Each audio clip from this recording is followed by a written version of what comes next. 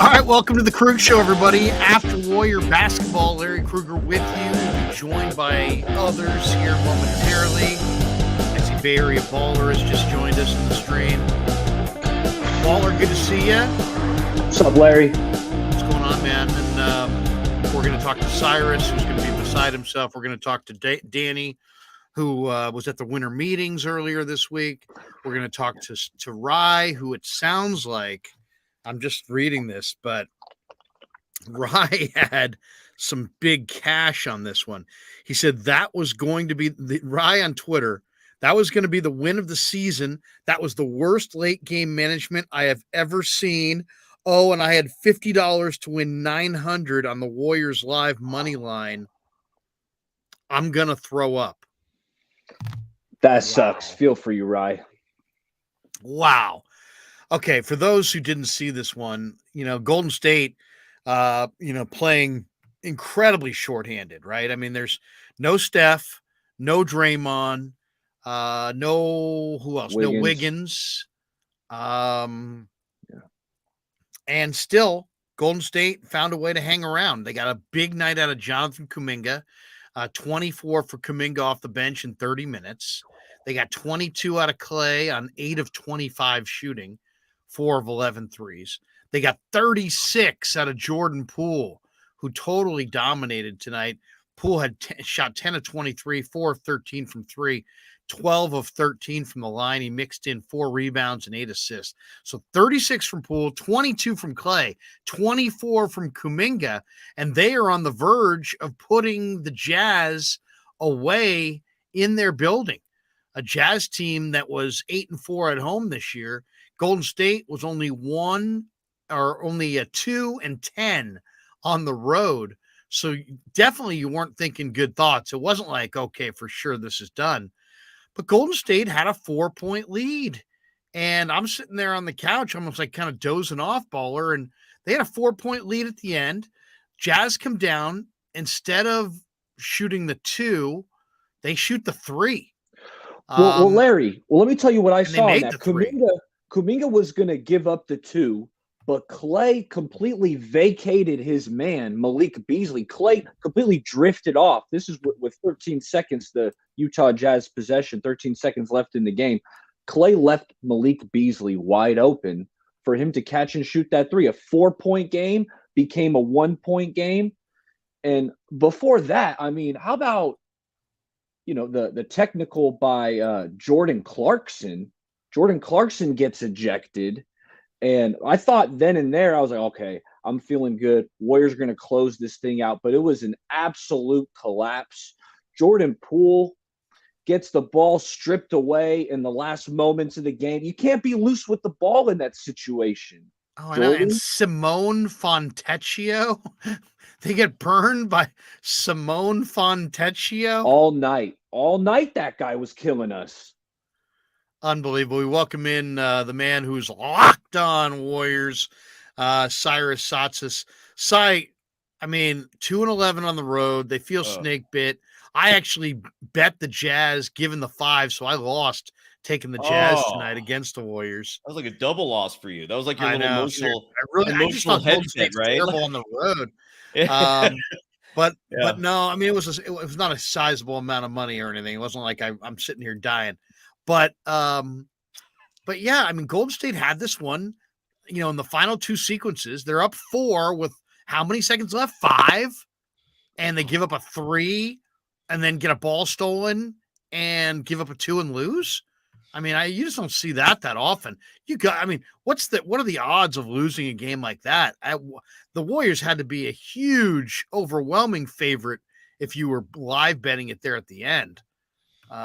Unbelievable. Yeah, they were leading. Well, they were leading by 4 with 7.8 seconds left, and then Malik Beasley made that 3-pointer that you referenced. That Klay Thompson played horribly defensively, and look, Klay, like, this is one of those games where it's. I mean, you can nitpick all the little things you want. I mean, yeah, Clay had a good game statistically, but if you're watching the game and you're seeing what he does at the end, I mean, that turnover was just awful, right? I mean, him and Poole both had just awful turnovers where for some reason they forgot the whole concept of securing the ball. I mean, dude, grab the ball, hold on to it. It's either called an inbound or a rebound. I mean, they just couldn't hold on to the ball. But bigger picture, though, look, man, I love Steve Kerr. Okay, I can't think of another coach that I would rather have. I don't know. Maybe if Brad Stevens one day said he wanted to coach again, I'd maybe consider it. The coach of the Utah Jazz tonight, I forgot his name. He's actually a brilliant coach, but I can't think of very. He goes many by I'd Jazz coach. No, what's up? No, I said he goes by Jazz coach. No, last name coach.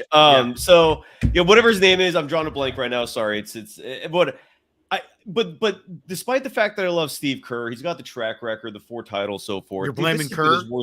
This has been his worst year by far. And tonight was a perfect example of that. Why are you starting the game with Ty Jerome? I officially, thanks to Steve Kerr, I officially almost hate Ty Jerome. I dislike him. I don't understand at all why he's on this team. I've never once since the first time we saw him, I think during the preseason, I remember when one of his first possessions was some sort of, where it was a turnover, like a travel before the refs started calling travels all the time. He's just not a good player, man. Don't let go of the memories from college. As a pro, he's an awful player. He had no business starting this game tonight. He had no business finishing this game tonight. He had, he was miserable. He was missing easy shots. He was playing horrible defense. I have no idea what the hell he was doing in there. And this is on Kerr, man.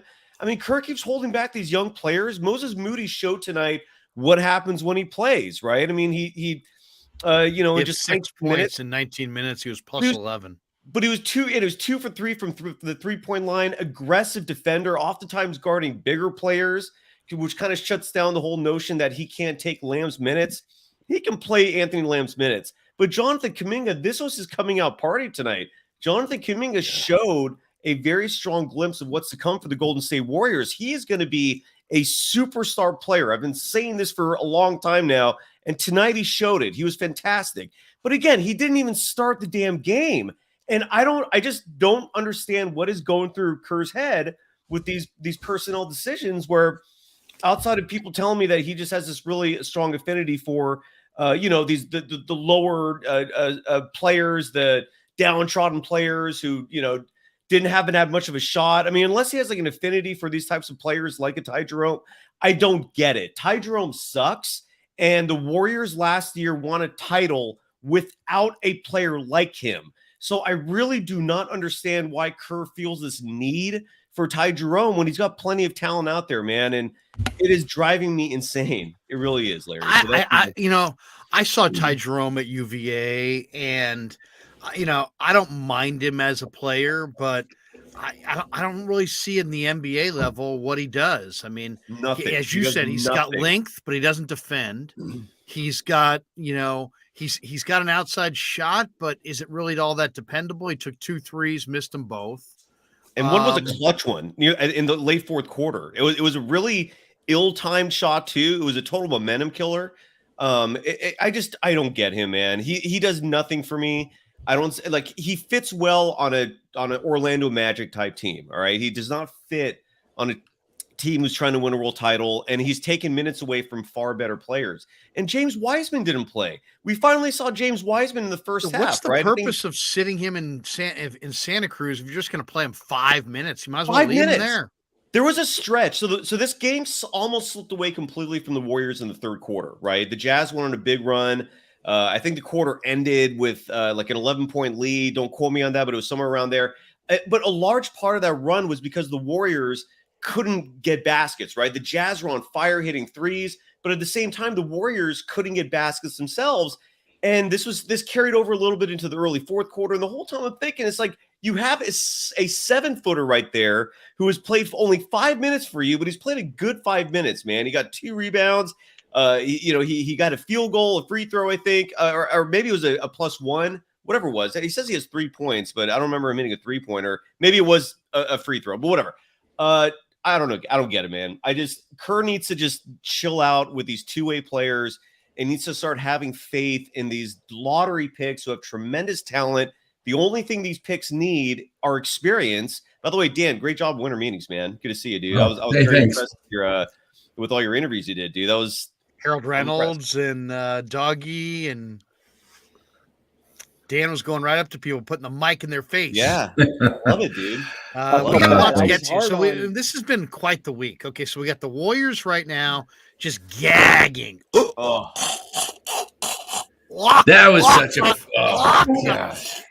All right, the Warriors gagged in Utah and are an absolute circus on the road. You know, the frustrating thing tonight. Brock Purdy, you get the Brock Purdy show in Ninerland. And I'll say this, it's the weirdest thing. We were down there today. I interviewed Dre Greenlaw and Brandon Aiyuk. When Rye joins us, maybe later on, we'll play some of those. You would think that a team that lost both their starting quarterback and their number 2 quarterback would have this kind of like doom and gloom vibe to them. No, not at all. 49ers to a man feel like they can win with Brock Purdy. There's no, even though Jimmy may not come back this year, there's no pessimism in the room. It's nothing but this incredible belief in Brock Purdy. I like him. That's an amazing thing. And then, of course, like the Giants, who just are, just absolutely, I don't know what to say about the Giants at this point. You know, you talk big, you deliver small. Farhan's obviously never done sales in his life.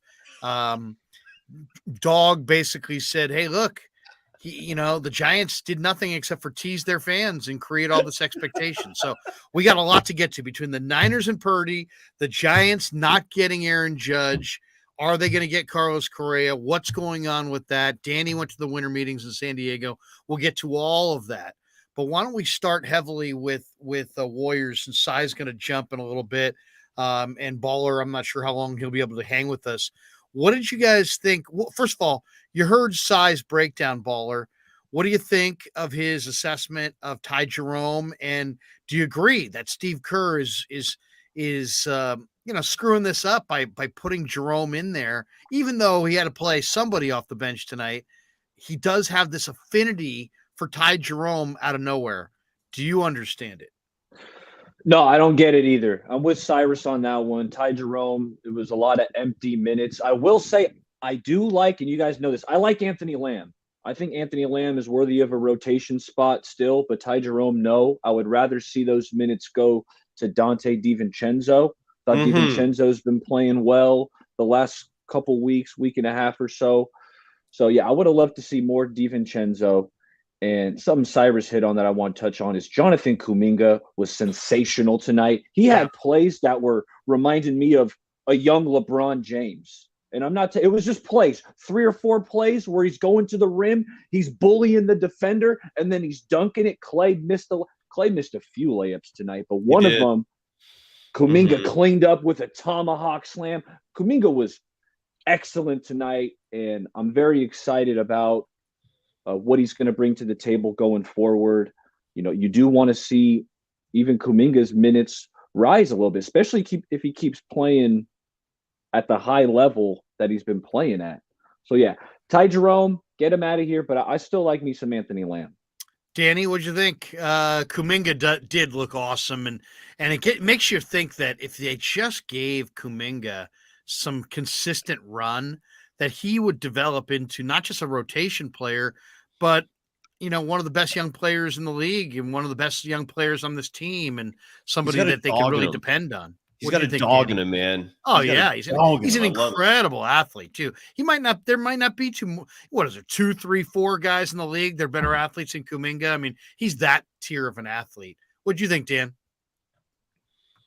You muted yourself, Danny. There we go. We welcome in Rye, who dropped money on this game. Not feeling good. Yeah. Rye, we'll get to you in just a second. Danny, go ahead. Give us your thoughts. I love Kuminga's game tonight. Just turning 20. He's going to be, as Sai said, he's going to be a superstar in this league. The guy, it just needs to be in the rotation. He needs to play at least 25 minutes a night. He's that good, and he's He's playing within the system. He's not trying to do too much. I just loved his game. Tonight, I was really, really frustrated at the end, though. In fact, I responded to Sai's tweet, calling you Ty here because you've been talking so much about Ty Jerome. I slipped up. No, the three-pointer that they gave up to make it a 1-point game with 6.9 seconds to go, Klay Thompson had a mental breakdown there. Dan. Wait. Can I? I'm going to step on this for you because I actually pulled a Dan. I was so frustrated that I, for the first time, pulled a Dan and recorded with my phone. Play. Okay, yeah, I've got my own. Yeah, yeah. What do you got? What did you get? I recorded the play out of frustration. Yeah, it's unbelievable. One more thing. Klay Thompson, they're giving up the two. Here we go. Yeah. Don't step on it, Dan. All right. Dang. Pissed Sorry. me off so Beat much. you to it. Klay, big dog. Okay, you're having a good game. I'm sorry for ever doubting you. It's a beautiful holiday wreath. But, dude, come on here. All right, it's a 4-point game. Right. 13 seconds left. Dude. It's hard to see the screen you behind the have holiday to wreath. play defense. You can't just give up on this play. The game is still in the balance. Look at this. Look at Klay. Oh, Klay is right there. He's attached to his man. He's attached to And then he walks Alexander in. Walker. Okay, look at this. All right. oh. Right now we got, I think that's Clarkson driving into the paint. He's going to drive and dish. But look at Klay. Klay doesn't even make he's not going in the key to make a block. He make kind of a half-hearted attempt to like sort of just put his body in the middle of the paint with his hands down and just leaves his guy wide open. So he's in no man's land. He's not helping on the drive and he's not helping on the shooter. Watch. What is he doing? He just got his hands down. He just kind of skipped with his hands down. Yeah, I'm just walking into the key. Yeah, I mean, he's not going to block anything. His guy's wide open. Oh, wait. Oh, what? Oh, was I supposed to be guarding someone? Wide open three. Is that his guy? Ridiculous. Yes. Yes. Man. That's what I tweeted to you too, Sai, when you were saying He had a bad game. It was a horrible mental complete collapse from an all-time great. Yeah. I don't know. And they were coming out of a timeout where they agreed to give up the two. With 14 seconds left. But what I didn't understand is why not foul? Why not foul them and send them to the line? Then, okay, worst case scenario, oh no, they made 2 free throws. Well, you're still up 2. Now you can miss a free throw and you're still up 3. Or if there's a horrible situation like what happened, they don't have any timeouts. They would have to shoot a crazy 3 in transition to beat you or do what they did and then send it to OT. Well, I actually have one more video if you guys want to watch. If you want to get mad at the Jazz. This was just, I was just so the fight? You fat. Or the fight? Was that One the more or thing. the No. Olenek, you fat. And he's not even fat. I hate You're him. You're just kind of gross, Sports hate, dude. sports And hate. you just don't play the game the right way. You're beautiful just, wreath. You're just kind of That's right there. disgusting. Your play is this style when he hacked him? Look at this. After just flopping all over the place and landing. Oh, on look at people. him Watch this. inbounding it, All right, motherfucker. Jordan Poole gets the ball. It's Ty Jerome. Clean Who's going to be strip. done. Really locked good on, play. I believe, tomorrow. And what does Sports Olenek do? He says, what can I do to help this play? Oh, I'm just gonna deck Jordan Poole and just lay on him so that he's out of the play completely, and we have a little fast break going. Boom. Okay, they're both diving for the ball. Olenek's got both hands on Poole right now. Not He's legal. Holding Poole, holding him down so that he can't pick up the ball. Jeez. And then Ty Jerome with the awful inbound. Klay was open right there. He could have given it to him. God, Ty Jerome drives me crazy, man. I'm sure you already talked about when they all of a sudden Kuminga has this magic going and it's like this Ja Morant sort of situation where he's bringing the juice that Curry brings with threes, but with dunks and stuff. Yes. And it's like, oh my God. Oh, and Kuminga's coming down the lane there. And then Ty Jerome just is like, I guess I'll just pull up from 3 at the top of the key and just bricks the shit out of it. Thank you. That's what I was talking about. It was horrible timing. It killed all the momentum of the Warriors, man. Even Azubuike said that too. Azubuike was like, he's got to get out of the game if you're pulling up shots like that. It was rarely Steph can take that, but not you. You can't miss it that bad. He said, guys, too much. Says I blame the Warrior loss tonight on Farhan. Yeah, Blake Blake- Farhan too. That's Yeah. fair, It sure. was Is that a very is that Aaron fair? Judge to the Giants-esque game. Like, the Brit. I mean, I already counted that as a W. The John Heyman told me it was, at least, and then a minute John later. Heyman. John Heyman. I hope John Heyman. I went up hope- to him afterwards. I hope John Heyman next time he comes to AT&T Park gets food poisoning. I went up to him like Worshiping 10 the minutes. porcelain god all night. He was Tell walking. Luna that's not true. Ty Jerome does not have any steals on the stat sheet. It wasn't him who made the steal. Believe me, I was. No, it was observing Ty Jerome. DiVincenzo. It was DiVincenzo. Thank you. Yeah, Everyone's getting their Ty Jerome, white asshole. boys. Stop defending Ty Jerome. Okay, he sucks. He sucks. He's a freaking bum. Get him out of there. They're starting to create some sort of magical, like, oh my God, Moody's hitting big shots, and there's chemistry with Poole and Kuminga, and DiVincenzo's playing his ass off on defense and passing the ball, and then you have Ty Jerome. What is he doing out there? What does he do? It's like he won a contest. Chive Cam says, Steve Kerr, please get fired right now. Hey, John Heyman was walking the lobby yesterday, and I saw him 10 minutes after the tweet, and the whole lobby was buzzing, and I just walked up to him, and because he'd already dished me once about something, and I said, hey, any new information after your tweet? Yeah. And then Nice. you just looked him right in the nuts and laughed. Unbelievable. man. I almost think that was intentional. Spencer Alsey. Oh, shit. I thought the Warriors won. Yeah. How many people are going to have turned off the final sequence and are going to realize the Warriors lost in the morning? You're right. Oh, that was a geez. shock. And Rye lost cash. How much did you lose, Rye? You lost. All right, you had we're gonna money get line? into it. All right, I hit 900. I hit the live line 50 to win 900. Oh, so you lost 50, but still you could have made 900. Yes, but also I do this thing sometimes where I'll pick all these underdogs that I like and put them in a round robin. So like, for example, I put the Magic in earlier, so that one hit. So I have all these different combinations with the Magic. If the Warriors hit, that's just $120. And now I have the Magic and Warriors combined with all these things. And it's literally, I'm going to be cashing out all weekend. And then also I did do well with all the Jordan Poole props, but yeah, I mean, I was like, do I hedge? Like, now the Jazz are plus 1,400. Do I hedge? No, what the hell? No, it's not worth it. I won't even probably get the bet in. And then it's over. We've got this observation from Lazium Kirk. Ty Jerome sucks with a lot of S's on the end there. Great A breakdown. lot of S's. Great breakdown. Great analysis. Absolutely. You're going to get and then some unlocked I'm up. going to agree with agree with Baller in the sense that like I don't have disdain for Anthony Lamb the way I do Ty Jerome. Like Ty Jerome to me doesn't belong on an NBA roster unless it's the Orlando Magic. But Anthony Lamb, if he's not taking minutes from Kuminga, and I think Wiseman, has earned a chance, play some minutes at least. But I don't mind him being on your roster. He actually had a really good defensive stop and a few good plays tonight. It's just Kuminga and Wiseman need to be getting those minutes, man. We're seeing what's happening with Kuminga now. The more he plays, Moody, the more he plays, he's starting to deliver. Give Wiseman that opportunity. But Ty Jerome's got to go, dude. This is absolutely ridiculous. Do you guys agree with Kevin Stevens that the Warriors miss Mike Brown? Yes. Really? Hell yes. So you think that their defense it's the coordination of their defense? Well, I like, as someone who's covered the team at the arena and having seen what Mike Brown's done, I've also talked to beat reporters who have covered this team very closely and have seen for years what Mike Brown's done. He was like one of the first guys in, last guys out, on the same schedule with Curry and Poole and guys like that. But he was also very organized. Like he was one of those guys who was all about the fine details and checking off every single little box. He was oftentimes like the troubleshooter.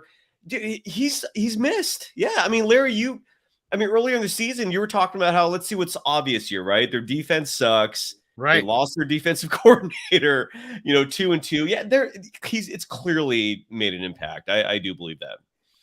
What a day for the Bay Area. I mean, my God, there's no Garoppolo. The Giants gagged at the winter meetings and the Warriors literally gagged an NBA game. Tonight should have been a great story. They sat a bunch of guys. Kuminga busted out. They were going to, beat a decent team on the road in a tough place to play.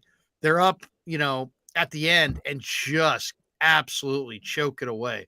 Glass half full guy, 1999. He says, "What the hell are the Giants doing? I'm with Dan that if the Giants have another subpar season, it's bye-bye Farhan, bye-bye Kapler. It's time to bring in an aggressive executive to compete with the Padres and the Dodgers. Why don't we know Danny and me are going to go to town on this. So why don't we start with you guys, Rye and Baller and Cy. Give us your guys' thoughts on the Giants train wreck from from afar. Who wants to go first? Is I just Correa? quickly want to say, let me know when we can Giants, talk about by the way, last week were elated about their meeting with Aaron Judge. Just wanted to let everybody know that. Yeah. They were elated. Can we talk about I Brock wonder if they're Purdy? still elated. Can we talk about Brock Purdy? Like, can we talk about a positive? I think, yeah, absolutely. Because Larry, you hyped him up months ago. That's Larry's Like, you were guy. hyping this kid up. I'm And like synonymous with the guy. I know it's crazy. you should be, and I hope you get rewards for this. But dude, I mean, look, anyone who's watched this game and studies this game can tell you, and I think even the casual fan can tell you, he looked good out there. Like, he looked comfortable. Bill Simmons, who I know Ryan loves listening to, is comparing at least his story possibly to Kurt Warner, who has somewhat of a similar, entrance. The super hyperbolic people are bringing up Tom Brady. Right. The Drew Brees injury, and Jimmy Garoppolo does remind people of Drew Brees a lot more than, a lot of other former QBs. I think I'm all in on Brock Purdy, man. Let's see what he's got, right? I don't know. That's no doubt. Baller, what'd you think? On the Brock Purdy tip, what'd you think of him? I thought he played good. The Dolphins were constantly blitzing him on third down. They're putting 6 or 7 guys at the line of scrimmage. And actually, the play Jimmy Garoppolo got injured on, the Dolphins showed that same look with 6 guys showing blitz. They only sent 4. But the 49ers, they couldn't pick up the blitz. There was a free rusher. And next thing you know, Jimmy's getting dragged down by 2 guys. You'd like to see Jimmy just kind of give up on that play. When you got a free – what's Tom Brady or Peyton Manning or a lot of these quarterbacks, that aren't supremely athletic going to do? You just go down. You eat the sack. But Jimmy tried to fight through it. He was out. Anyway, Brock came in and played really well. I thought he handled the blitzes as best as he could. He hit Kittle on third down with a guy right in his face. Just made a bunch of good – we don't ask a ton out of the quarterback position. Just get the ball out, distribute it to our weapons. And the thing I will say about Brock, this dude's got some gunslinger mentality to him. Yes. Like, he was given, even on the interception to Aiyuk, he was giving Aiyuk a chance on that one. It's one-on-one down the sideline. He said, hey, I trust my guy. Maybe he could have put it in a better position. And then when he got down in the red zone, we saw the touchdown pass to McCaffrey. The play before that, McCaffrey ran a Texas route, and Purdy zipped it in between 3 guys. How about and that actually throw? McCaffrey dropped it. Yeah. But it was an amazing thread the needle in the end zone kind of a throw that I'm shocked that he even attempted it. Purdy is he's amazing to watch. I mean, he really is. He's played a lot of football. I don't think anything that we've seen is accidental. I talked to Brandon Aiyuk about him today, and I said to Brandon, I said, a lot of people are making it sound like he played his best football last week. I go, I kind of anticipate he'll play better this week because now he'll get snaps and now he'll get, all the number one starter snaps in practice. He'll get reps. He'll know that he's going to play. He'll be into the playbook that much more. He'll be into the game plan that much more. How many people really do great? If you had to prepare every day like you were going to take a test and then you didn't take that test every day, after a few weeks, you wouldn't prepare quite the same. It's just human nature. And I think it's the same with a backup player. I mean, you're going to prepare like you're going to play, but not really, right? You're going to try to prepare like you're going to play, but in reality, you're probably not going to play. Well, now he knows he is going to play. And I just think that he's exactly what Kyle Shanahan wants. He wants the ball to come out on time with accuracy. He wants a guy who can move around and buy extra time and make the right throw. But I'll tell you, to a man, you talk to the guys in the room, they're not thinking, oh, man, we're screwed. Oh, the season's gone. I mean, we were in the locker room today. You would swear that the Niners had no injuries and that they were fully ready to roll because they don't have any like, yeah, well, we'll see what we can do. It's like they feel like they've got like a starter caliber guy and they're confident. And unless they're just pulling one over on the media, and I'm not buying it. Nobody tries that hard. These guys have tons of confidence in this kid, and it's fun to watch.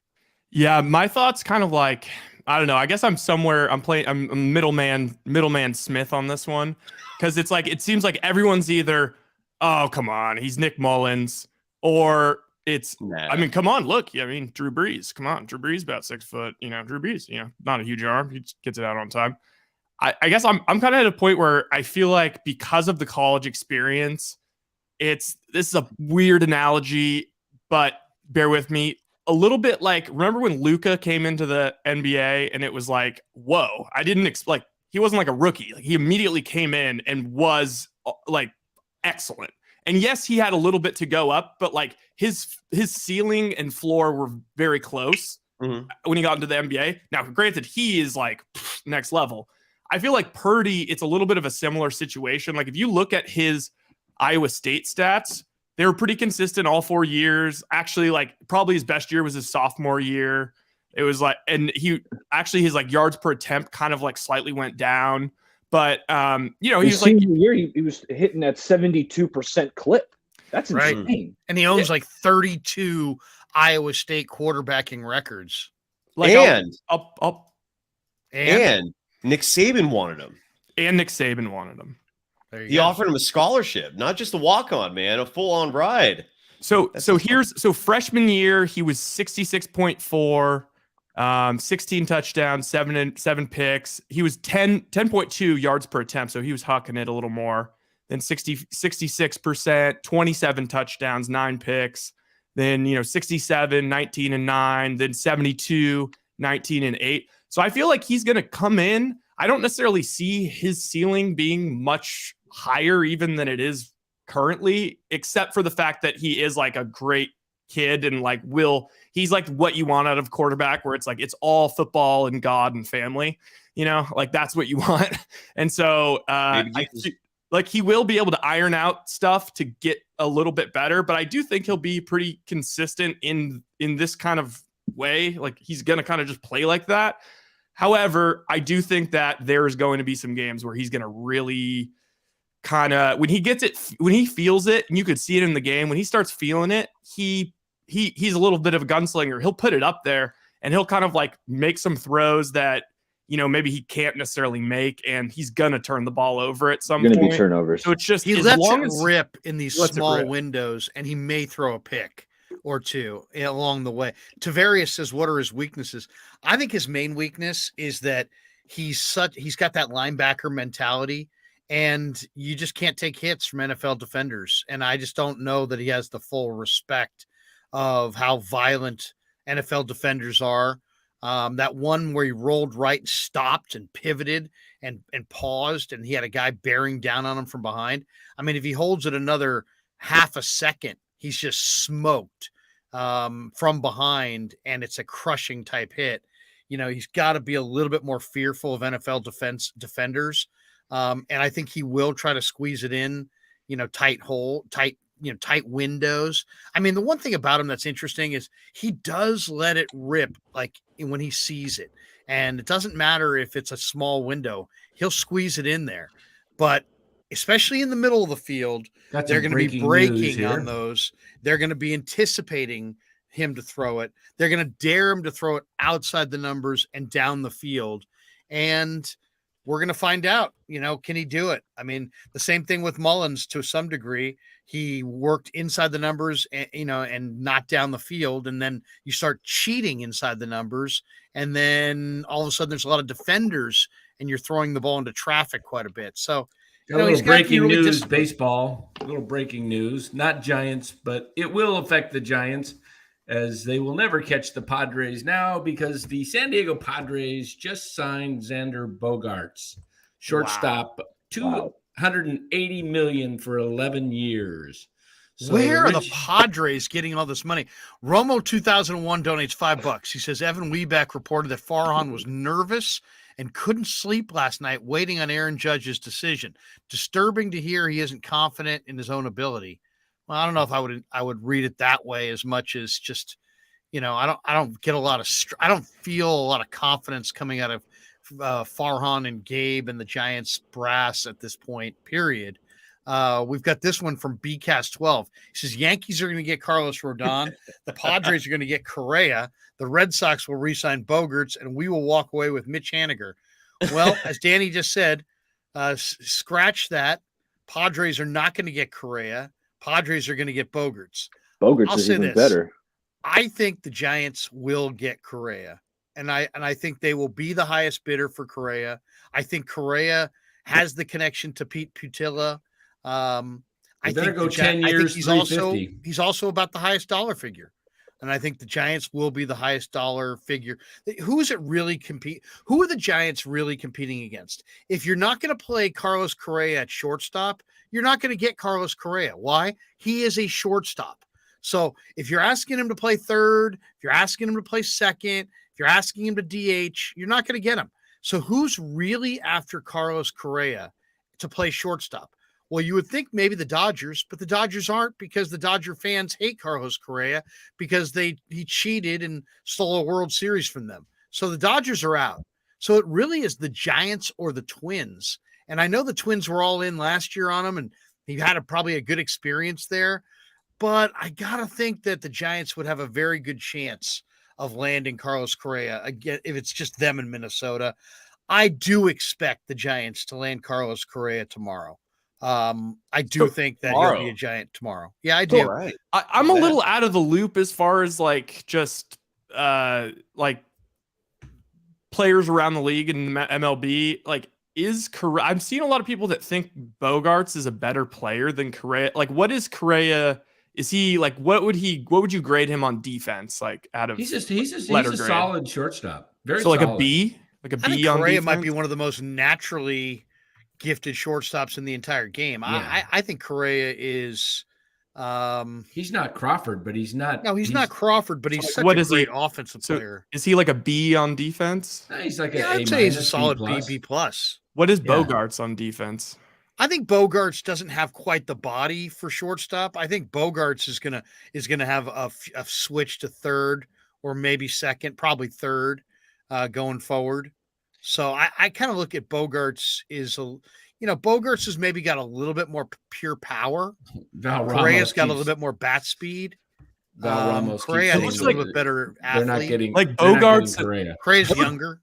It looks like Bogaerts has been pretty consistently at 300 for the past 8 years, 9 years. Yeah, he's not as much power as Correa. 10 to 25 home runs, and Correa's a little more 279, 291, 264, 279, 239, 315, 20. And they seem pretty similar with home runs. Yeah, I mean, Correa. I'm a little worried about it. Correa the Padres have an incredible team, though. Yeah, Jesus. I mean, they're going to put Tatis probably in center field or right field. Probably center. They got Juan Soto. Their outfield is going to be Tatis, Soto, and I don't know who they put in left. Maybe if they re-sign Profar or keep Myers, or they'll figure something out. But then they're going to have Carlos Correa is a 6'4" shortstop who, Puerto Rican kid who's 28, very young, power, not a stolen base guy, but he's going to hit you 280, 290, 20, 25 home runs, right? He's going to drive in 65 runs or wherever.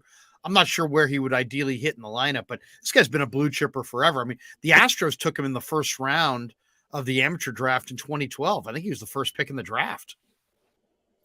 Yeah, I mean, he was. Yeah, Correa is, I mean, we're all disappointed about the whole thing with Judge, and we'll talk about this as we go further when I really let loose. But the Giants, the most important thing you can do in baseball is have solid up the middle, catcher, short, second, and center field. They've got to land Correa, and they've got to land a real center fielder that is not whatever the guy they got off. I mean, they got some guy off Rule 5 today from Pittsburgh. He was traded to Cincinnati, and Cincinnati picked him up in the Rule 5, and then the Giants traded for him. So And he's Giants, not really a catcher. He's a left-handed catcher. hitting. Yeah, He hits right-handed pitching well. Yeah, 6'4" guy. Maybe he's okay, but they said they go on to 2 outfielders, and I'm like, oh, great. Here's the second outfielder, Mitch Haniger. No. Here's the guy that I think I would pivot to if I was the Giants on Aaron Judge. Stephen J. Will Myers, come on down. Why not? Will Myers can play first. Will Myers can play right. He can play left. And Will Myers absolutely owns the ballpark. Well, I don't know what his career number is against the Giants in that park, but it's fat. I mean, he kills Oracle Park. So to me, a Will Myers pivot would not be the worst. What's up with, is Yachty retiring? I mean, that seemed like a freaking steal for the Cardinals to get Contreras 5 years, like $85 million. Now they just 17. Have like the best hitting catcher in the league still. Yeah, Molina retired, and I'm seeing Correa is linked heavily to the Cubs. Well, the Cubs were going to wanted to get Bogaerts and Swanson. Who have the Cubs already signed? Bellinger. He's got Bellinger, but they didn't get a shortstop yet. No, so the Cubs they're rumored to be interested in one of the shortstops. I mean, I think maybe two of them. My guess is the Giants will. I wouldn't be surprised if they lose out on Correa just simply because they're not a competitive team. They're not a competitive team. There's something going on there. There's an article out that talked about how players talk and they don't want to come to San Francisco. Is it Gabe? Is it Farhan? Is it both? I mean, what is it about San Francisco? I mean, we saw Buster Posey retire. Don't forget the park too. The park's been a deterrent for years for bats. Yeah, but it's not as much anymore. The last 2 years, home balls are flying out of there. I mean, it really has changed once they moved the fences in a little bit. Then they closed those archways off, so the wind is not coming in as much and holding balls back. I think it's the front office, man. I think the front office is a part of it. Because I've spoken back when I used to actually cover baseball and communicate and have connections with players and stuff. Like a lot of the players, and Larry and I, we've talked about this, how the player's nickname for Larry Bear is Screech, referring to the Saved by the Bell character. They don't like him. Like Larry Bear is not a well-liked individual. That I've heard this directly. And I've been covering baseball in years now, but I still talk to these guys and they still say the same thing. And based off what literally every person on the planet says, Farhan is a douche. So is it a douche or douche? Or a douche. Either or. A douche. I'll tell you, I think more guys have a problem with Gabe than Farhan. There you go, maybe that too. But I think Kapler's nervous. Asking way back though. I mean, this does go back like 5-10 years, right? In terms of struggling to bring in free agents it's gone on for years. The only free agent they've ever really attracted was Bonds, and the problem is I've met some of these general managers on the floor yesterday. I've talked to some others. I talked to Pete Petulia with the Giants yesterday for quite a while. Strong personality, Dan? Can you say I didn't want to shake his hand. I was afraid I might break it. When I did, Pete Petulia actually did shake his hand. It was like, hi. I thought, is this a dead fish? How was your experience, man? Was it a dead fish? Did he give you the dead fish grip? Oh, God, it was just awful. I've got 3 boys. I tell them, give a firm handshake and look that person in the eye. Exactly. I taught my son that too. I tell him, kick him in the nuts. But gosh, a firm handshake. Firm handshake, kiss the hand. Pete's a young guy. He's new. He doesn't. He was sitting outside yesterday for 2 hours, and I kept thinking, don't you have something to be doing? You're the general manager of the Giants. You're like not even talking to anybody. You're just sitting outside talking to somebody from the Astros.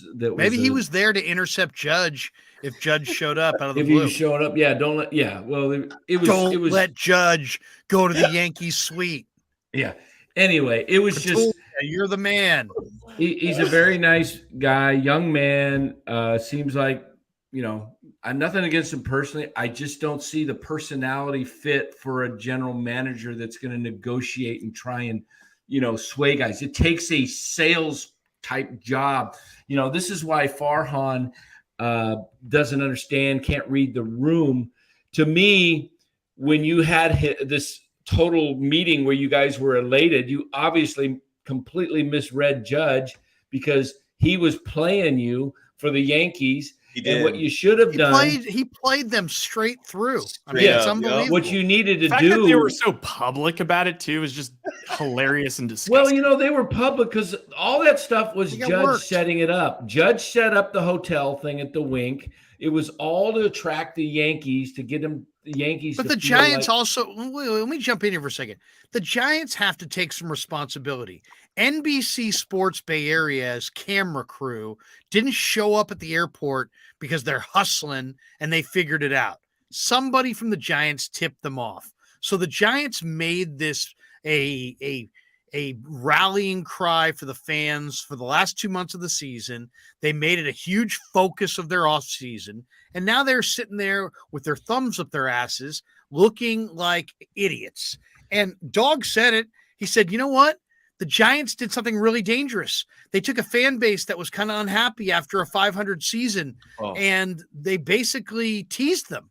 They teased their fan base. And I mentioned that on Twitter, and people were like, the Giants didn't do anything to tease the fans. No, yeah, they did. They did. Farhan did not have – if you really think you've got just a puncher's chance, you don't say anything, right? Because seems like they tease the players. If all you have is a puncher's chance at Aaron Judge, you don't get people hot and bothered. You just go take the meeting, and then you just announce, hey, by the way, he took our offer. I know you guys didn't know that we were in on him, but yeah, we were, and we made a big offer and we landed him. Then you're the hero.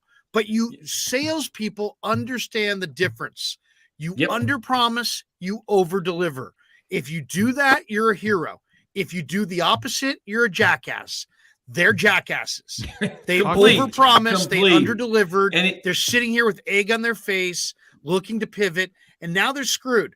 Because now, guess what? If Carlos Correa's agent is sharp, and I'm sure he is, it's Boris. He's going to take the Giants to the cleaners. Whatever they saved by not bidding the most for Aaron Judge, and we're not even sure the Giants. People will be like, "Well, it was a 2-team race." No. The Padres, I think, were his second choice. They offered 10 for $400. Right. Yeah. I think it came down to the Padres or the Yankees. I think the Giants were a distant third. Here's how the Giants needed to handle this. When Judge came out on November 21st and 22nd, before Thanksgiving, spent 2 days, they should have said, are you interested if we make you the right deal? Will you do it? Are you interested in coming? And if they got a yes, say our offer will be forthcoming. And when they gave him the offer, it should have been followed up within a day or two. And they said, here's your offer, 10 years, $420 million or 425. You set the mark and say, you got till December 1st. And we're going to go public with this. Anyway, this is our offer. The Giants were there as a stalking horse to make sure that he got the extra $150 million out of Hal and Hank Steinbrenner. And bingo, they did it. They were there.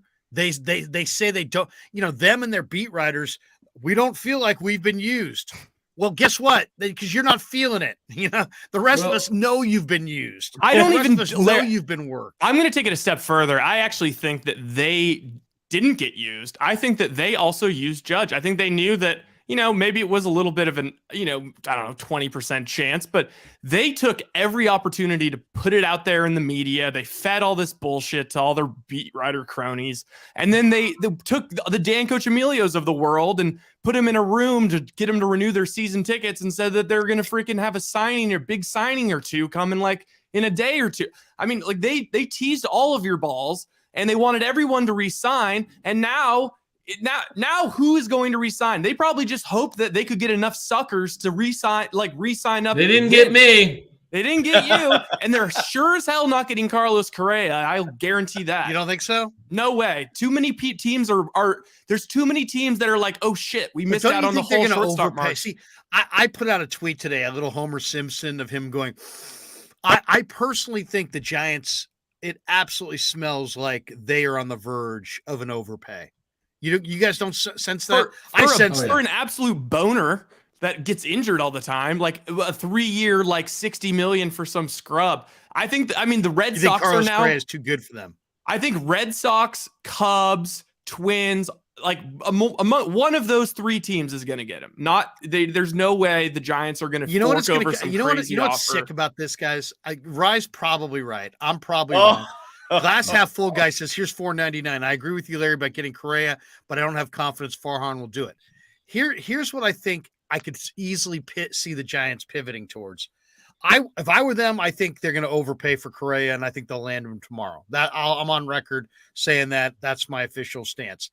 But it would be so Giants to not get Correa, not get Bogarts, not get Swanson, not get Trey Turner, and then basically go sign Andrelton Simmons, who is a all-glove, no-bat shortstop, and then have their yes men army of broadcasters and radio suck-ups and sycophants just singing their praises, that in reality what they needed to do was shore up the defense in the middle, and mission accomplished. Offense wasn't a problem. Simmons. They hit There home will be runs people last that year. will be singing the Andrelton Simmons is really the guy they wanted all along, because they need that defense up the middle. I guarantee you that is in play. If they get Andrelton Simmons, there will be people out there claiming that was the best thing that could have happened.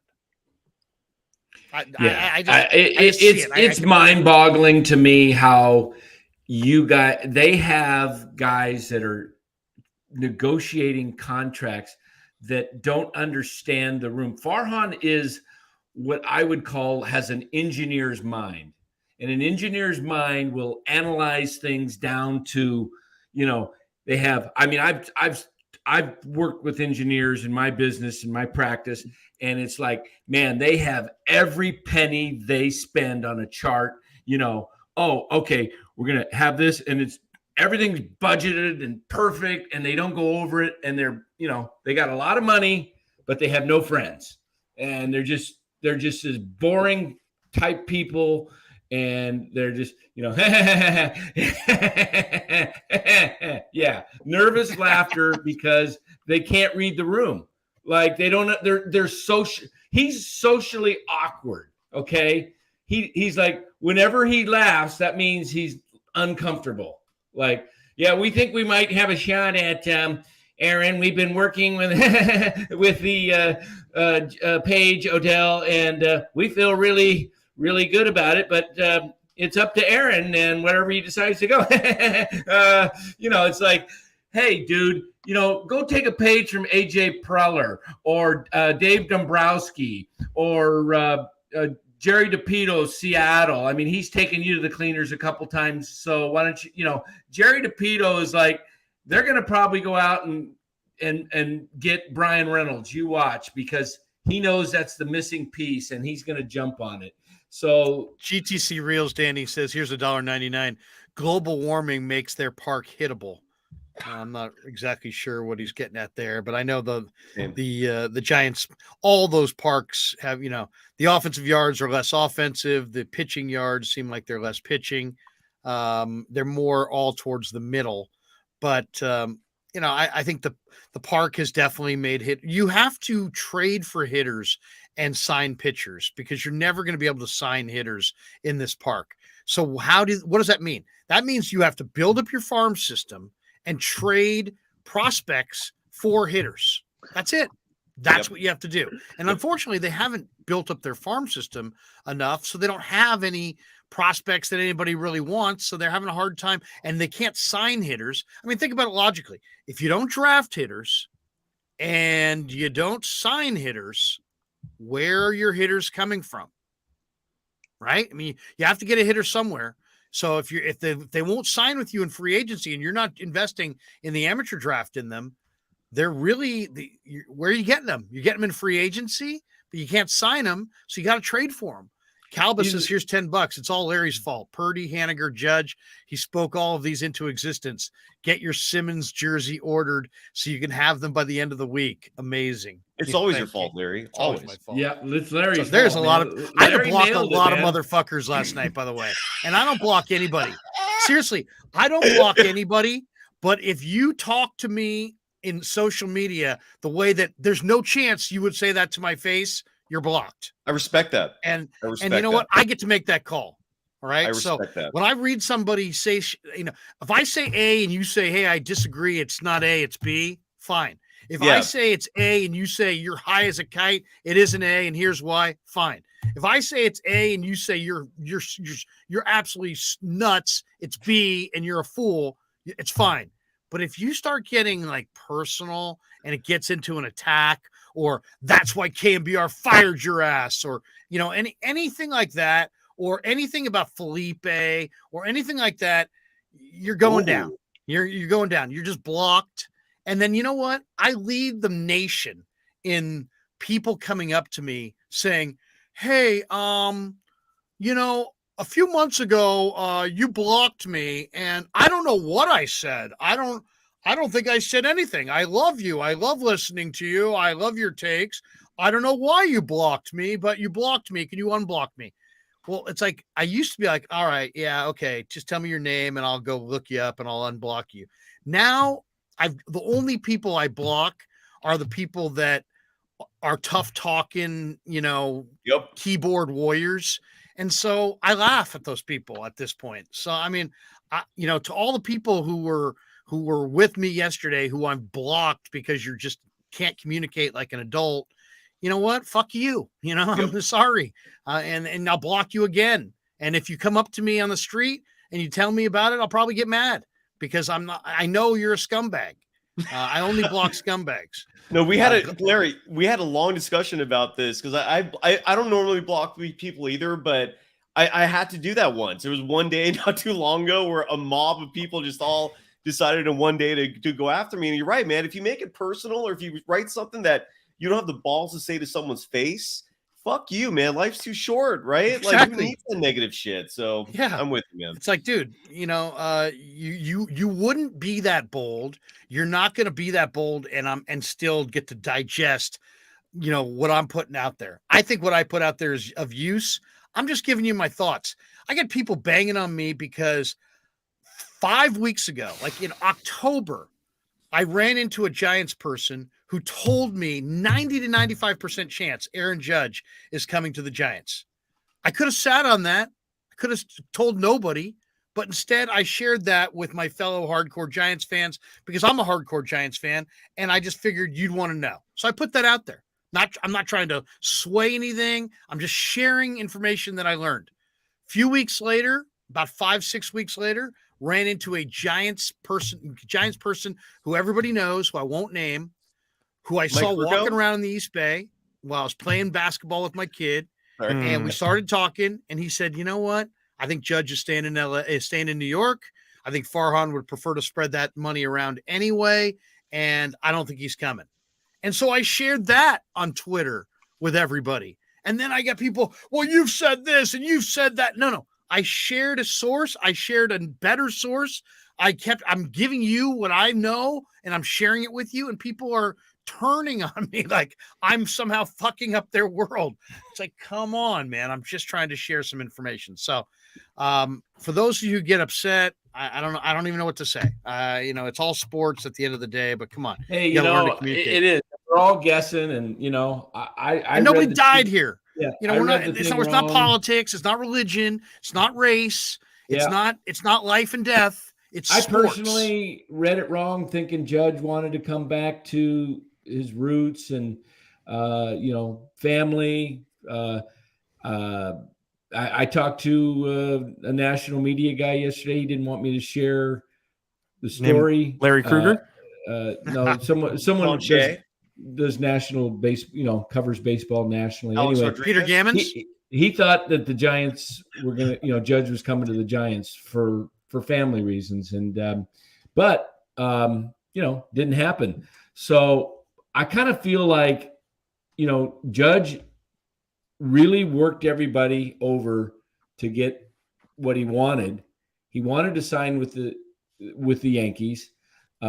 He got it. He used the Giants as a stalking totally. horse. All of those little things that were thrown out there about, 10 years, in 10 years, I'm going to be with the Giants. And his wife reminded him, all those were That was things. all orchestrated by the It was agent. completely orchestrated. Yes.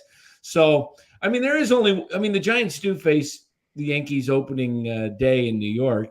I was going to suggest they get this one kid out of the Atlanta organization who's a 95 to 100 mile fastball, who's very erratic, and just put one on the hand.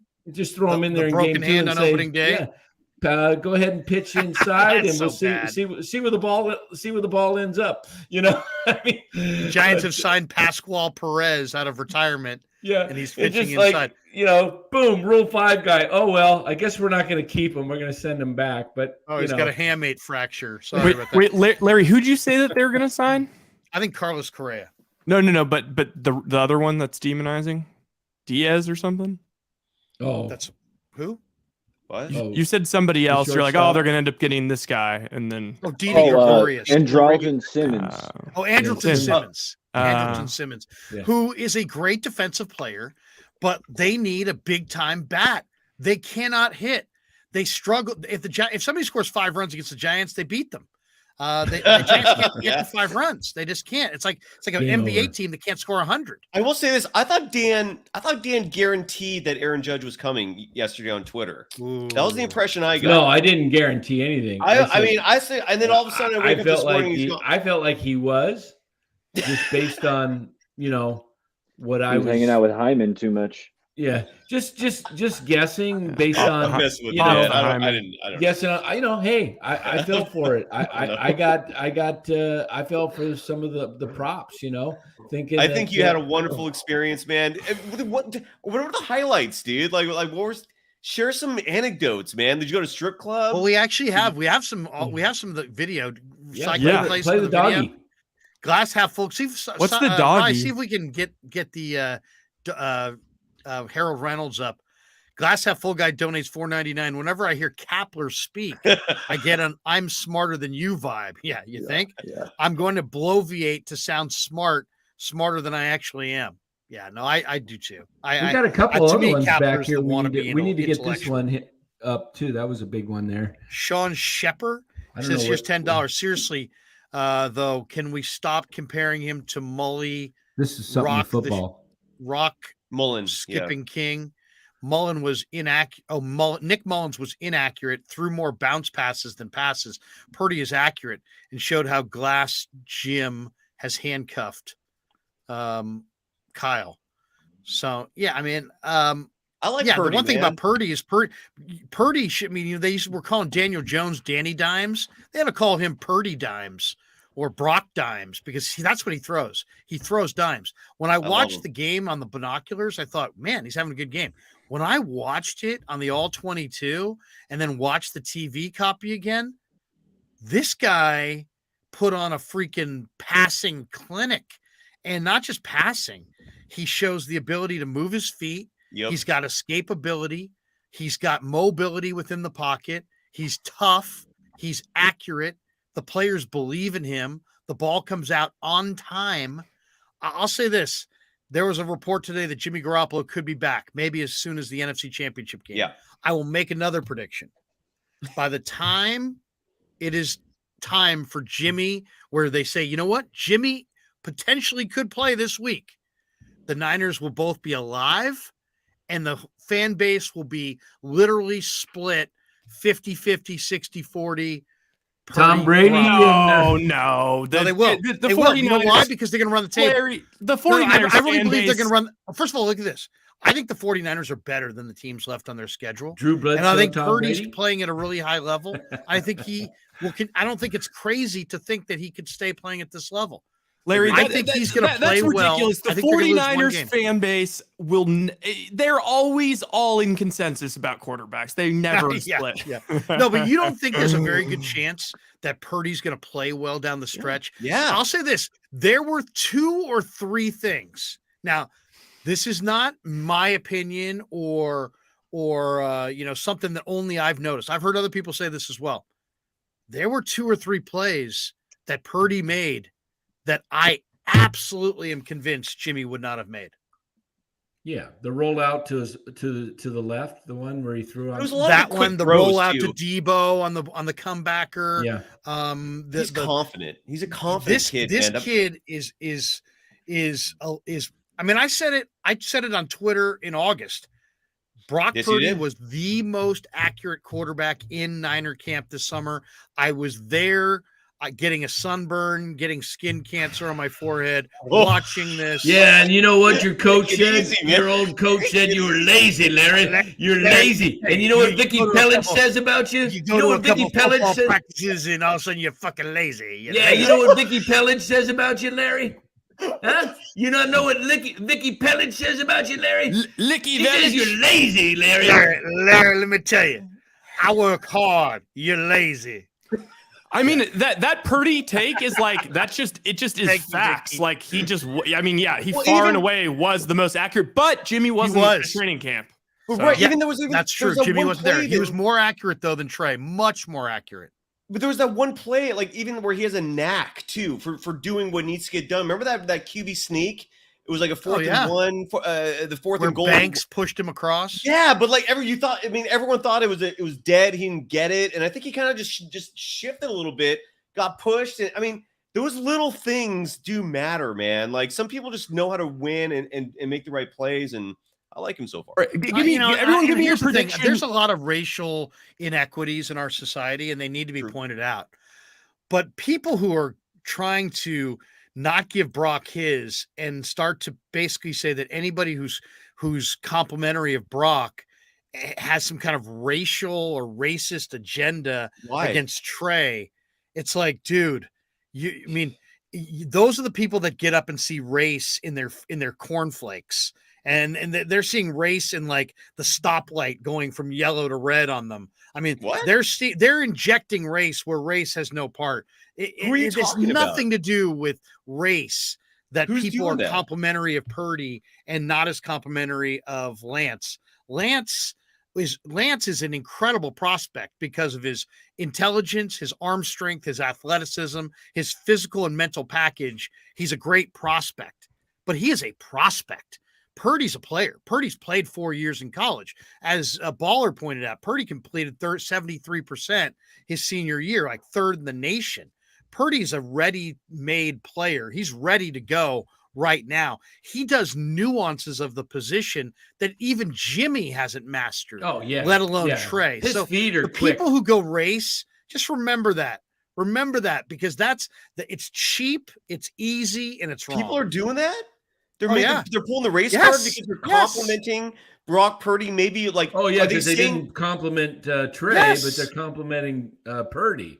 I mean, that's ridiculous. It's not about. I mean, I understand. There's a lot of racial inequities in our society. There's a lot of times that needs to be pointed out. This is not one of them. And to bring up race in talking about how people are evaluating these two quarterbacks who are at totally different points in their development curves is just, it's bringing race into a subject and using it in a public forum where it has really no relevance, and it's out of place and it's wrong. Look, it's also like ignoring the fact that expectations are a thing. Like, I'm sorry, but Trey Lance was the number 3 overall or whatever he was, third overall pick, and they traded a zillion picks for him. He is going to be criticized at a higher level than Brock Purdy, who is just found change in your pocket. Last pick in the draft, everyone said he was going to get cut. And it's like, okay, everyone's kind of just along for the ride, trying to be as positive as possible. So what I would ask is, okay, he's at 2 picks, 1 interception right now. 6 games left in the season. What does he finish with? Or 5 games left? 5 games I think he goes 5-1. There's 5 left. As far as picks and touchdowns, I don't know. But I'll say this. I think this offense hums. And I think you're going to see Aiyuk have big numbers. Debo's going to have big numbers. The receivers are going to have big numbers. Why? And you know what you're going to see? There's going to be a couple plays, guys, and it's going to be anecdotal, so take it for what it's worth, where Purdy's going to hit receivers down the field in stride, and we haven't seen that from a Niner quarterback in so long that it's going to be like, what's that? And that's when people are going to be like, oh, this kid's really accurate. I think he's gonna play. I think they may lose one more game. I think they may lose that Washington game. They may lose in Seattle. Does Brock Purdy finish with more picks than Jimmy G this year? How many has Jimmy got? 4. And Brock's got 2? Brock's got 2. I say yes. I say one. Well, I don't count the 1. Picks. I'm just going to say 1. Oh, I'd say that 1 didn't count. You say he's got 6 games left or 5? 5 games left. 5. Yeah, I could see 3 picks easily, and that would give him 5, which would be more. So I'd say Brock will throw a few more. I mean, he's not perfect, and there are going to be guys who are breaking on the in-cutting routes, but I really think that what you're seeing, there's nothing accidental about what you're seeing. And the people who crapped on him, who don't want to give him any respect, they're just going to look worse. They ought to just chalk up the L and get into the parade like everybody else. But instead they're like, I don't believe it. Well, we'll see. Give it some time. For me, when I saw him do it in the preseason, and I said this to Rye, I was on this kid not on draft day when they drafted him. I wasn't like, yes, because I didn't watch a lot of Iowa State. But then I went and I spent seriously 4 or 5 hours looking at all of his Iowa State stuff, all of his films, reading articles. And then I realized, wait a second, this kid, he walked into a bad Big 12 program and totally dominated it. And he was an incredible high school quarterback in the state of Arizona. And he's got 32 Iowa State records and an incredible record. If you just looked at his college resume, he's got a better college resume than Jimmy. Only thing Jimmy had was about an inch of height and a little bit of Jimmy was like measurables. 23 and 22 and like 23 and 24. I think Jimmy was in college, where Purdy was Jimmy, well over 500. Jimmy had a better overall one season, or he had better one season touchdowns, 53 his final year. But Purdy, the longevity, Purdy had a better career overall, and Purdy has some better traits. He's a little quicker. I think he's a little bit more accurate. I think he's a little smarter. I think you play 47 games, start 47 games in college. That is the equivalent of 3 NFL seasons as a quarterback, starting every game. So you're looking at a guy, when you said Trey is hasn't played as much, it is about development. I love Trey. Trey's going to get there, Manning. but he's a prospect, and it's going to take some time. I mean, guys struggled a lot in their first year, but with Kyle's offense, it's really. I will say, I do think it is funny though how everyone is either one's camp or the other camp when they're talking about these guys. It's like with Purdy, he's either Breeze, Russell Wilson, or whatever quarterback that is shorter, like the best version of that he could possibly be, or Montana. Or he's like Mullins, Cooper Rush, whatever. And then when it comes to Trey, he's either Josh Allen or Peyton Manning, or he's, Jamarcus Russell. Yeah. I know, it's weird. I'm still very high on Trey. It's just a matter, does he get the time to develop? But I think Purdy, let's see what happens. I mean, let's just say this. If he wins this week, I put a video out of an interview I did in camp with Purdy, like a couple months ago, obviously in camp, and it got whatever it got, 1,000 views or whatever. We put it out yesterday. It got like 15,000 views. Yeah, of course. And if he beats Brady, it's probably going to have like 100,000 views, because nobody really believes. But if he beats Tom Brady in his first NFL start, there will be some believers nationally. Yeah, GTC Reels donates $4.99. Says, go get them, Larry. Get that credential from the Gigantes and grill their ass like a Pasquale sausage, and go Karen on them like Dan's neighbor. Completes. All right. It's a great one. That is absolutely great. Oh, yeah. He also brought up Tate Barbieri, I think. Was that him? Asking which was fascinating. I haven't thought about Tate Barbieri in years. What about him? He's okay and wonder what he's doing. Well, I know he's 22 at this point. Wow. He's the same age as my daughter. Wow. Yeah. Ralph Tate was born like 2 weeks before my daughter, and Ralph and I I was going through it having a kid for the first time, and so was he. And we used to sit there during the face-off and swap stories. I think my wife even gave him some pointers on how to set the schedule and this and that. But I miss Ralph, man. Ralph was a great Ralph was a great guy. Shante Ortega, block all the haters, Larry. Thank you. I will. GTC Reels. Larry blocked me back then because he said, "Is this the best Giants lineup ever since they moved to San Francisco and got blocked 10 years ago?" But I'm back. There you go. See, I mean, I'll let everybody back into the pool Forgive. but I just, you're a good man, Larry. To me, I mean, the bottom line is this: if I feel like you're going to say something to my face, say something in this forum or on social media that nobody's ever said to my face, you're blocked. To me, that's the standard. Is Nicole V right? Like that? What did she write? That Bonte Hill retweeted some jerk, Steven Risotto, who dissed you. Did he? I didn't see that. Know. It's from 10:01 p.m. She writes, "What do you make of local media talking Giants? Aren't you mad at Bonte Hill for retweeting jerk Steven Risotto?" I don't know who that is. Probably somebody I blocked because he talked a big game. What do you guys think? Would you guys rather have Carlos Correa or the combination of Dansby Swanson and Brandon Nemo?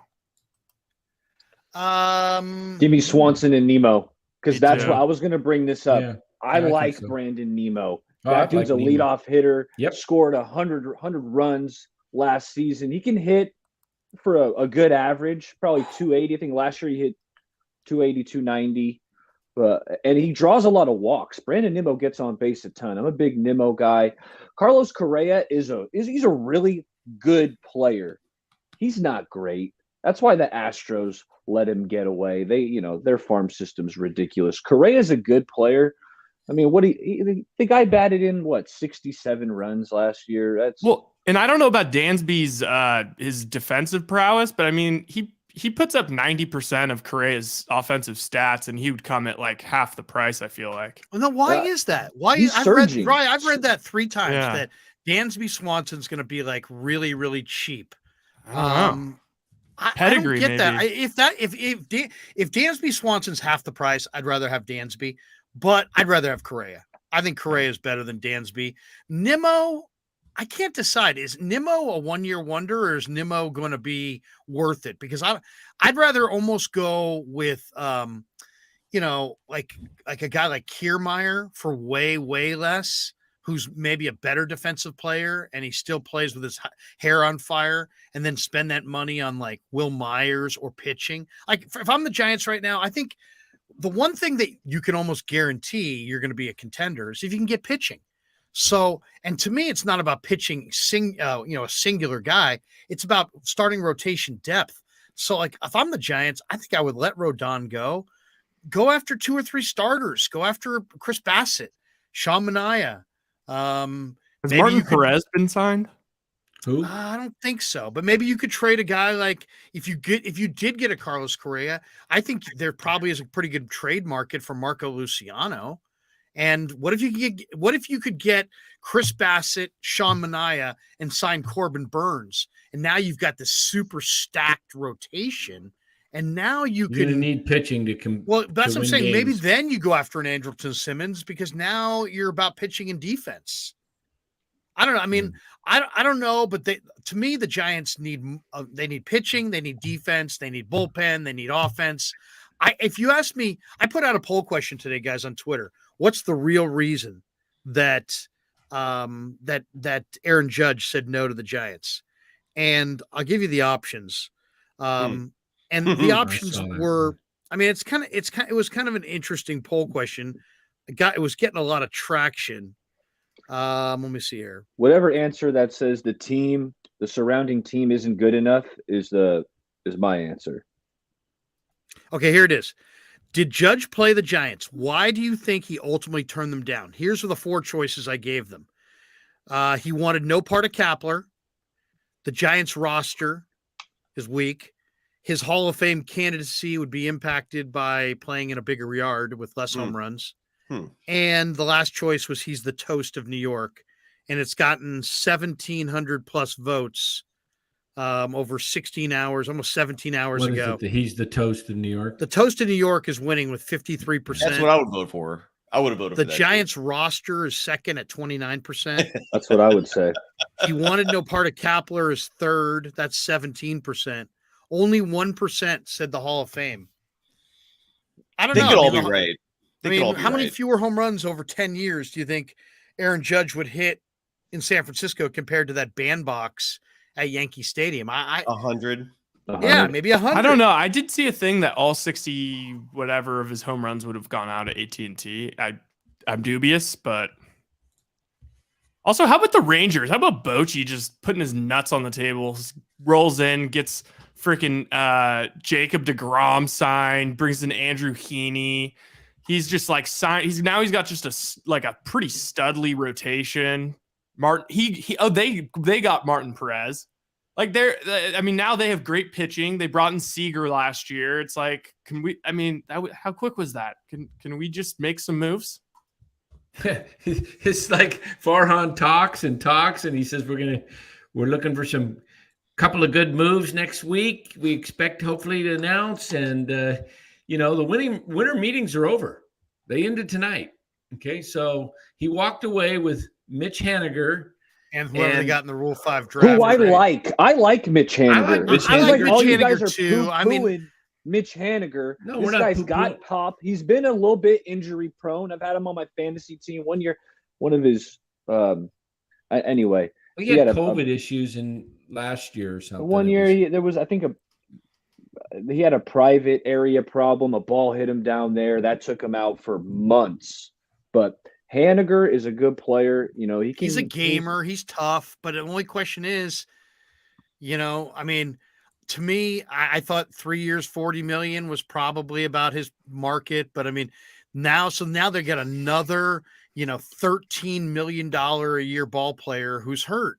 And isn't that what, DeSclafani is? Isn't that what La Stella is? I'm starting to think that Farhan stays off the big guys, but then he goes after these hurt guys. And now he's got, between La Stella and Haniger and, Rodon, and it's like he's invested in a lot of hurt guys. He got away with it with Rodon, though he didn't turn him into a prospect in July like I was hoping. Oh, he wasted that. Yeah. The rest of those guys, if the Giants today could free themselves of La Stella and DeSclafani, they would. And Farhan just signed those guys. So I don't know, man. I like Haniger, but Haniger is a bus rider. He's not a bus driver. He's not going to drive your lineup. He's a guy that should hit 6th or 7th in a championship caliber lineup. Instead, the Giants are going to ask him to hit 3 or 4 and to carry that thing. And it's not going to happen. He's going to wind up getting hurt, and they're going to, you know what I'm saying? So it's like, it's just like anything else. He's an outfield version of Evan Longoria. So I gotta jump in here because but he's not available. That one person, Nicole, who referenced some douchebag attacking you, I found the tweet. Yeah, and look, you're my boy. I love you, and the fact that this rando is attacking you is pissing me off. His name is. I emailed Ryan the link.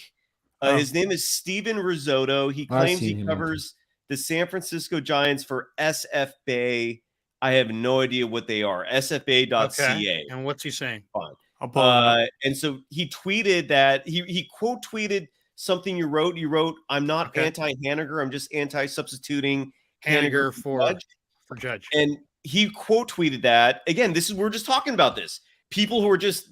I guarantee this guy would never say this to your face. He writes, "Tell me you don't understand what's happening without telling me you don't understand what's happening." And then that's what Bonte Hill. And then this guy said, "So what is happening?" He said, "The Giants' addition of Haniger does not take them out of the Judge suite." Well, so he was fucking wrong. Yeah. So he was wrong. Stick it. And this is the thing. I love Cody Pasby. I love Cody. Cody's like one of my buddies from KMBR from way back. And he was, atting me yesterday saying, "Krug, you don't get it. This doesn't preclude them from Judge." Here's the thing. You guys are maybe in your 30s. I'm 52 years old. I've been watching this team my whole fucking life. Yep. I know exactly what they are. There's not a media person in this market, radio, television, print, anywhere, blogosphere, anywhere that knows more about the Giants than this guy. All right. I'm the giant authority in this market. I know this team better than anybody. I know Farhan. I know Gabe. I've interviewed both of them 20, 25 times. That alone. I mean, and I know the Giants owners. I've got friends on the ownership group. I've got friends on the management group. Literally, I've got all kinds of sources. I got people calling me about Giant information 3 times a week. I didn't even go to a game this year. I mean, I seriously watched them all on TV, but I didn't go out there this year. I'm as clued in as almost everybody out there. Why? Because people are calling me and they're telling me these things because they know I care and they know I know. So Steven Rosado, I get it. Guys like me are big mouth know-it-alls who come off like we know more than everybody else. I get it. And when you do this for a living and you talk in front of this, No, we lost you, Larry. You hit the mute button. No, unmute. When you're on a roll, a microphone, you're a big mouth know-it-all, and everybody wants to at you. But don't hate the messenger because you don't fucking like the message. The message was, I think Mitch Haniger is instead of Aaron Judge, not in addition to. And Willard and others said, no, Krug, you're totally wrong. And then today, guess what? They're saying, you were right, we were wrong. So chalk it up. Chalk up the L. Chalk up the L, buddy. Hold this L. God. By the way, just to make everyone more infuriated, can I just read? I got no problem with Bonte. Bonte can retweet anything he wants. I don't care. It's fine with me. I really don't care. I'm just giving you my opinions. I'm not trying to beat anybody or put anybody down. I have no agenda. Anybody who knows me, and you guys all know me, I want the Giants to win. I want the Warriors to win. I'm rooting for Kerr. I'm rooting for Kyle. I'm rooting for Purdy. I'm rooting for Jimmy. I'm rooting for Trey. I'm rooting for Kuminga. I'm rooting for Ty Jerome. I'm rooting for everybody. All right. These are my guys. All right. Wait. Okay. By the way, throw Gabe in there. What about Gabe? I think this is. I'm not rooting for Gabe. I'm rooting for Gabe to fall down a flight of stairs and walk this away. This is kind of interesting. Talking Baseball just put out a projected National League All-Star lineup. Listen to this 1 through 4. What are the Padres? Fernando Tatis, Juan Soto, Manny Machado, and Xander Bogaerts. I told you, Padres.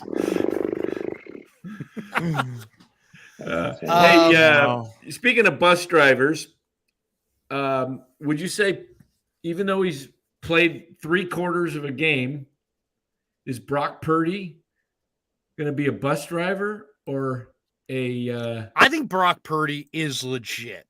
Now, Grant Cohn and I do a thing together on Mondays. Grant was trying not to laugh at me, but he was laughing at me, and I knew it because I compared Purdy's escaping the pocket to what Mahomes does. Like, Mahomes is not a runner, but suddenly you rush him and he takes like 3 or 4 or 5 steps, and it's like he's running away from fast defenders. Purdy's the same way. He's got escapability. He's not fast, but he's got escapability. And then I compared Purdy's calm, which I'm reading between, watching him from the end zone camera, looking at his eyes. When he's looking over things, he's got this calm like an Aaron Rodgers. And, Grant was laughing at me because I'm comparing Purdy to Aaron Rodgers and Patrick Mahomes. I get it. And I get anybody who thinks I'm over my skis. They look similar, Larry. They do. They look similar in their Listen styles. To this quote. I see it. He reminds me a lot. I think that Brock Purdy is an outstanding NFL prospect who, if he were 6'4", would have been a top 5 pick. Instead, he's 6'1", and so he went Mr. Irrelevant. Now, he even shouldn't have been Mr. Irrelevant. He should have been a 4th or 5th round pick. The Niners scout told me in the press box that they had like a 4th round grade on him and that they were going to take him. They wanted to take him in the 5th, and other guys fell to them that they thought were a little bit better, and the need wasn't there.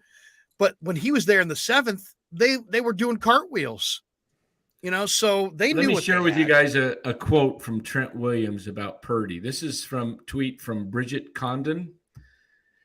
Trent Williams told me of Brock Purdy. You would think he's been in the league 15 years. If you're talking, he'll say, "Shut your ass up." He ain't no timid rookie feeling his way around. He will get on your ass. You would think he's like Peyton Manning or something.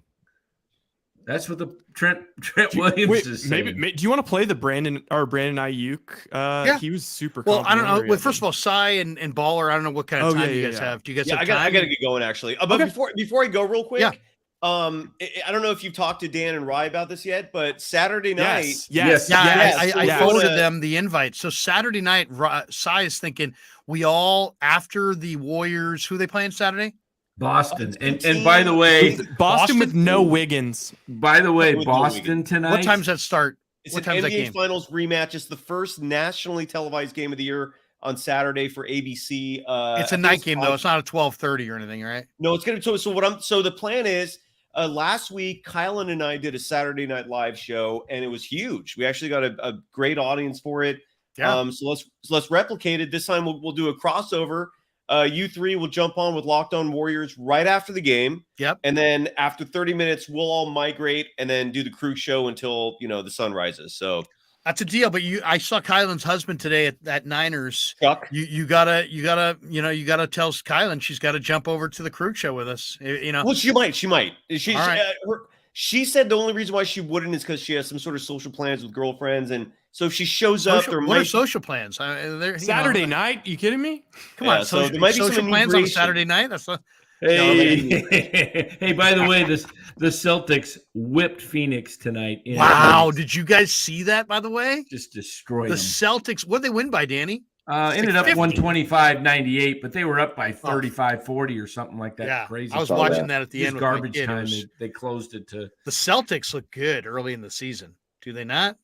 Fucking hell yeah! Right now, I hate this about the Warriors because last year I was predicting the Warriors are going to win the World Championship in August. Fuck July.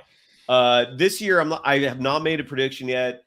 I'm not going to make a prediction until I feel comfortable about something. But I can't sit here and tell you the Warriors are going to win it right now, man. If I had a gun in my head, I'd pick the Celtics. They're that good. They're a really good team, man. But it's early, dude. The Warriors are giving me like strong 95 Rockets, 98 Bulls vibes. A team that's just kind of lingering, meandering, just, in the abyss of the regular season. And then postseason, who knows what's going to happen. But right now they look Kuminga looked great though, man. Let's leave on that note. That was a level that I did not think I actually wasn't even sure he could get to or would get to in 3 or 4 years. Up, dude. Well, hey, before you go, Cy, what did you make? First of all, I liked the extended run of Wiseman in Santa Cruz. Yeah. Why would they call him out of Santa Cruz and give him, literally 5 minutes? There's one person in this chat for every minute that Wiseman played tonight. Why is he getting 5 minutes? I can answer the first part of that question, which is that if you saw the Warriors game 2 days ago at home when they lost to the Pacers, they were small. They got beaten up inside, and they're incredibly thin in the front court, especially with the Draymond Green out. So for the Utah game, they needed Wiseman. They needed a body who was big. He's had 6 straight games in Santa Cruz, and he was relatively successful. I wouldn't say he dominated. I wouldn't say he blew away the competition, but he was good, man. He was, he actually had a game in there when he finished with on the plus side of the plus minus. No, he's routinely averaging he was giving you 15.10 rebound performances on a consistent basis. He had one night, good, not great, right? But good enough. So that's why they called him up, and he might just go right back. I don't know what the plans are next. The 5 minute part, dude. You're entering a conversation that drives me crazy about Kerr all year. As I've said before, I love the man, but this season he is driving me up the goddamn wall. I don't know what he's doing half the time. He's this whole Ty Jerome experiment needs to end immediately. I don't even want him on the roster anymore. Thank God he's a two-way player because at some point they're going to have to cut him. I can't stand him. I nothing against it personally. When I use words like hate or when I'm negatively criticizing a human being on this show or any sports show, I don't hate him personally. This is all sports, but he does not belong in a world championship team. And that 5 minute thing with Wiseman, I don't get it, man. It's Kerr for some reason just is really hesitant toward playing these youngsters. And it's biting him in the ass right now because this is the roster that he helped construct. He has a say in these front office decisions. And I don't know why you would cut Damian Lee. I don't know, even want Toscano Anderson. I'd rather have him than Anthony Lamb right now or Ty Jerome. I don't know why they cut these guys. I don't know what the I point is. disagree. I don't think Juan Toscano's helping out too much. I like what Anthony Lamb's doing. But before you get out of here, and I want to share a story. I work in Berkeley. You know who I spotted in Berkeley last week? Who's that? Aaron Hall Judge? of Famer Aaron Judge? Bill. Okay, you know what? The Aaron Judge thing. Sunday, my buddy sent me a photo of Aaron Judge in a 49ers jersey, right? And he said, Judge is at the Niners game, right, with his girlfriend. It was a photo. He sent it to me. Well, I did the mistake. I didn't vet it out, right? I tweeted it. I said, "Hey, Judge is at the." Turned out to be bogus. It was a picture from the Super Bowl against the Chiefs. So my buddy had me out. Anyway, that's so I whiffed. And you know what? Baller sent that event. to me, and I retweeted it, and then somebody's like, "Krueg, that's old," and I took it down. Thank But you. even so, Thank Baller, you. I don't blame you, because you know what? It's stuff like that. I'd rather be wrong and put it out there and let people know that I'm looking for the story I'm than trying. you know what I mean. I'm So trying. I got no problem. Yeah. with that. Okay. Yeah, that was on me. I tried to text you back and say no. I screwed up, Blair. So No You sweat. anyway, did it. You're good with you me. did it, man. so Humble I'm- season I'm ticket in- salesman says, "You lazy, Larry, you lazy, you fucking lazy."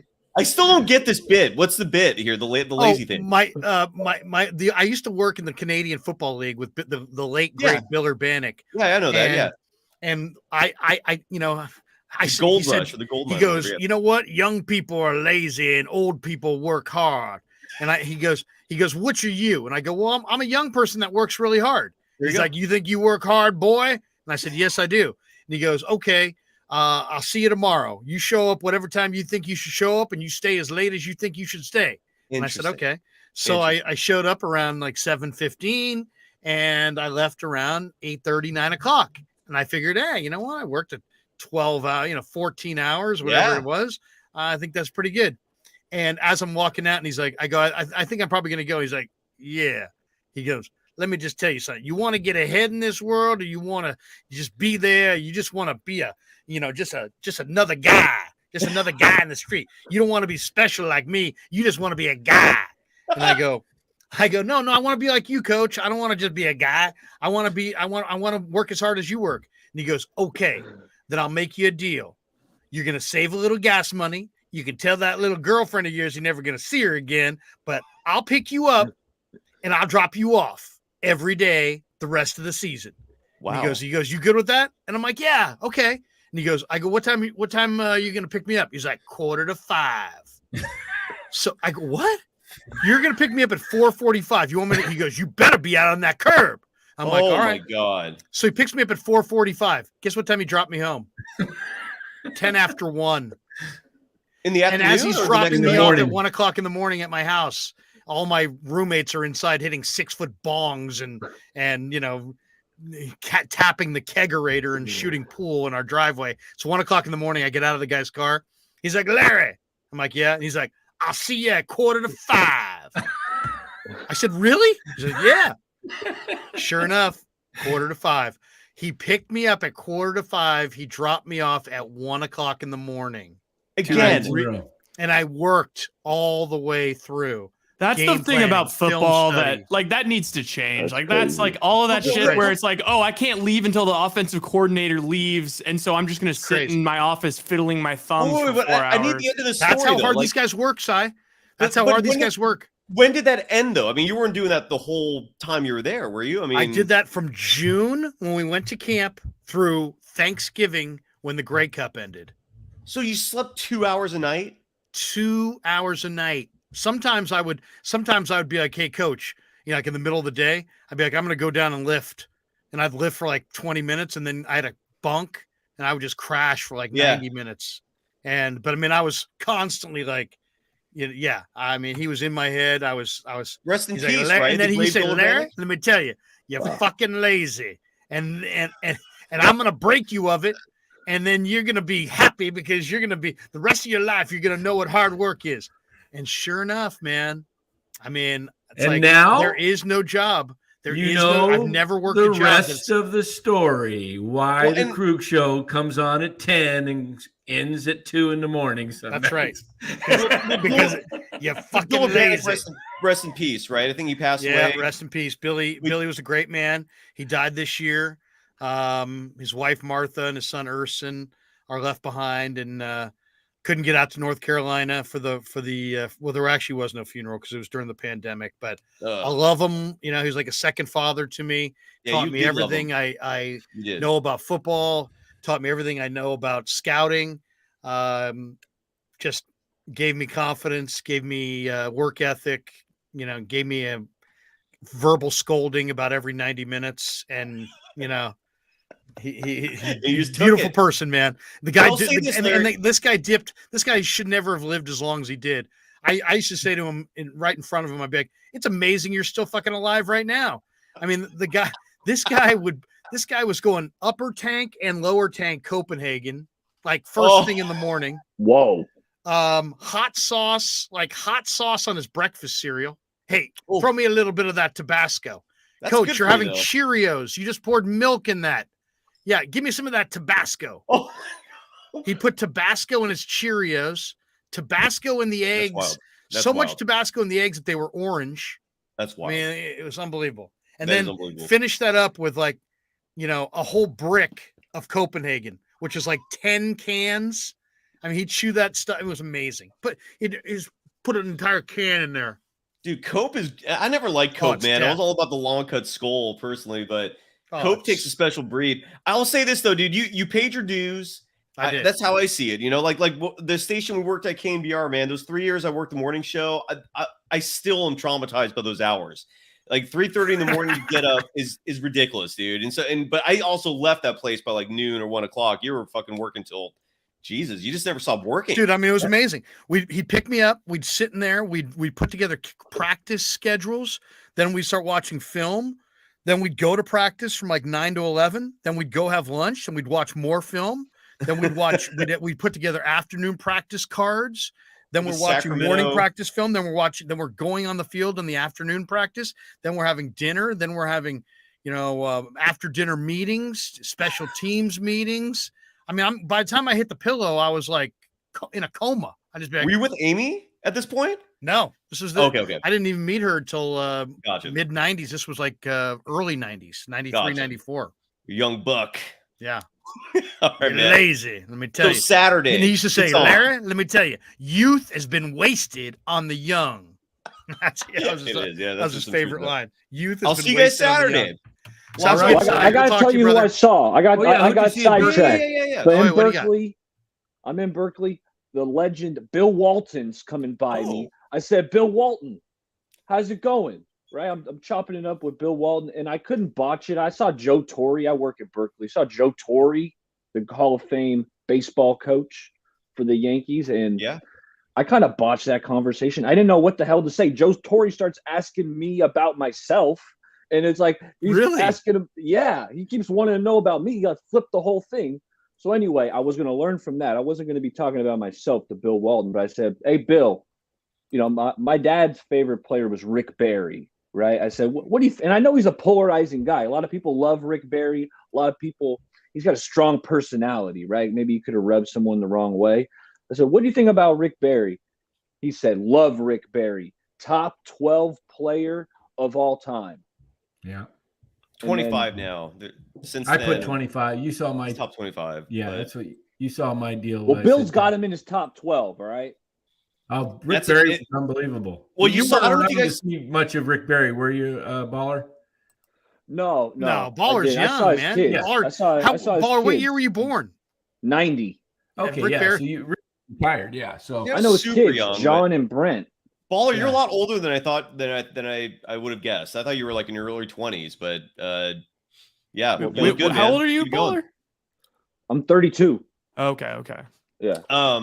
But yeah, so I don't know if you guys saw this the other night before we go, like NBC Sports Bay Area during one of the Warriors broadcasts did a Mount Rushmore of greatest Warriors players ever. Yeah. And so the panel was Kareth Burke, Festus Ezeli, and then Chris Mullin. No, Bonte yeah. wasn't there for this one. I don't know where he was. Okay. Yeah, but and Bonte's weird, man. I mean, he followed me on Twitter and then unfollowed me. It's like I'm starting to wonder about him, dude. I mean, that's not cool that he retweeted that tweet. Anyways, so I digress. They did a Mount Rushmore. All three of them just did not put Rick Barry. Like you would think of the greatest Golden State Warriors ever, Rick Barry would be on the Mount Rushmore. I saw that. You saw mine. Yeah, you saw yeah, my Dan, Mount you saw that Rushmore, for didn't sure. you? Sai, you saw mine, right? What'd you think? Yeah, of mine? I saw. Yeah, and yeah, I think we were tweeting back and forth about that. And then, so then Mully, I think the next segment came on and did like this impassioned like apology. It was like a 3-minute speech about how much because he loves Rick Barry, man. Like, and they have a close relationship. And so Mully was like, "That was just an oversight. I really apologize." Yeah, man. And then Mully called Rick Barry after as well to further apologize because it was a slight. But the other two didn't say a word the whole time, man. Who did they say? Like off the top of my head, it's like what? It's Barry With Chamberlain, right? I mean, is it but Warriors or just Chamberlain Golden was State barely on Warriors? the. Chamberlain was. I Barely, didn't count Wilt. He played 2.5 years for the I'd rather San put Francisco. you got to put That's what- KD above Kevin Wilt. Durant played 2.5. What did Yeah. Durant play? Three. Yeah, he played 3. My minimum was a wouldn't be 5 that years. much You a got to half give the year? Warriors 5 years to be on Mount Rushmore. Chamberlain was either. a Warrior. I think you got to make him a Warrior. Well, There was- Stephen Curry's an obvious one, right? I'd say Yeah. Rick Barry's an obvious We're one. going Yeah. Golden State Warriors. Mine Yeah. was Steph, Rick Barry, Nate Thurmond, and Mullen. and Chris Mullen. That was my 4. But then you're I not. So love- then that's crazy. No Draymond Green, no Klay Thompson. He was Clay Okay, and can I go with Draymond were 5th mine? and 6th. I would go with Steph, Clay, and Draymond for sure. Rick, and then There's only That's 4, it. so that's your 4. oh, you said 4. I thought you're. Oh, I thought you're starting 5. Only You're 4, yeah. Mount Rushmore. Mount Rushmore. It was a Yeah, Mount okay. Rushmore. So it was like Okay, a well, but I'll tell you, who I would want on there because I loved him as a little kid. I love this guy, Bernard King.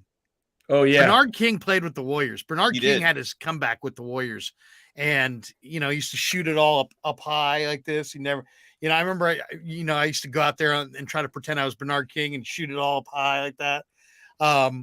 But Bernard King, man, he was a freaking awesome player. It was incredible. I mean, the Warriors. I'll say this: the Warriors have had some of the coolest players yeah. through time. I mean, you guys never saw World B Free. Oh yeah. World saw B Free. Free I saw was him. Yeah, World. incredible. Yeah. Sleepy Floyd was I incredible. saw him. 51. Interviewed him 50 twice. Yes. 51. He went off. Bernard playoff. King was incredible. So, I mean, who do you- my Boykins favorite was Warrior cool. team before the latest edition was 93 when they had Weber, Spreewell, Billy Owens, Avery Dude. Johnson. Yes. They won 55 games. They got roasted by Barkley and the Suns in the playoffs. I was at that game. That Yeah. team was so fun. So fun. I agree, so man. does Mullen or like my thing would be like, okay, Rick Barry and Steph are locks, and then it becomes like, all right, I want to say Mullen's just out of like respect, but then it's like, who do you Oh, pick he's in the between Hall of Fame. Draymond and Clay? That's why I think Mullen doesn't make it. I don't as think much as Mullins it- makes it. You're not gonna put Mullen over Clay. I did. No, I put Mullen. No. Steph, Here's Clay, why I put Dre, Mullen and over. I put Barry. Mullen because he's and Nate the Great because they're already in the Hall of Fame and they're top 75 players right now. Yeah, but Clay- then I'll say Draymond and this. Clay I'll say will this. make it. I've Mullen never is not met. a top 75, by the way. No, he's Mullen not. is not. Mullen's Mullen's not. not. No. No. I'll Baller- say this baller though. I there is no finer person. I've met so many people doing this for since 1995. It's now 2022. Yeah, I've been 27 doing this years, for bud. quartered century. Hell yeah, more. But to me, one of my very and I love Chris Mullen. I mean, Chris Mullen. Same. Chris Mullen is like, he's a Love. salt of the earth human being. He's like, if I really had, if I really had a problem in life and I wanted to have somebody in the sports world consult with, I'd consult with guys like Ned Coletti, and Yes. a close second would be Chris Mullen. But Nate Thurmond and I became really good friends. He had the Nate's barbecue on 13th and Folsom. Big Nate's. Yeah. And I used to go in there all the time. And I told him about it a few times. A couple times he just, called me up and asked me if I was hungry. I said, yeah. He goes, I'm sending you over some barbecue. And I was in the city and I was like, and then he called me back, we don't have a driver. Can you come pick it up? I'm like, no problem. I'm there. But Nate then lost his sight somewhere in the late in the late part of his life. Was it And diabetes or He something like used to that? call, yeah, he used to call Gary and I like 2-3 times a week, and Gary loved him, and I loved him. Everyone And loved him. we were and the radio was his conduit to Warrior basketball, and our descriptions of the games, even on the radio, KMBR became a huge part of his life late in life because he lost his sight. And, Gary and I used to talk about it, and then we'd have him on, and he was just such an incredible guy. And I felt like I got to know him a little bit. And he had several complimentary things to say to us, like the show would end and like we're getting ready to leave, and the producer would be like, "Hey, Larry." I'm like, "Yeah." He's like, "Can you come in here for a minute?" I'm like, "Sure." Go into the control room. What's That'd up? be me. That was me. Yeah. And then the be like, "Hey, Nate is still on hold, and he says he's got something he wants to say to you." I'm like, "Really? Okay." I'm like, "Nate." And he's like, "Hey, I just want to let you guys know, man, you made my day today with that story. And when you guys he goes, I agree with you, because I used to say I loved Olajuwon.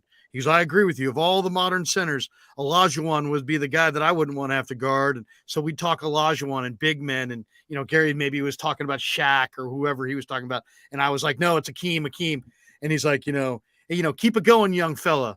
And stop by the restaurant. And, and I have a super soft spot for Nate Thurmond. Absolutely, man. I never saw him play. Kareem? I never saw him play. And then I went and watched the highlights.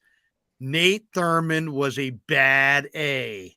Yes. Nate Thurmond was a defensive menace. Danny, you could speak to it, huh? I mean, ask Kareem was a today defensive master. Who his toughest guy who guarded him the toughest. He'll tell you Nate Thurmond. Yeah.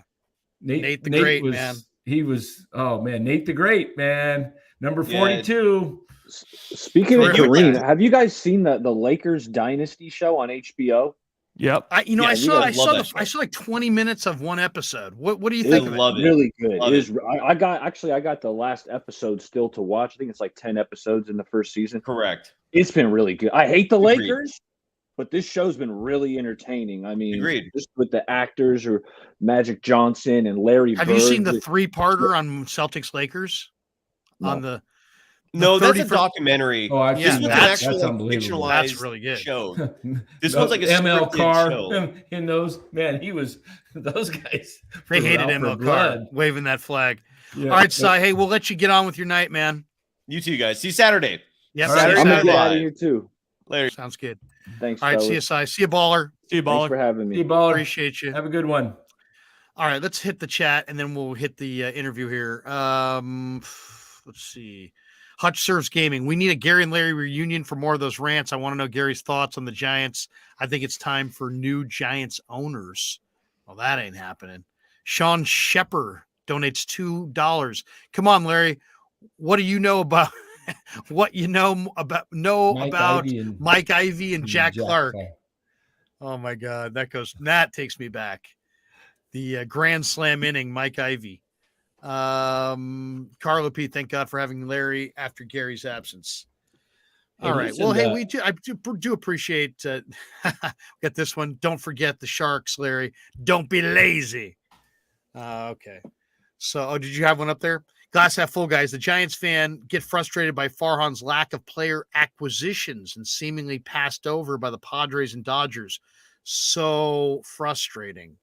It's amazing though. You look at the Padres. They've got Anonymous has got up here. Well, go ahead and read that one first. Calba says, Larry, don't let these clowns get to you. And everyone, don't worry. Silver medal Farhan is going to kick the tires on Ohtani next year. Oh, great. Yeah. Don't even go there. Great. So Anonymous points out that the Padres, they have 7 guys. You add that up, that's $161 million. So you got 7 guys like that. So that means if you go to, I think the luxury tax things like at 239, so they still have another 78 million to spread around. And if you got guys that are making league minimum and other guys, a couple million here or there, it's a doable thing to have at least 4 or 5 guys. They've got 7 they're paying. Giants have. Look at Philly. None. Did you see Philly? Philly's paying 5 guys 5 different guys in their everyday lineup have $100 million contracts or more, starting with Wheeler, and then you've got Castellanos, and you've got Harper, and you've got JP Real Muto and Kyle Schwarber, and it's like they just got so many guys. I mean, Now they got Trey Turner. Look at that It's lineup they have compared to like the Giant lineup. Yeah, the Padres and the Phillies, they were in the NLCS, and what did they do? They went out and got better. And the Giants, they have basically have not. The addition of Mitch Haniger makes them but they've lost Rodon probably, so they're probably worse. Are they even bidding on Rodon? They say they're in it. I don't know how. He's wanting 6 years and probably 180, and he's got Scott Boras, and he's not going to take anything less. And I don't know. I love Rodon, but I don't know if I want to pay a guy 6 years with arm problem history. I didn't like paying Gausman, and I was totally happy when they pivoted from Gausman to Rodon, and I'd be totally happy with pivoting from Rodon to some other pitcher, just because I don't want to give pitchers, with arm problems 5-year deals. I think that's the fastest way to, fall into a hole. What do you got there? Logan Webb tweeted 7 minutes ago a gif of a guy just saying, "What the fuck?" I don't know what that means, but probably Bogarts. 7 minutes ago. Let me see. Probably Bogarts.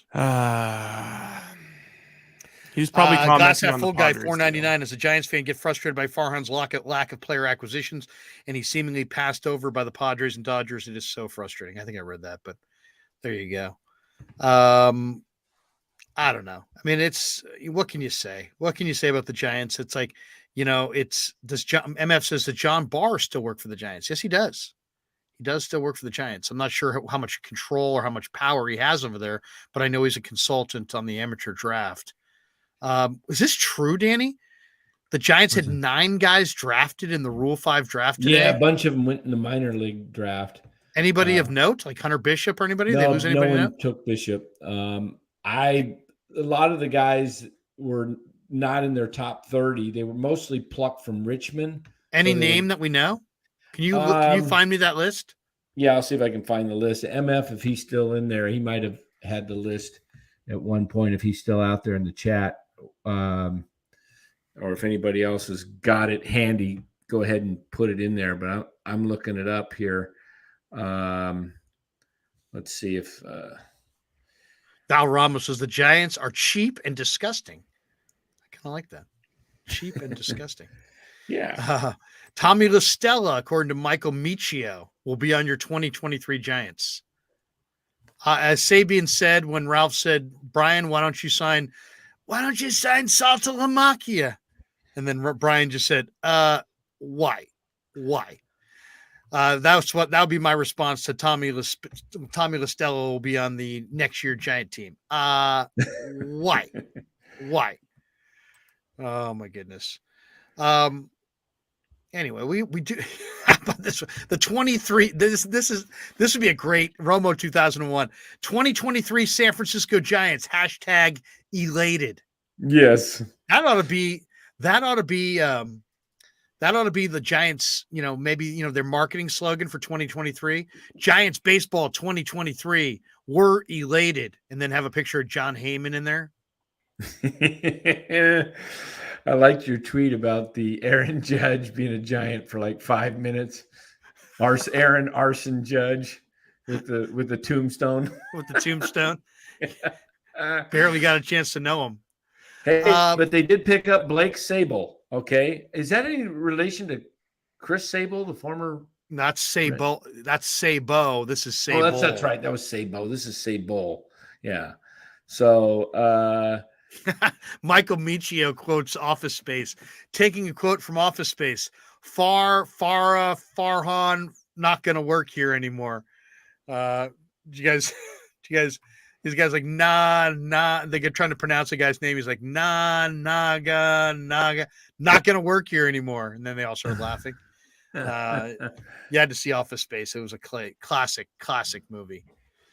Then we got this one, GTC Real. Some dude called Larry a clickbaiter. There's nothing in that Judge info tweet to click. Man, gotta love Twitter. I get it. I get it. There's a lot of people that don't like some of the things that I tweet because I'm tweeting the truth and they're hoping for Judge. I was hoping for Judge, but I wasn't banking on it. And once I saw Haniger, I'm like, oh no, this is not, they're not getting Haniger and Judge. They're getting Haniger or Judge. And I just told Dan, like literally 4 or 5 days ago on the phone, I said, you know what, Dan? They're going to wind up signing Haniger before, and then they're going to come out and they're going to tell everybody that it's not instead of Judge. And then we're going to have this period of time where there's going to be people saying, yeah, they're going to get Haniger and Judge. Yes. And they're not going to get Judge. And then we're just going to be sitting there with Haniger. I go, that's exactly how it's coming down. And damn, if I was not right, that's exactly the way it came down. Hey, Rye, I just sent you a text there. What Logan Webb had actually tweeted, what his tweet was about. Eric, who's in our chat, Eric Lowry, sent it to me, so I forwarded it over to you. Michael Michio, always fun hanging with the Krueg crew. Well, Michael, we appreciate having you as well. I don't see anything. Darren Lee says talk about Logan Webb's retracted tweet. Did he retract that? Yeah, he retracted. I sent it to you, Rye. I don't see it. Just click on the Twitter link. You sent it on Twitter? Danny, what's your read on that? It's Twitter to your. Just click. I sent it to your text. I texted you. It hasn't come through yet. It looks like it did. Just click on the Twitter link. If there was a Twitter link I could click on, I would. Really? It didn't show up?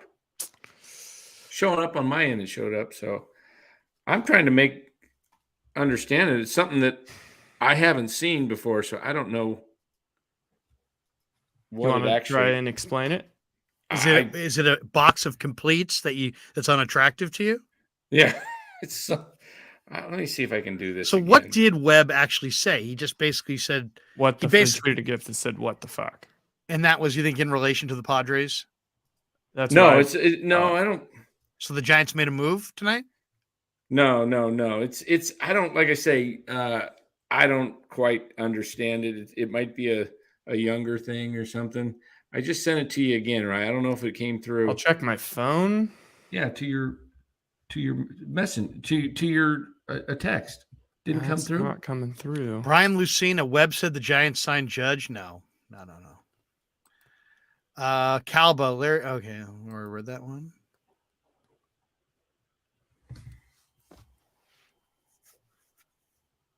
GTC Real says poor Giants fans. I mean, I'll say this. That was a kick to the gut. I mean, you're following it. And then there's a guy who tweets out that you're getting Aaron Judge only to have it not happen. And it's not like it didn't happen for a day. It didn't happen. Period. That's like Dewey wins, right, Danny? I mean, yeah. Who did Dewey run against for president? Oh gosh, was it Truman? I think it was that 28 or something like that, or something like that. How about this for a comment? Sawyer Stewart. I don't think San Francisco is as attractive as most believe. Let's talk about that for a second. I don't think anyone believes it's attractive at all for some reason. San Francisco, first of all, the ball players are not liberal. The ball players are conservative. The baseball players are conservative.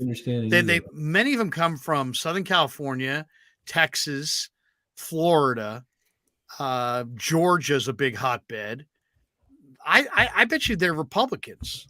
More baseball players are probably Republicans than are Democrats. Well, San Francisco has gotten a terrible rap. They've basically, they've used San Francisco as a way to, be critical of the Democratic Party. Well, it's all of it. It's the Democratic Party meets Silicon Valley meets. It's just like it's kind of just. Well, the other thing is you got to read the room. Gabe last year, like it said in the article that was put out by Ann Killian today of the Chronicle, the quote was something to the effect: "Players talk, and they don't want to come to San Francisco. Well, you got a manager who refuses to come out for the national anthem. You've just automatically didn't want to honor law enforcement. Right. And so now you've got a guy that is, you don't have everybody in the locker room that believes what you believe. And so now when guys get a chance to say, hey, what's it like playing for Kepler? I'm thinking of, coming there. I've got, what are the players saying? I don't know. But you got to know that some are like, yeah, he's different. But I mean, a guy like Judge, San Francisco has gotten a ton of bad publicity for London Breed's policies and for, CVS's and Walgreens closing down and mass smash and grabs and feces on the sidewalk and needles on the streets and how dirty and drug infested the city has become. When the Niners hosted the Super Bowl, most of the national people panned San Francisco as a gigantic toilet bowl filled with feces and urine and drugs. And it's not, coveted.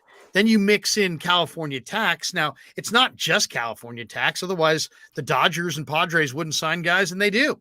Yeah, and, exactly. So it's not the California tax. I think it has a lot to do with some of the things of the city. I think the city itself overall, in the Bay Area is a great place. It's unbelievable place to live. And if you're making that kind of money, you're not going to worry that much about the cost of living and stuff. There's places to live around the city that are fantastic. So I don't think it's so much this area. I think it has something to do with the management, the way the teams run, the way they platoon everybody, and people come and they don't get to play at different times. And then you got a manager who is, just face it. I mean, Gabe is borderline kind of got a narcissistic type personality. He's not a guy that, I'm sitting around the lobby yesterday, just walking. I don't know that anybody. Have you ever heard a Giant player really talk up Kepler? No. And when I'm walking around this lobby, I literally my back is sore today because I walked for probably 8-9 hours straight. I just kept walking a loop, going upstairs, down, looking, just trying to pick up on conversations, and and I would see some people and I'd interview those guys and stuff. But the thing there was just a lot of players hanging around, talking with guys, managers, people hadn't seen each other, giving them a hug. Hey, how you doing? Gabe, when I saw Gabe, he's just with his little entourage and he's got his little outfit and his little boots on. And I asked him, I said, hey, Gabe, can I get a minute? Not now. I'm busy, off to another, and I kind of stayed behind, watched him, and he just go to this and that, but only me, but nobody would sit and say, hey, Gabe, how you doing? Or people that he'd walk by. It was just like, no, it's just, but everybody else, they're just mingling, talking. He's just into it. It's just, I don't think he's an easy guy to just, kind of just rap with and just hang and just be, a regular guy. So I think that's an issue. I really do. I think it's an issue why they're not attracting anybody, Nobody seems like they want to play for him. The Giants have money, as much money as anybody. Oh, they've got so much money, Larry. It's unbelievable. They can't find anybody to take their money. Exactly. No one will take their money. And, they got a ton to throw around. Somebody asked if Boach was there, Carlo P. I didn't see him yesterday. I know he was there. He was there earlier in the week. Glass half full guy says, here's $4.99. I'd love to wake up tomorrow and see Carlos Correa sign here. I think it's going to happen. I think the Giants are absolutely. They know that they look terrible. They know that they look like they got played. Well, they know that they look like they've been basically shopped and exploited, and they're gonna overpay. I mean, Susan Slusser said it. She said every agent she talks to, the Giants are the takeaway is that the Giants are hyper aggressive. Yeah, because they just got left at the altar and they're trying to wash the stain, wash that bad taste out of their mouth. And they've got money to spend, and they're willing to overspend. But the question is this: do the players want to play for Gabe? That's one. Two, do the players want to win? Does the players handicap these teams more than the media do, more than the fans do? If the players thought the Giants were going to win, people would come here. You know what it's going to take? They don't think the Giants are going to win. You know what it's going to take to get Correa? This is my prediction. The most money. 11 years, 360. Trey Turner got 11 for 300, and Bogart's got 11 years for 280. Bogart's is like 30, so it's going to take him to 41. Turner's like 29. It'll take him to 40. So Scott Boras saying, I want 11 years. And he's going to hold that as a hostage, and to get the average annual salary down to about $32.7 million, because Seager last year got 10 years at 325. So that's 32.5. Boros is going to say, inflation, buddy. We got inflation. Everything's going up. Your gas prices are up. Interest rates are up. Carlos Correa is up. So we want 11 years and 360. You were willing to give Judge 9 and 360. It's a little less, but it's going to be a little more time. You want him? That's what you're going to have to pay, because otherwise I'll get it from Chicago. So that's my thinking. It's going to be 11 years. Wouldn't shock me if it's more than 360, but I think that's about what it's going to take, because what's he going to do? Maybe he does take under 350, but I think Seager got 325 last year. I don't know why Correa would want to be less. Correa feels like a guy that wants to be the highest paid shortstop to me. I know. I think it's all about money, but I also think that it's also one you've won, like Correa's won with the Astros. He may want to keep winning.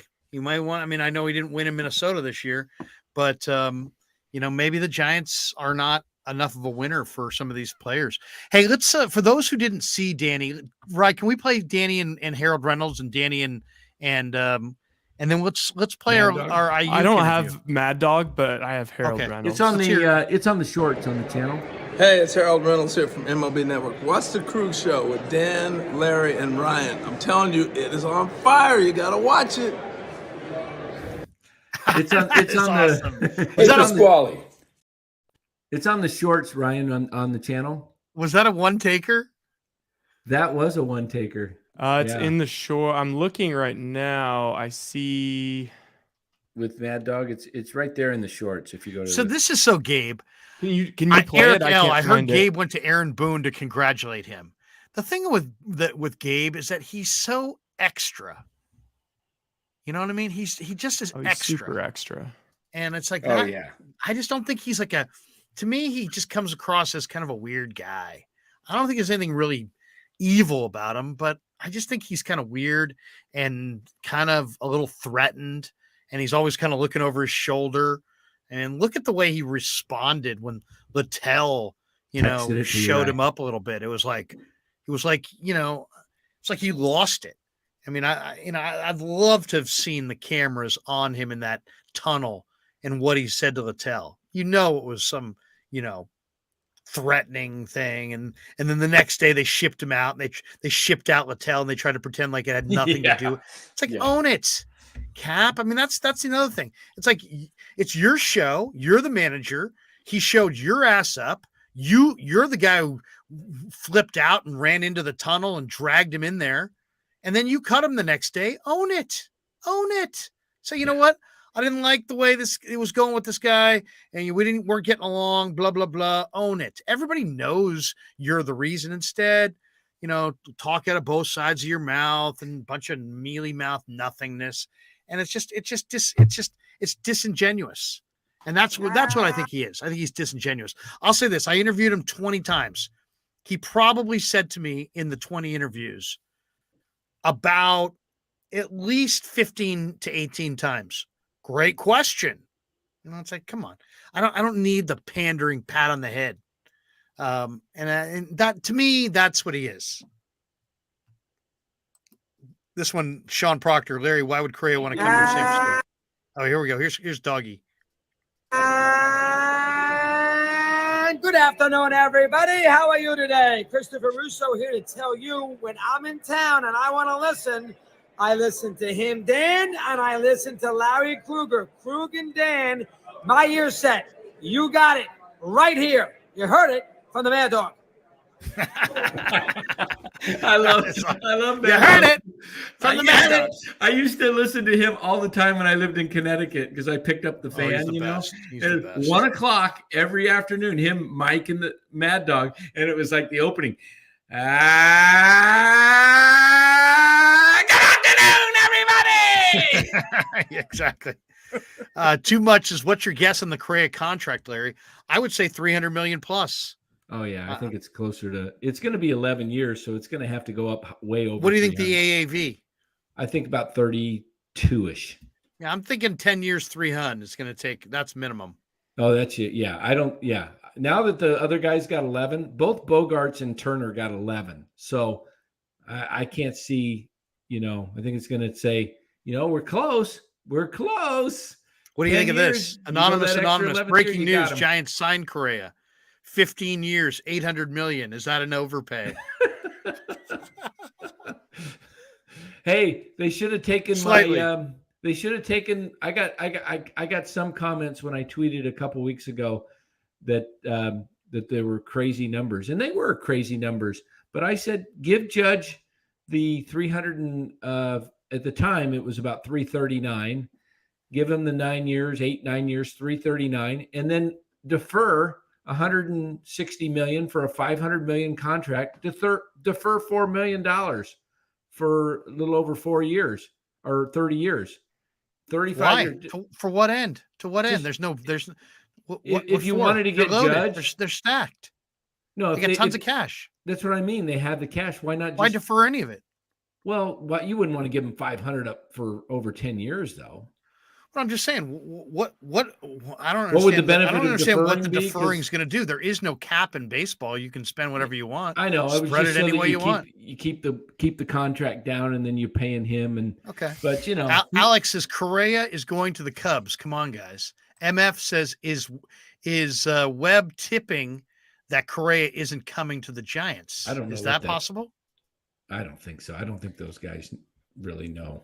Did you guys see the that whole thing about the juiced or the ball testing? Yes, or the whatever? 2 different baseballs were used, And that they were all like they obtained like 220 samples, and all of the ones that were juiced were either All-Star game, or Yankee game. select playoffs, or Yankee games. So some of those home runs. So those home runs were all freaking juiced. Some of those. Alex says we'll get Nelson Cruz 10 years, 360 million. Yeah, some guy who's totally done. Totally He's like ridiculous. 39. Until he's Hutch 50. Serves Gaming. Harold Reynolds is awesome. There you go. Harold- This Harold- too much is Gabe's a cornball. He is kind of a cornball. It's- Anonymous. Larry, I think the word you're looking for is phony. Yeah, I've used phony before. I think that's true. I think phony sounds about right. Phony, because phony's not like it's not like you're attacking the guy's character or you're saying he's an evil person or anything. You're just saying he's kind of phony. And I think players see through phony. I really do. MF says, did Danny talk to Farhan at the meetings? Did you see Farhan? I didn't even see Farhan, but I did see Pete Patulia and talk to him twice. And we're unimpressed. Yeah, just very vague, kind of just, just a, a really nice young man is what he came across, but didn't strike me as a guy that would make a great executive making deals with people. But maybe I'm wrong. Maybe he's got a way about him that is engaging. Maybe just didn't want to give out much information, but he just didn't seem like a guy that was, and I listened to other GMs because I was listening a lot to GMs talk, and especially to the media members.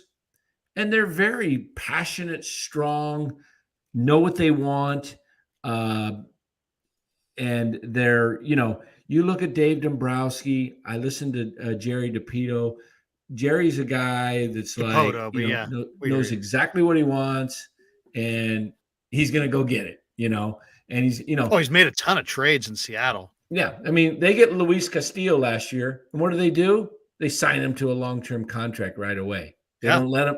He would have been one of the top arms on the market. Yeah. They didn't let him hit free agency. We got this one. MF Romo 2001 says Gene Segura, the highest paid Giant in the Farhan era. He said he's predicting that. MF says he can't stand when Gabe talks music on KMBR. Yeah, I mean, come on. I'm not, I really like this grunge band. Yeah, it's called Who the Hell Cares? I know it's like cares. people don't. It's like there's a fine line between like, oh, we're getting to know the person behind the GM, and this guy knows that it's only a 15-minute hit, so he's just trying to not have to talk about the shit that he doesn't want to talk about. Let's filibuster on some third-tier music act so we don't have to answer real questions about why it took like some incredible September run to get to 500, and why no free agents seemingly want to play for you, despite the fact you have more money than God to offer. How long does the current regime, if they go into 23, and let's say they don't get Correa or Swanson, and they just put out a lineup Simmons and that kind of thing. Yeah, let's just say they're another 500 year. Do they continue on in 24 with Kapler and Farhan to the Giants? I mean, because I got a very good idea that attendance this last year was 2.2 million. If they get off to a crappy start and they're a boring team and they are what they were pretty much last year, I think they have a very difficult time drawing 1.7 million. And I think it drops, and it keeps dropping because people are starting to lose you got too many people hyped up on the Judge thing they teased their fan base. Yeah. And you did it the wrong way. Way. They had other ways to do it, either by keeping it secret or publicizing it and saying, we've given him a deadline. This is the offer we've made him, and put it on Judge. You want to come here that bad? Here's the money. Here's the bag. You either take it or leave it, but we're not going to be played. We're not going to be played and wait on you. I mean, that's just like I think Ed would have gotten that deal done. Oh yeah. Or the Giants would have checked out weeks ago. Exactly. They never would have been led around by the nose like Farhan and Gabe were. The Giants were paraded around, led around like by the nose, and look like idiots. That's like they really look like idiots, and they wasted their time, and they allowed themselves to have this huge negative story connected to them at the winter meetings, and they weren't able to pivot and do anything. So now the meetings have ended, and what do they get? They got nothing except for their fans all titillated and now pissed as hell. Yeah. So congrats. And they had the Chalk Talk last Thursday, and they said, we think we're going to get two people we're hoping we've made some offers and we're out there. And they got one. They got Haniger, who's local, and he's coming off of an injury-riddled season where he hardly played, and he probably didn't have much. He came here not because of Gabe, not because he thinks the Giants are going to win. He came here because he went to Mitty and he wants to be here. Yeah, exactly. They didn't attract him. They caught him. He landed in their lap. Right. A guy who wanted to come home and had very few offers and was coming off an injury-filled season where he played in 57 games, whatever it was. And he fell in their lap, and they're like, oh, look at this. And then they tried to sell it like, oh, we could have Haniger and Judge. And people who are buying that, I don't even know what to say about that. Judge, I mean, I hate to laugh at people because I don't want to laugh at anybody. But if you really believed last night that the Giants were going to have Mitch Haniger and Aaron Judge, I don't even know what to say. I mean, I mean, it's so obvious that Haniger was the right-handed complement. If they didn't get Judge, they would go with Haniger. They got Haniger, and there were people that were just convinced that they were going to get Judge. No. Mario Trutanik says left field Haniger, center field Austin Slater, right field Yaz. Okay, that is the worst outfield in the big leagues. There's no question about it. Third base VR, shortstop Crawford, second base Estrada, first base LaStella, catcher Bart, your 2023 Giants. That team loses 100 games. You have the worst outfield in the big leagues, and your infield corners are VR and LaStella. LaStella, I can't even believe LaStella. VR and makes this LaStella. team. The Phillies have Reese Hoskins and that kid Bohm. Yeah, and they're moving the Bryson Stott to second base, so they have Trey Turner at short. So they're set. That's a 100-loss team right there. The Giants, that I don't think LaStella's in there. Probably Flores will be first base between you got Flores and Wade. So so this team, it does look close to a 100-loss team with what they have. I don't even care about the line. Do everything in low key. I agree. Why do they have to make a big parade of it? Why couldn't they have just done everything super low key, and then they didn't have to titillate their fans? They didn't have to tease their fans. Now they've created an expectation and a failure. They think they got credit. They think they get credit for like being in it, at least. You know what I mean? Like that's how they probably think. Yeah. And looking at this, I mean, the starting rotation's what really bugs me. If they lose Rodon, I mean, that's where you're over. Here's the thing. Rodon was on the team this year. Yeah. Rodon knows Gabe. Rodon knows Farhan. Rodon was here. They don't sound like they're in on Rodon. I think he would be down to come back, name, but it's just, I don't think that. Yeah. I think the Giants are just in on Rodon in name only. I think he knows they don't want him, and he doesn't want them. This is how I feel, Carlo. I feel exactly the same. It would be a blessing in disguise. I mean, if you're not going to make the playoffs and you're going to hang around that 80 win, 80 loss, 500, shoot, just lose 100. You clean this thing up. Yeah. Just start all over. I mean, this is ridiculous. You think what Farhan was brought in to do was to improve the farm system. And look at the farm system. It's done nothing. No, they got nothing. I mean, it's, the Giants farms, if it's a referendum on the prospects they've drafted, then Farhan's cooked. So I really think if you ask me, give me your prediction on what the Giants are going to do. I think they're going to dramatically overpay for Correa. And I think they're going to flip Marco Luciano for a player. Maybe Brian Reynolds. Well, maybe Corbin Burns. I'll tell you what. I really believe that's going to happen. If they were to be able to do that. Correa comes and Luciano goes in a trade. If they were able to look, if they did this, if they were able to get Correa and made a trade and got Brian Reynolds, and let's say they somehow re-signed Rodon or got Senga, or then you got a shot at a wild card. You have it out. You have a shot at that second or third wild card, because now you're getting Reynolds, who's an all-star, and Correa, who's an all-star, and those are up the middle guys. And you can move. I think you can move Crawford to second. I think Crawford would be really good at second base. And now you've got up the middle really solid. Your third base, you can do it between JD Davis, VR, Casey Schmidt may be coming up. You got Flores over there, and you can move those guys over to first base too, alternate those guys. Now you've got the nucleus of a decent team that can make a run at the playoffs. You're not going to win a division with that, because I think San Diego is going to probably beat out LA this year. But it's going to be San Diego, LA at the top. And, the Giants could find a way into the playoffs. But that's a huge but. I mean, I just don't think the way they've run things, I don't see Farhan being able to pull it off. Oh, I don't know. Romo 2001 says, here's $2. Can you get Ned on for a post-winter meetings talk? I talked to Ned yesterday, and I was going to have him on yesterday, but I was too angry to. I don't want him to be associated with my anger. That's why we didn't do one yesterday. I just couldn't. I would have been dropping F-bombs left and right. Jaguayo 56 says, "Here's $2. Maybe the Giants have a bad reputation in MLB for being cheap." I don't think it's about being cheap, because I don't think the Giants are cheap. I think it's just a matter of they're not going to win, and their manager's kind of a weirdo. Darren Lee says, "Guys, please just wait one day.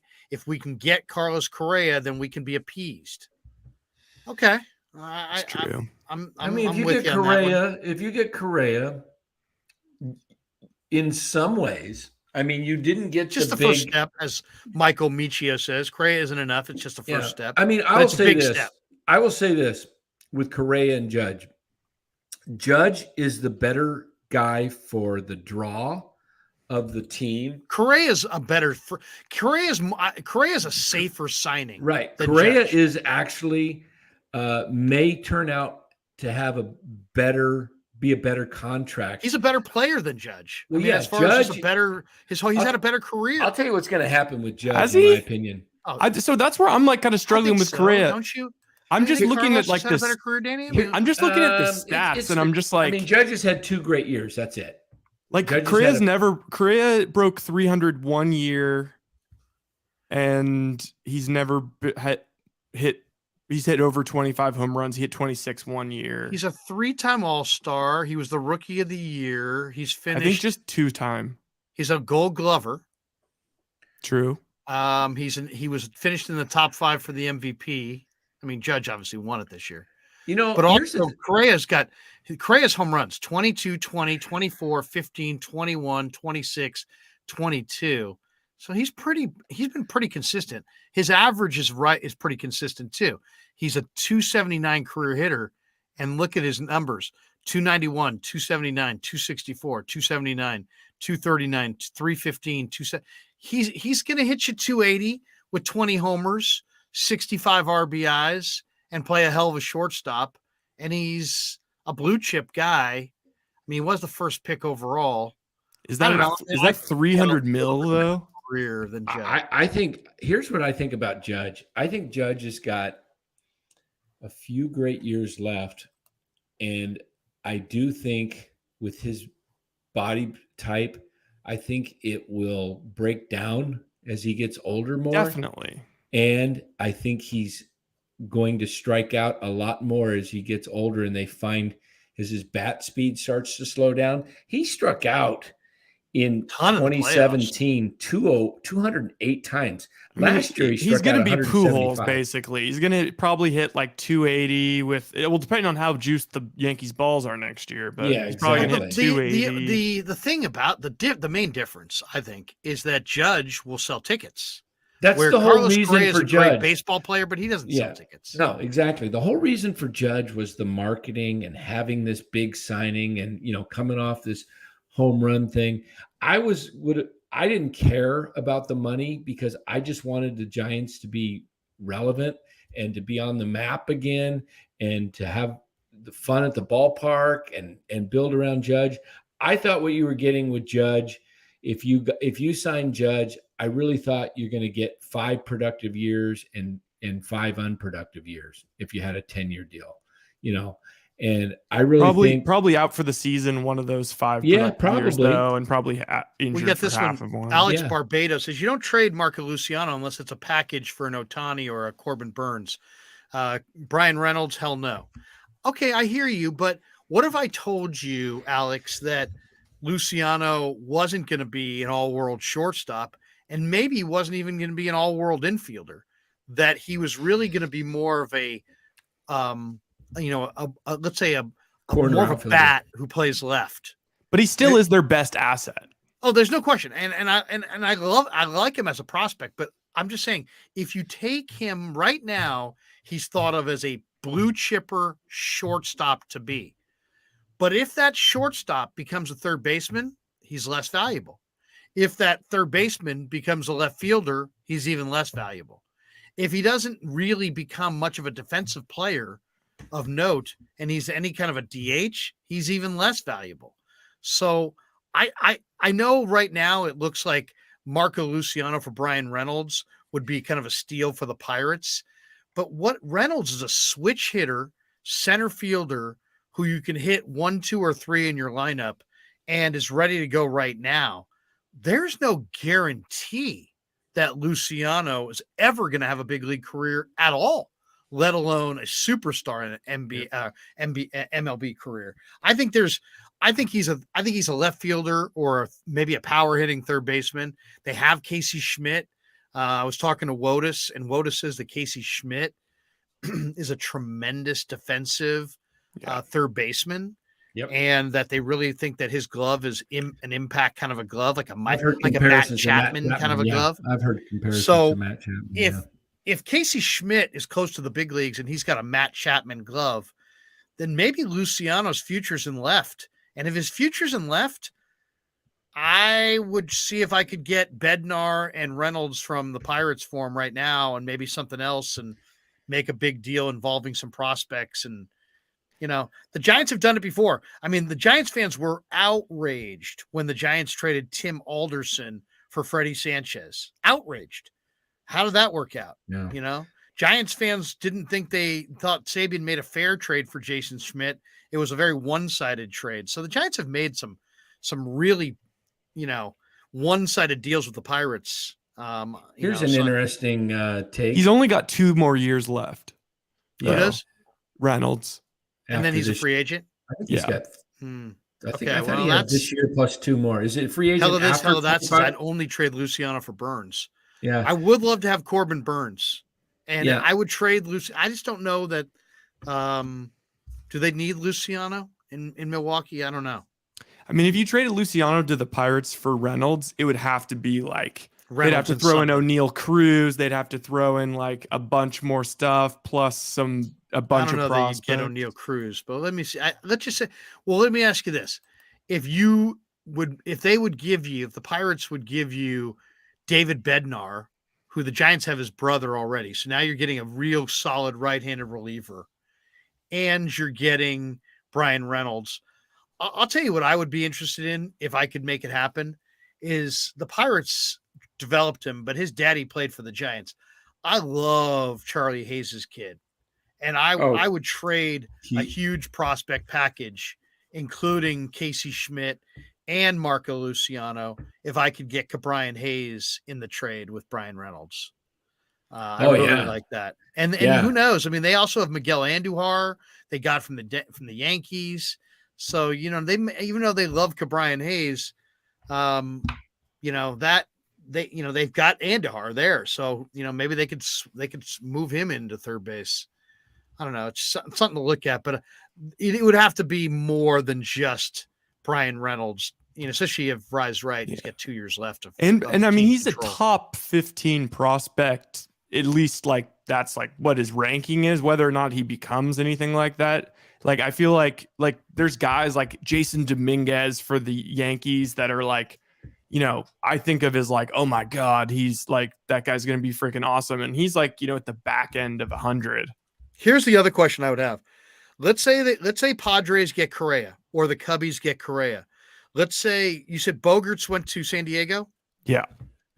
Okay. So Bogaerts is in San Diego. Let's say Swanson, from what I'm hearing, Swanson wants to play East. So let's say Swanson, finds a way to go back to Atlanta or winds up East somehow. Red Sox.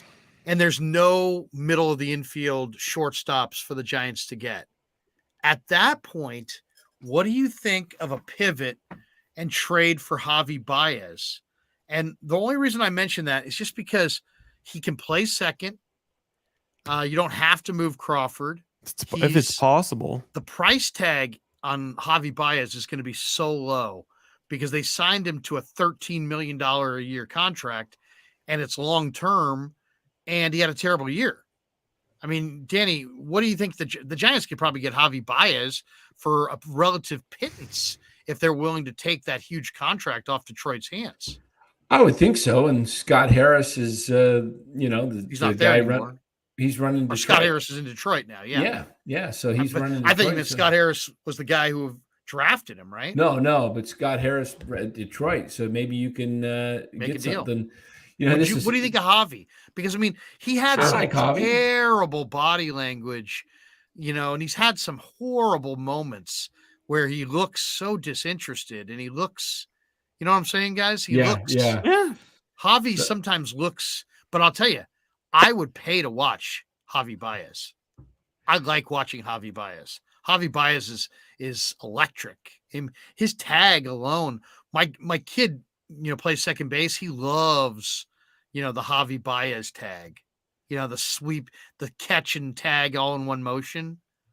I mean, you could probably get Baez for nothing. You probably could get him for a relative pittance. I'd look into that. You might even be able to get Detroit take Costella's contract because that's how much Javi Baez has come in his way. It's a huge, huge contract. What do you guys say we take a commercial break and come back with 49er videos? Okay, let's do that. Yeah, there was something funny in here that I can't find it in the chat now, but it's pretty funny, and I was going to dig it up. And we'll be back in just a minute with more on the Krueg Show. Larry Krueger here for Telmetrics. Thanks to Casey Bateman and the good people at Telmetrics. If you're an occupational therapist, if you're an orthopedic surgeon, a chiropractor, a physical therapist of any kind, Telmetrics is designed for you to use in your practice and will greatly benefit your patients. Telmetrics uses computer vision and artificial intelligence and provides a platform for outpatient rehab therapy services, both in the clinical and the telehealth environments. So using Telmetrics can improve your patient's experience and much more. So for all your sports injury needs, or if you're a physical rehabilitation specialist of any kind, call and make sure you use telmetrics.co, Telmetrix.co. And thanks to Casey Bateman and all the good people at Telmetrics for being a proud sponsor of the Krueg. I'd like to thank our sponsor, Dan Coach Emilio. Dan is a buddy, and he is a phenomenal retirement planning specialist. And you can contact him today at securemoney.com or at his number 925-628-9966. There's a lot of uncertainty in our world right now, and you want to make sure that your money is secure. That is the key. Danny's got 25 years of experience, born and raised right here in the Bay Area, and he can help you get an immediate 10% premium bonus on your principal retirement account. So give him a call, 925-628-9966. He'll make an appointment with you, and you can sit down. It's not a one-size-fits-all kind of a deal. He'll consult with you and come up with a strategy to get you going to where you want to be. Once again, 925-628-9966, securemoney.com on the web.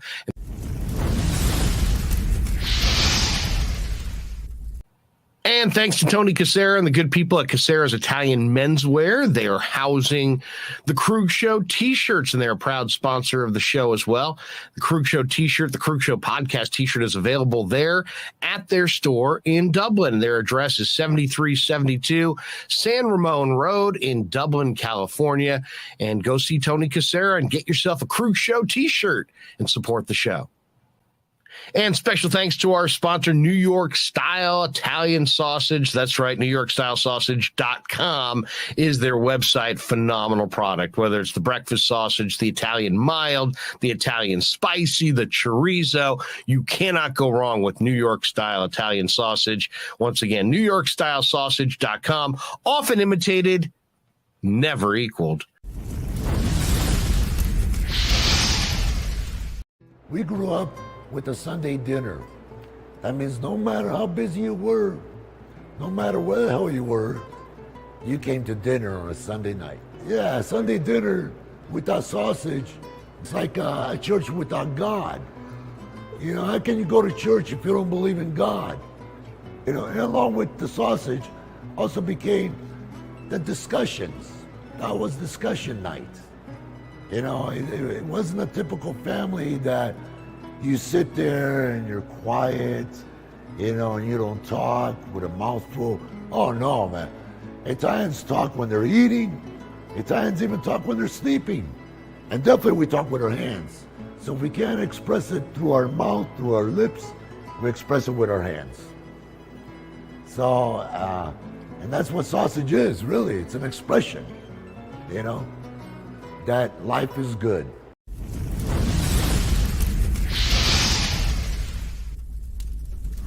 Hey Pasquale, Dan Coach Emilio here for the Krueg Show.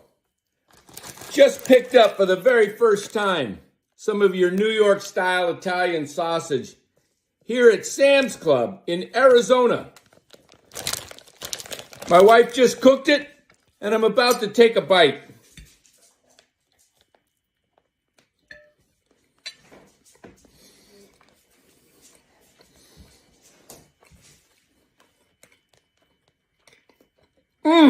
Man, this is good.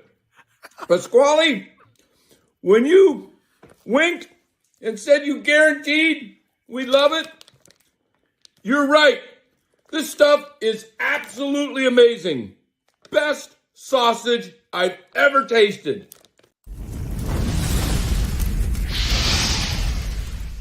So New York style sausage was started over 70 years ago. We are the largest producer of fresh Italian sausage on the West Coast. What makes our sausage in New York style is really the recipe came from back east, from New York, from Connecticut. If you look at all of our labels, there's maximum 4 or 5 ingredients, which we're really proud of. There's no preservatives, no MSG, fresh in, fresh out. The pork comes in fresh, goes out fresh. There's never any freezing throughout the process. We've always used fine quality cuts. We're never going to deter from that. It's one of the reasons why our sausage is so good. I guarantee you put our sausage up against anybody else's from a flavor standpoint, no one will beat it, hands down. Hey, do yourself a favor and do me a favor. Go buy a package of the New York style Italian sausage. Guaranteed you will love it. Guaranteed.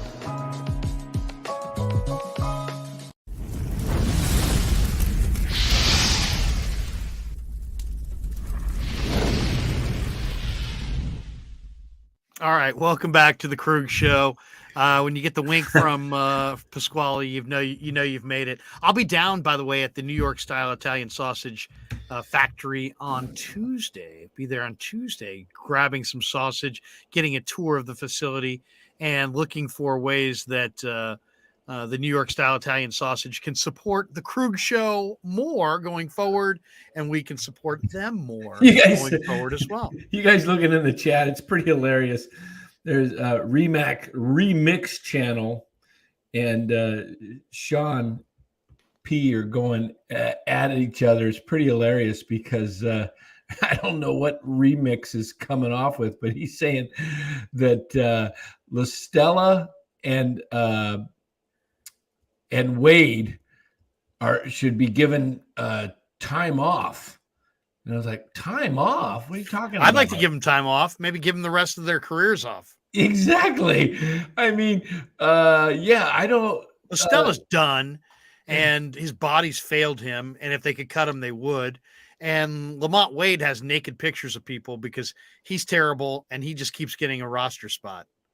And they don't want platoon, but they just keep bringing back guys who can't play every day. Those are two of them. Remix right, Sean, honestly, that's why you're not a baseball decision maker. Wade and LaStella is that guy that competes and has awesome bat speed when it matters. Wade hit 198 or something. He hit 198. LaStella's broken down. Play.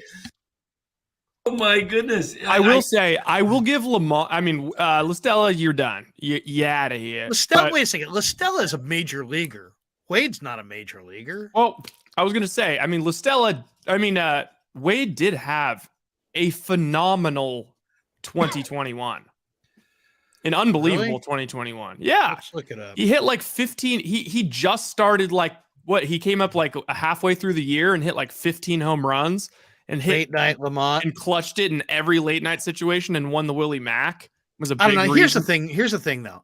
When a guy's a 27-year-old rookie, I put him in a different category. That to me is like you're kind of a nothing. Yeah, because at 30 you should be, if you're good. He did have 18 home runs in 109 games.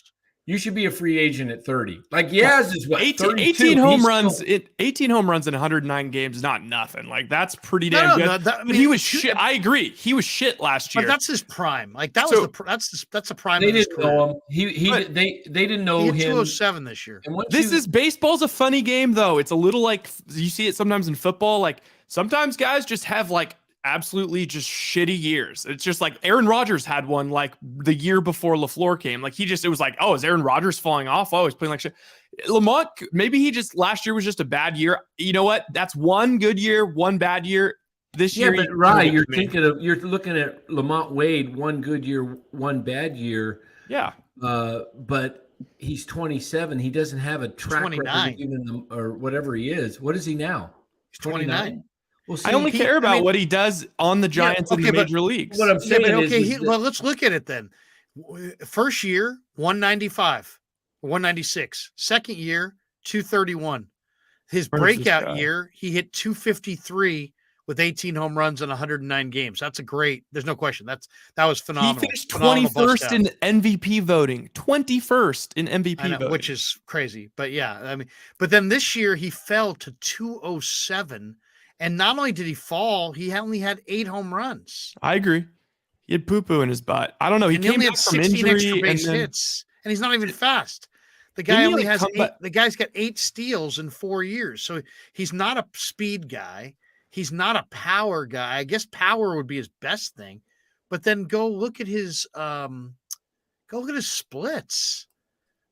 I'm sure the splits. I'm looking at him. Let me see here. Oh, he can't hit left-handed pitching for his life. Yeah, what's his splits look like? I don't know. I got to grab. What did I do with my phone here? I bet it's under. I bet if he's facing lefties, I'll guarantee you it's under 150.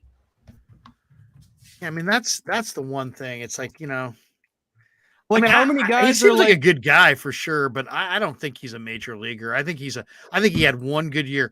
Did you find his splits this year? He hit 225 against right-handed pitching. He hit 100 with a 152 off lefty. So he's a total platoon guy. Yeah, he's got to be platoon. What is remix? What's he talking about? They need rest. That's like that's a weird, strange comment. Yeah, I mean, sometimes people have a few pops. Ben Affleck's double chin, $2. He says, Purdy or Zach Wilson, your draft grades for them, Larry. Wow, because I really like Zach Wilson, and I think Zach Wilson will bounce back from this. I think that Zach Wilson has a bigger arm than Purdy, but Purdy is more refined, played a better competition, better. Zach Wilson played for BYU. Purdy played in the Big 12. So Purdy played tougher competition and is a little bit more of a dependable personality. He's more humble. He's smart in a lot of, but Zach Wilson's got some mercurial talent. I like Zach Wilson. I am not like everybody else who believes Zach Wilson is crap. I think I'd rather have Zach Wilson than Purdy, but I like them both. He needs to be in the right situation, Zach Wilson. He needs to grow up and he needs to watch. He needs to grow up, though. I think his own. Somebody asks you if you're the problem, you're the leader of the team. I don't care if you're not the problem. I don't care if you're anything but the problem. You say yes and you get down the road because that's what a leader does. You say, hey, you know what? I don't want to talk about anybody else on this team. I mean, Ryan and I go into the locker room every Wednesday, Thursday, and Friday. There's nobody that says anything negative about any other player on the team. And if you asked any of them about a negative slant towards any other player on the team, I would say to a man, they would say, well, you know what? It starts with me. They would blame themselves. That's just kind of the way it's done. And Zach Wilson's just young. And he thought that if he admitted fault and blame, that the media was just going to have open season on him. So he misgauged that and he said the wrong thing. And unfortunately, he's lost some face in the locker room and he may have to leave the Jets. He may have to go somewhere else to get to save face. But Zach Wilson will recover and have a very good NFL career. That's my thought on it. I'll put it this way. Not everybody believes that, though. I know there's a lot of people think that he's not any good, so I get that too. Let me put it this way. I think that Lamont Wade Jr. has a better chance of hitting 20 home runs next year than Zach Wilson ever sniffing a Pro Bowl. I'd take that bet for sure. I think Zach Wilson definitely has a lot of potential. I would I don't take think that he. I bet think because he's like Wilson's he's Sam. 22, But like that's what 23. everyone said that about Sam Darnold. Like he doesn't But, have it here's the thing between about the ears. Sam Darnold was terrible in college. I don't know if I'd say Sam terrible. Darnold, he look at his turnovers. He had Sam a lot of Darnold turnovers. was on a great USC team that had tons of surrounding talent. He threw tons of turnovers. He had tons of fumbles and picks. I just think Sam Darnold has Brian Billick said it many times, and he's right. The hardest thing to do in evaluating football players is to evaluate the quarterback versus what's going on around the quarterback. And sometimes it's the quarterback's fault, and sometimes it's all the stuff going on around the quarterback that impacts the situation. So I personally think Larry, he was pretty good at college. Like he had Darnold as a freshman, he had 31 touchdowns passing, 9 interceptions, right, and 2 touchdowns rushing. And then, so you should and then here's the thing. You should always get better. So did he get better? Well, but neither did Brock Purdy, unfortunately. But I mean, it's tough Brock competition. Purdy did get better. Brock Purdy completed 73% of his passes his final year. But his yards per attempt and his touchdowns were down, and his interceptions were up. Once again, though, here we go. Brock Purdy played at Iowa State. Sam Darnold played for USC. I bet you Sam Darnold was favored in, 75% of the games he played in, where Brock Purdy was probably an underdog in 75% of the games. I mean, that's why all those things do matter, because it's like your team's your team. I just look at the turnovers. How many interceptions in his career at SC? How many touchdowns? How many interceptions? 57-22. 57 touchdowns, 22. In the NFL, what's he got? Oh, it's something so bad. I mean, he's not even like he balled out versus he dominated and was pretty clutch in that Penn State game. But other than that, I agree. Like he was better his first year when he first came on. People just fell in love with the traits and the age, because he still is younger than like JT Barrett, I think. So like there's some shocking Sam Darnold stuff. But no, I think that Zach Wilson, we can learn a lot from the Kyler Murray and even the Russell Wilson to some extent. It's like, if you're going to be that kind of guy, you have to be freaking a stud who freaking competes and works super hard and wins you games, or else guys aren't going to put up with it. And you're seeing it with Kyler and with Russell Wilson this year. And Zach just doesn't have it between the ears. His only shot, in my opinion, is to take kind of a Geno Smith route where, he has to back up and he has to mature for like 4 years, 5 years, and then maybe he'll get another shot. But I mean, guys like Josh Rosen is the worst example of this. But Zach Wilson is tantalizing because he can make throws that nobody else can make. And when he's got it going, he has that thing that when you watch it, you're like, that's the it factor. He throws like sometimes you're like, holy shit, is that Patrick Mahomes? Is that Aaron Rodgers? But he's just not actually that good. Well, and he was given too much too early. If they made him earn it, it would be one thing. And he's playing behind a bad line with young receivers on a bad team. But they've been pretty good this year. White puts up numbers. Garrett Wilson's not a young receiver. The Jets are not a bad team. The Jets are a fucking terrible team. And Garrett Wilson's a rookie. Garrett Wilson had 160 yards last week. He's a rookie. With Mike White. I just said he was a young receiver. You said no. He's a rookie. Oh, no. I mean, no, that the Jets are good. The Jets are not good. The Jets are one of the worst franchises in football. What? They're pretty good this year. Yeah, but they're 5-2 with Zach Wilson. Yeah. Whatever. That's how good they are. I don't want to get into this. Archiro says Zach is crap, Larry. I get it. Right now he's bad. But I think potential-wise, you could have said the same thing about Vinny Testaverde, and eventually Vinny Testaverde became a Pro Bowler. You could have said the same thing about young Rich Gannon. Rich Gannon went to a Super Bowl. The quarterback position, it doesn't always. Sometimes it happens overnight. Sometimes it takes time. I mean, here's the nobody thing was. Josh Allen, his rookie year, did not have a good completion percentage and made a lot of boneheaded mistakes. Look at him now.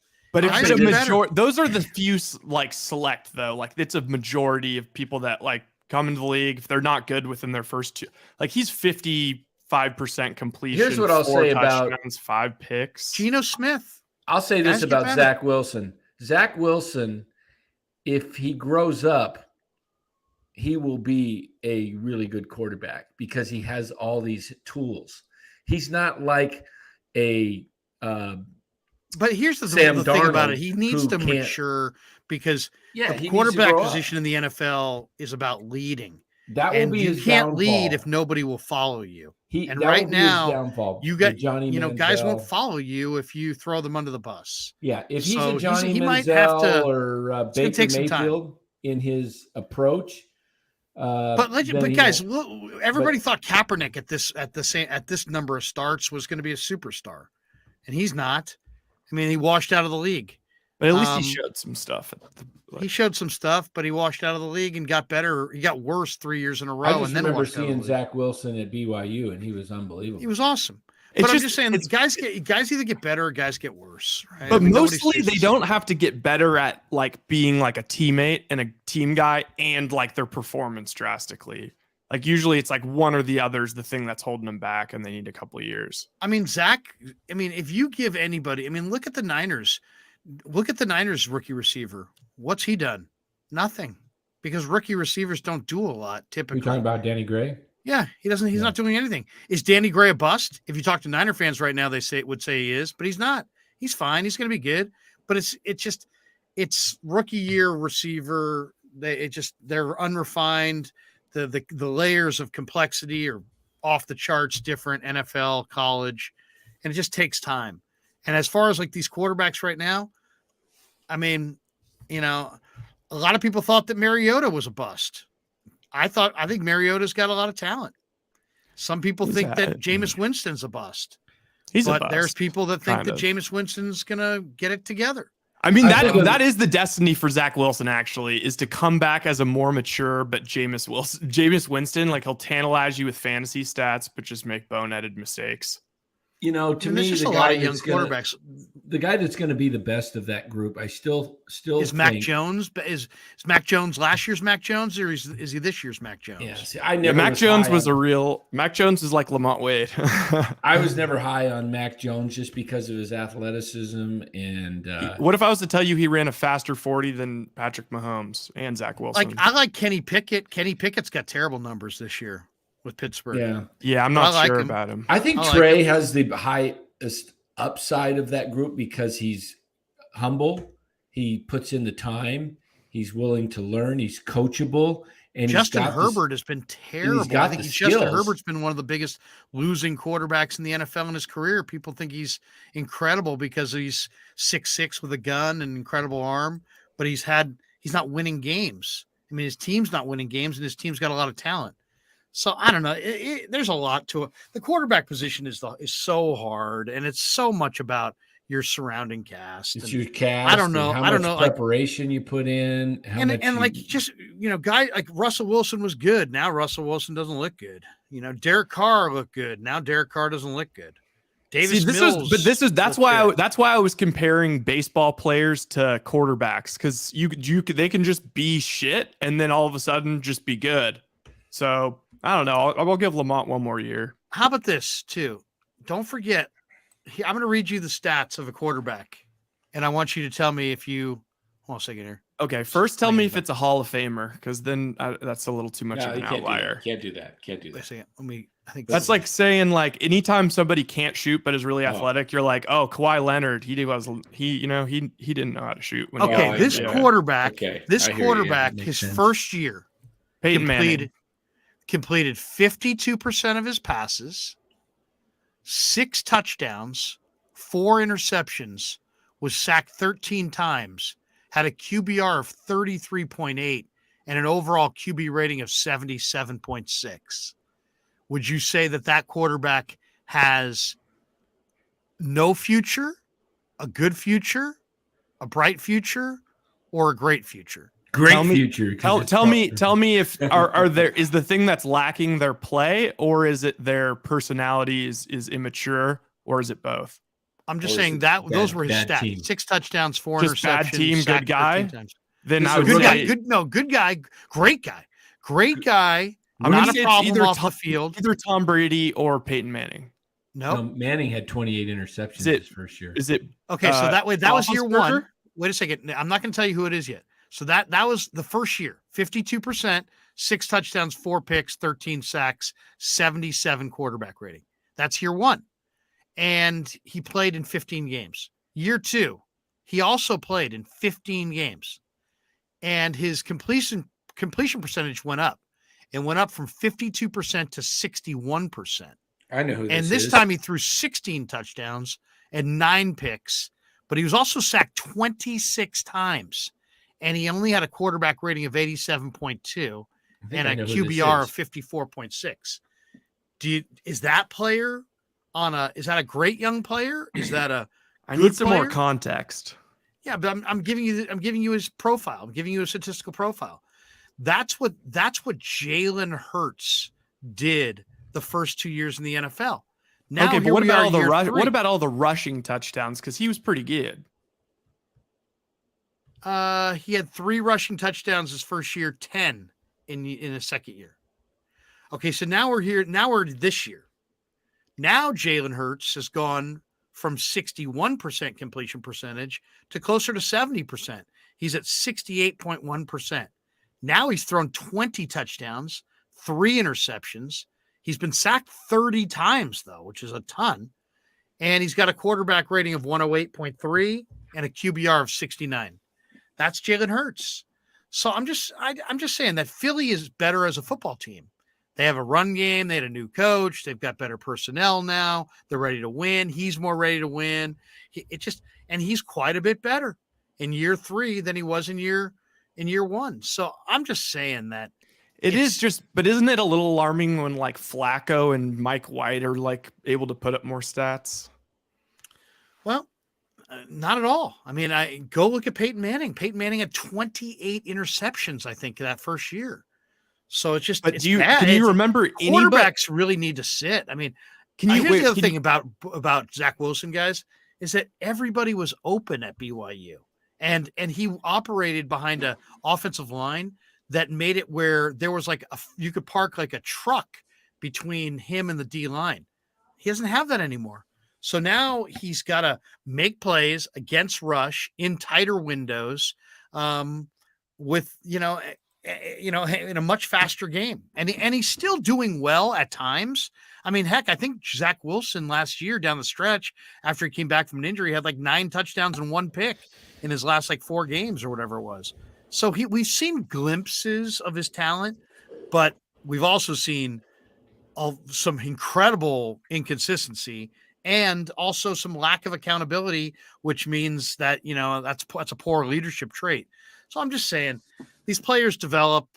What you see today is not necessarily what you'll see tomorrow. Like for example, Brock Purdy played 4 years in college and played at a high level. So what you're seeing is kind of what he is. But like, you're not seeing what Trey Lance is right now. You're seeing what he is right now. But Trey Lance is going to get a lot better because he's played so infrequently and he's played at such a low level and he just hasn't had the reps. I guarantee you Trey Lance the arrow is pointing up on Trey Lance. Is he ever going to be great? I don't know. Is he ever going to be a superstar, worth what they traded? I don't know. But he's going to get way better than what he is because he just is. He's going to get experience. So I'm just saying quarterbacks are hard to evaluate. But have you ever thought of or can you think of a comp of like quarterback that you liked from the draft, but they're struggling but also they don't get it off the field and like their teammates are kind of turning on them? Because that's the combination. I can't think of any. Well, I mean, Steve Young was very, very good in college, very, very bad with Tampa and ran around a lot and got hit and, played very ineffective football. And then came to the 49ers, watched for a few years and totally remade his career. So, I mean, I think that has a lot to do with, losing teams. Like, would Joe Montana have been Joe Montana if he'd been drafted on the Bucs? I don't know. Probably not. I think it's about finding the right situation. I think that's a big part of it. I just, we are so quick to react. Like if you had celebrated Cap after 5 starts, you would have been like, He's right there. And wasn't he on the cover of SI with Russell Wilson? He was legit though he had a couple of years where he was legit. Like he, was winning games in Lambeau versus Aaron Rodgers, balling That's what I'm out. saying. He didn't improve. He threw those 2 pick sixes against Arizona, and teams just stopped even playing anything but a soft zone and then just breaking on his ball, and pretty soon he was out of the league. I'm just saying. I think for him it was really more figure out if the guys can do it. I think for him it was mental. You show what you got, then they adjust, and then you show if you can adjust, and then they adjust back to you, and then you show that you can adjust again. By that point, you've kind of established you can do it or you can't. So do you think that Purdy already went through that in college?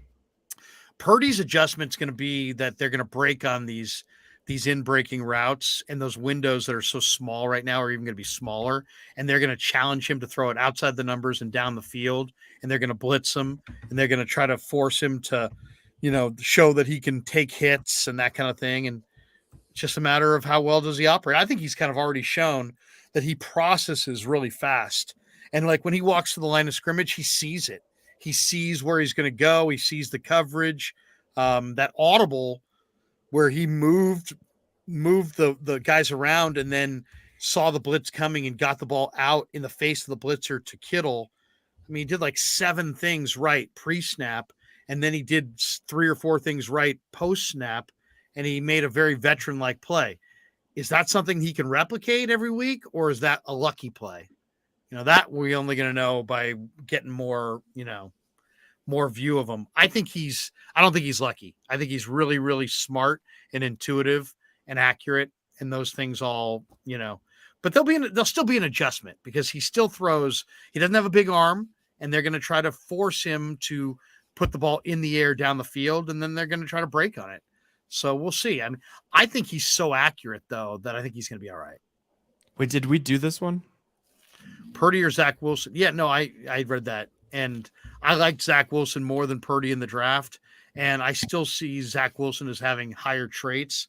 But now Purdy's kind of opened my eyes to how consistent he can be. And, they both have development.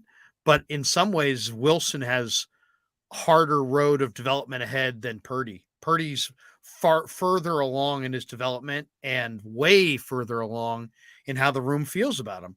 I mean, heck, we were down there today. There's no nervousness among this Niner team. There's no bemoaning Jimmy's injury. There's no mention of Jimmy. Forget Trey. There's no mention of Jimmy because they're so confident that they're still alive for the Super Bowl with Purdy. It's actually really a stunning development, even though it doesn't play that way because nothing's really happening. But you just went from your established veteran quarterback who's been to a Super Bowl to he potentially is out for the year. And you're going to have to go with a rookie 7th round pick as your quarterback. And I don't want to say the Niners are cocky, but I can say confidently, and I know you would agree with me on this, Rye, there is no hand-wringing or worry in Santa Clara. None. No offensive coach, no receiver, no O-lineman, no linebacker. Nobody is panicking that they have to go with Brock Purdy. And I get the feeling that they kind of like it because they know they'll be kind of written off and they know that this kid's got the juice. So I kind of sensed kind of like it sounds crazy to say it. They're operating with their 3rd string quarterback. A 3rd string quarterback's never made the Super Bowl, yet there's a swagger around the Niners. Yeah, I mean, I think they're just am I misreading that? 100%. I think they have swagger. They think of the quarterback position as just like part of the football team. Like obviously super important, but like it's just like they're truly are a team. So they're kind of like, you know what? Like this guy's more about like just it's not like we're just like, okay, here's our offense. We're letting you cook and we're doing all this creative stuff where you have all this room to freelance. No. We just need somebody that will execute our system. And like, we'll all, participate. All of us weapons will participate and we'll be able to have a good offense. And they feel like Purdy's like, he can do that. He can, nobody's going to get less targets. He can do that. And he's like not a total like jackass. Like he's a totally good guy. Gives the team some juice. I think if he says, don't we already have a shortstop? Larry, can you tell the shit story, please? Jeez. Have you guys heard the shit story? I don't know. I think I heard Maybe. it. It's been a while. All right, here it is. Quick. I'll do the quick version. We're sitting there. Bill Urbanek was the D-line coach. And he's like, nobody's listening. I got to get the guy's attention. And guys are kind of sitting back, we're watching film, but they're kind of slumped over. And he's like, boys, let me tell you the shit story. Oh, yeah. And they're all like, all right. Now everybody's kind of like juiced up. Tell us the shit story, coach. And he's like, well, there was a bird and he was walking along in the forest and along came a squirrel and he shit all over that bird. And that bird was buried in shit. But that bird was warm and that bird was comfortable, but he was buried in shit. Guys are laughing. He goes, and all through the winter, that bird was buried in that shit, but it was warm and it was comfortable. But then the springtime came and along came a coyote and he saw that bird buried in shit. And he said, I'm going to unbury that bird in shit. And he dug up that bird and that bird got all that shit off his back. And guess what that coyote did? Guys are like, what? Like, that coyote ate that bird. And guys start laughing. And he's like, gentlemen, what's the moral of the story? If you're warm and you're comfortable, I don't care if you're buried in shit. You sit there and you shut the hell up. He goes, and here's the final lesson. Those who shit on you aren't necessarily your enemies. And those who take shit off your back aren't necessarily your friends. And if you're warm and you're comfortable, you just sit there and shut the fuck up. Oh my God. The whole place, the whole room just like, yeah, coach, you're the best. Incredible. Kind of like the Colorado players as they're sitting there with Dion. You better be hitting the portal. Yeah, you better be hitting the portal. My kid's going to be quarterbacking. Dion made his own kid the quarterback at Colorado. It's wild. Yeah, that's crazy. Do you see the report that he's getting freaking Mike Zimmer to be his D coordinator? Like, what the hell? Pretty good. Pretty overqualified, sir. I'll tell you what's going to happen with Colorado. They got money. They got an institution that can get just about anybody in. I wish I went to Colorado. Kyle Kieran says, wait, what? The shit story? I've listened forever.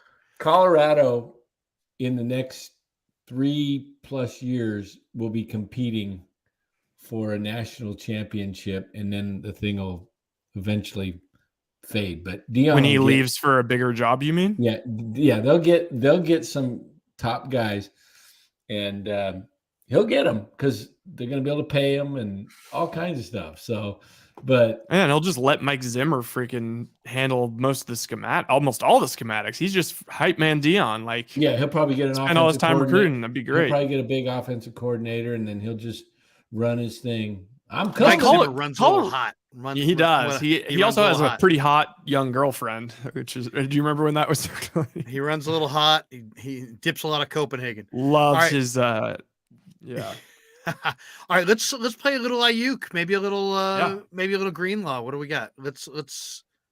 What do you want to go with? Hey, real quick, Sean was asking, what do you think about the line this week with the Niners at 3.5? I like the Niners. I like the Niners this week. People are going to underestimate Purdy. I just watched Tampa. I don't think Rachaad White's going to be able to run it on the Niners. Wirfs is out. Brady's 45. The Niners have a killer rush. This is the game that Brady loses to Purdy, I think. I like the Niners. I like the Niners, and I like the Niners with the spread. If you put somebody else's name on Purdy's back, and Wilson, just what quarterback would you put on his name on What his does he back? remind you of? It remind you of, and that he plays like, and that if he looked like that, would anybody be saying anything if he had a different name on his back? Case Keenum. I don't know. No, see, he's the size of a Case Keenum. Yeah. So I mean, to think of it a depends if size. you're. Size He of kind of Breeze. reminds me. He's about the size of Breeze. Yeah, he kind of reminds me of a little bit of Garoppolo, a little bit of Cousins. I feel like it's like Garoppolo and Minshew had a baby. I think the footwork is really, really good. I was just going to say the footwork and the quickness to escape the pocket. Catchable ball and the accuracy remind me of Rodgers. But he doesn't have Rodgers' arm. Vince Young. But the footwork is exemplary. I mean, that's what I don't know who's got incredible footwork in the NFL. I mean, I don't know. Rodgers reminds me. He's actually got more experience. He reminds me a lot of Rodgers than Aaron Rodgers coming out of Aaron Rodgers only played a little over a year and a half at Cal. He's like Aaron Rodgers if Aaron Rodgers never had that final growth spurt. Rodgers is 6'2", 225. Yeah. Purdy's 6'1", 225. I mean, it's kind of the same guy. What makes Purdy look smaller is that he's got kind of narrow shoulders. Right. But if you stand next to him, he's got pretty thick legs, pretty powerful legs, and he's very, very consistent with his footwork. God, it's a great question. Who he reminds you of? He's not. I'm gonna have to watch more. He's got a little bit of. Have you looked at any of his Iowa He's got a State little bit of highlights, Russell Ryan? Wilson's base to him. A little bit of Russell Wilson's base, but his accuracy is what sets him apart. Guy throws strikes. It's dime after dime after dime. I mean, guys, when I went back and watched the game again, it's crazy how accurate he was. He put the ball on Debo, Kittle, Juice, Aiyuk. He put the ball on their hands all day. What do you think is going to be? We kind of could see the strengths of his accuracy, his ability to, get the ball out on time. What do you think his biggest struggle is going to be? I think his biggest struggle is going to be the fact that he's got a linebacker-like mentality. He's a tough kid who's always been undersized and has always tried to show people that he's a tough kid. And in the NFL, your body doesn't last long if there's not don't be a tough guy. Aaron Donald's tougher than you. Chris Jones is tougher than you. The D line is tougher than you. Get rid of the ball. So that's my concern, is that he's going to hold it too long and just get crushed. Yeah. Do you have any concerns of like throwing like over the middle, over the defensive lineman? No, I think this guy layers the ball well. I think he can throw it with loft. He's a very advanced thrower. He can throw an anticipatory throw. Some of that stuff where he needs to throw it out, in the flat, that's where the ball placement's crucial. You throw that ball in the flat and you throw it on the inside shoulder, and the guy's going to tip it into the air and it's going to get picked and it's going to be a pick six. You have to throw it to the outside shoulder, and he does. He absolutely plays with a great rhythm. I think this week is going to be more of what he really is, which is accurate, on time, in rhythm. I think the 49ers offense is going to start to take off here in the next couple of weeks. And I think people are going to sit there and go, wait a second, is this guy better than Jimmy? Because he's going to start doing things that Jimmy wasn't doing. Now, maybe I'm wrong. Maybe I'm wrong, but that's how I see it. I think that's what's going to happen. Is if you just look at the psychological factor that the kid enters the game 8 plays into the game. And I don't know, maybe the game plan all along was to throw. But when Jimmy was in the playoffs in 19, they hardly let him throw against Minnesota and Green Bay. He was, it was ground attack. Of course, they were having great success, 200, 300 plus yards rushing.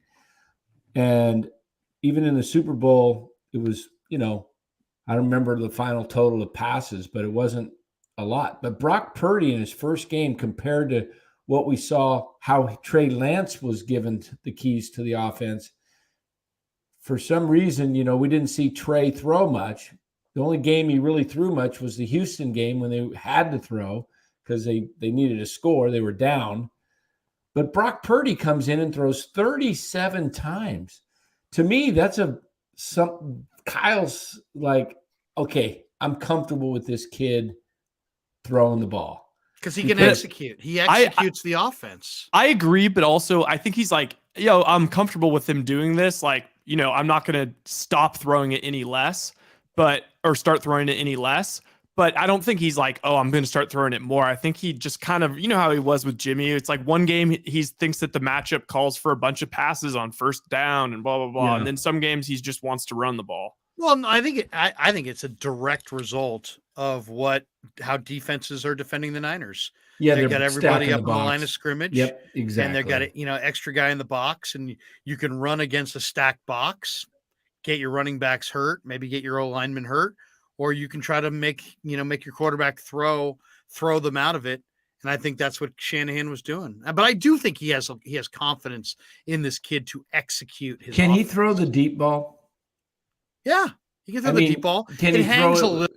It hangs a little, but like I'll say this: if you're a Niner fan that taped the preseason games, he threw the deep ball and he hit guys on the hands, but it did hang a little bit in the air. Does he throw it better than Jimmy? Because I know Trey seems to more throw accurate the best, than Jimmy. More accurate because I think he's smarter than Jimmy. It would be great. I think he sees where to go with the ball. I think he sees the field better than Jimmy. I'll tell you the one dimension that is missing from the 49er offense right now that can open the thing wide open for so much more is if they can get the deep ball to Danny Gray or Ray McLeod and get that one-on-one coverage and open up the field, because now that just, oh gosh, what that would do for or even Kyle. Aiyuk, if they could complete balls down the field. Let's play the Aiyuk here. Let's let people hear our conversation with Aiyuk.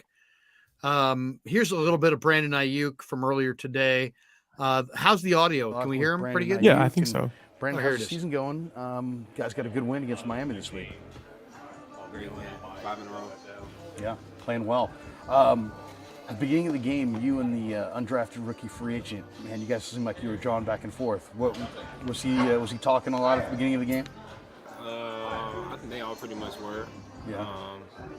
That's that type of game. I'm sure their coaches filled them in on what type of week it was going to be, and we were feeling the same way. So that's all that was. Yeah. Talk to us about what you thought from Brock. What did you think of the performance? He seemed like he put the ball in your hands a number of times. I think he did a great job. I was happy for him for sure. The fact that he was prepared, his week of preparation showed on Sunday. So this week, when he gets a chance to go here and have a full week of practice with everybody and kind of get in rhythm, I'm excited for him to see what he can do. Yeah.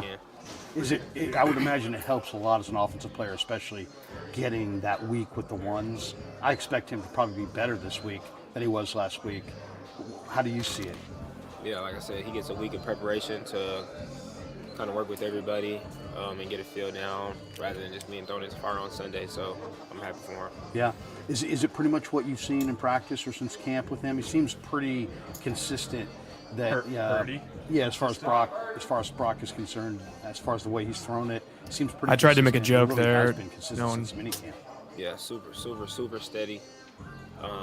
The way that he's gone about his business, I think everybody in the locker room can respect the way that he does things and the way he shows up on a day-to-day basis. So now that it's his team for whatever the case may be, forever how long that may be, we're excited to see what he can do. Yeah, teams don't typically play or win games with their third-string quarterback, but I get a feeling that you guys really believe in this guy. You were asked this week about Baker, and you're like, hey, we're riding with Brock.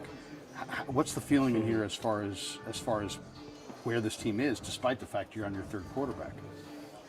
I mean, I think it's just what the NFL is. It's all about the quarterbacks. There's only 32 of them on any given week, so the talk is always about the quarterbacks. But at the end of the day, he's the next guy up in our room, in our locker room, and we feel confident about anybody that we have in this locker room at any position. I just think it's more so talked about and more so a bigger light on it just because it's the quarterback position, but we feel the same way from any position on the roster. What would it mean to you to make a Pro Bowl?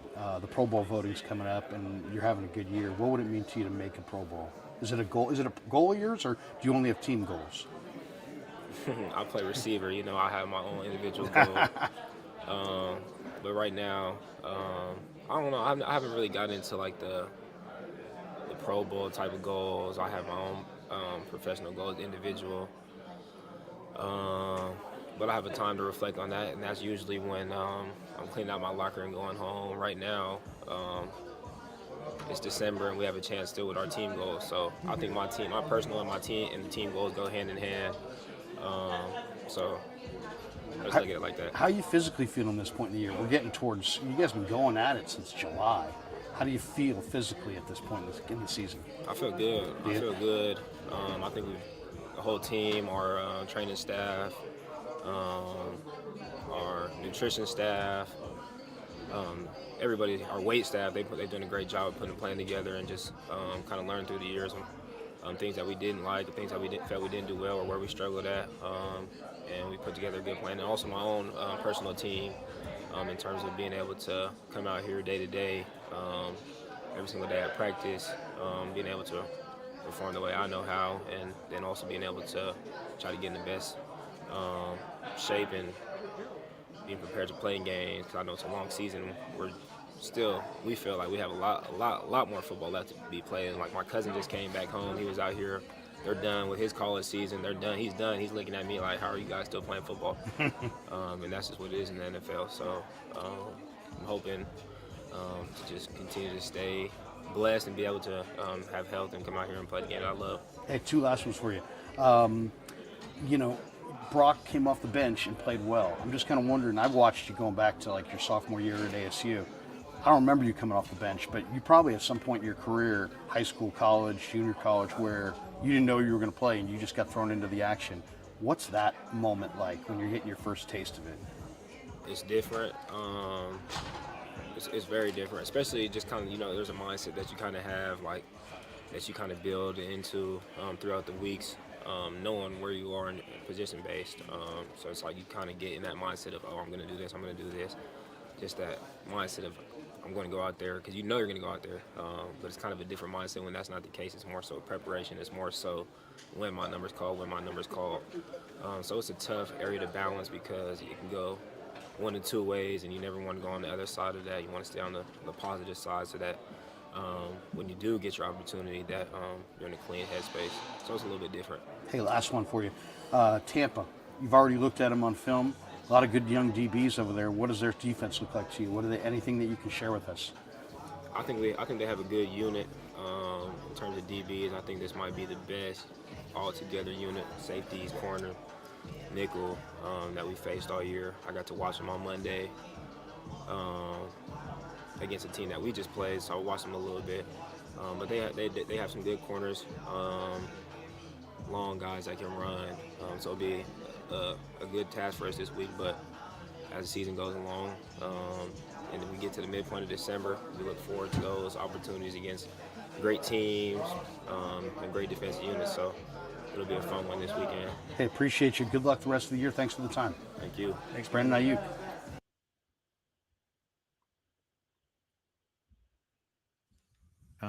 There we go. Good dude for sure. And really enjoyed talking to him. Hey, Harold. Hey, Harold.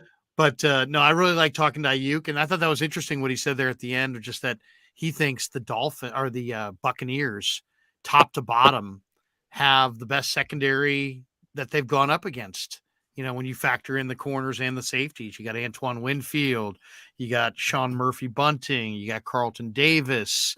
You got the kid from Kentucky, who's a pretty good player too, at safety. They've got a number of good players in their secondary, and this is going to be a real challenge for the 49ers.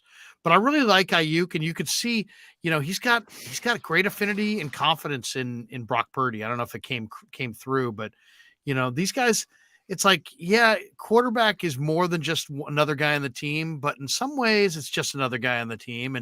And the Niners seem to a man to have a lot of confidence in Brock Purdy. So I'm looking for Aiyuk to really continue to play at a really, really high level. And he's just, he's an interesting guy in that he's just so big, physical, long arms. He's probably like about 6'1" and change, but he plays like a 6'3" or 6'4" receiver because he's just got his arms like literally like wingspan, touch the ground. Like, yeah, it's insane. Huge, broad shoulders, really long arms, really big hands, and he plucks the ball with his hands. So, I think, his rapport with Jimmy is better than ever this year. I think Purdy's going to feed him. I think Aiyuk could be a huge factor down the stretch for sure. Yeah. Oh, seriously. Should we hear a little Greenlaw and then maybe play Frank's song and get out? Dre Greenlaw is one of our favorites to talk to. I mean, he's just a good dude. Before I play this, he's always dipping the grizzly. Okay. This was the question I wanted to ask you guys, because I think that this is, I don't know. Let's just say if this was a betting prop, I would definitely bet it, no matter what, as long as it was like reasonable. Do you think that, or what do you think the odds are that the starting quarterback of week 1 of the 2023 San Francisco 49ers will be playing in this game? So Brady or Purdy versus the field. Brady and Purdy versus the field. Will when you say be playing, either one, being on the team or starting for quarterback. Well, first of all, Brady's here; he's starting. Yeah, so Purdy could be here and not be starting. Especially if Jimmy's back. God, it's a good one. I don't know. Like, imagine if you saw that at like plus 250. Like, wouldn't you just like put something on it just cause? At plus 250? Yeah. Like, what odds would it take you to like bet that? Like, were we talking 3-1? Oh yeah. Well, yeah. I don't think it's going to be Trey Lance. So there you go. So I it would think have it's to be a going to be mystery either guy. Jimmy, Purdy, or Brady. And the reason for that, and I mentioned this to Grant, I cannot picture the 49ers team, 49er coaches, or the fan base just giving Trey the ramp up that he's going to need to be the starter. I think Purdy's going to play well down the stretch. Garoppolo's going to come back in the playoffs, and either it'll be Purdy and Garoppolo or Purdy and Brady, and I think they're going to wind up trading Trey. I really do. You know what would be a awesome rule is if there was an option to, like, for example, the Jets or like some destitute team like the Texans. Like, what if we could like send the Texans like a first round pick, like a future first plus Trey Lance, but as part of the deal, they only have Trey Lance for 4 years. Then he comes back and is a Niner. And then we could just use another team as a farm system, because that's what he needs. And I still want him on the Niners, but what kind of trade is that? Yeah, for 4 years and part of the deal you're coming. Yeah, we'll see you soon. I mean, they get a pick out of it, and they'd get to maybe mess around. I mean, can you guys picture the Niners ever basically being in a position what Trey needs to play 6 or 7 games where it doesn't really matter if they win or lose, and he just needs to develop. You know what the NFL needs? In some ways, I'd love to see Trey and Purdy.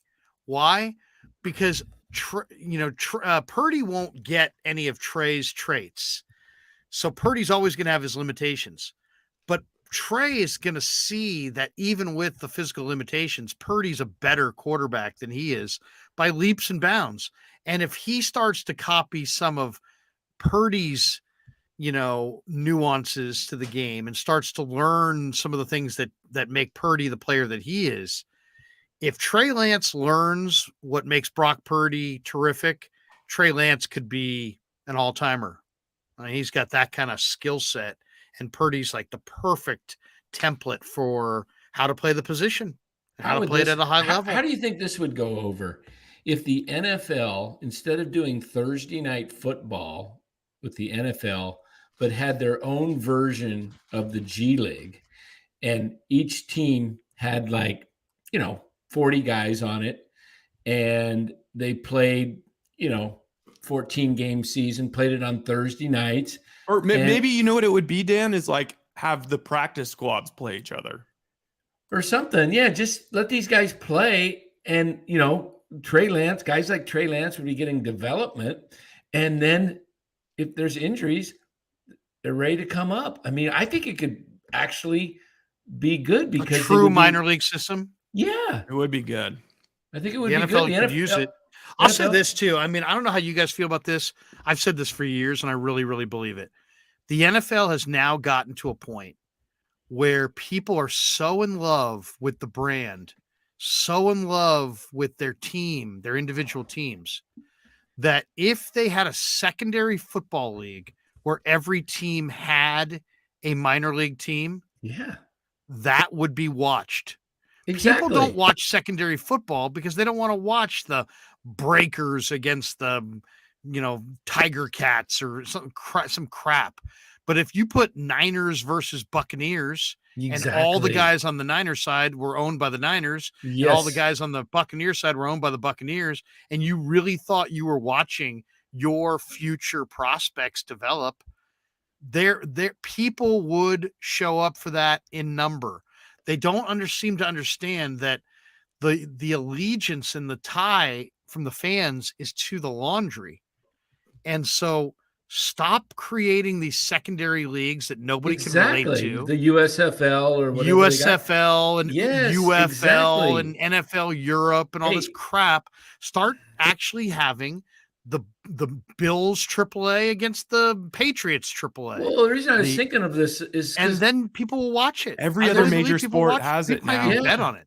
And Trey, if they'd be betting on it, everything. Trey would be, if he wasn't injured, would have been starting there this year, and be playing. Oh, it would also be great. It would be great, proving ground for coaches, and it'd probably create more African American coaches and stuff. And if you just did it on Thursday night, you eliminate the Thursday night for the NFL, which the players hate, and these guys play once a week on Thursday nights.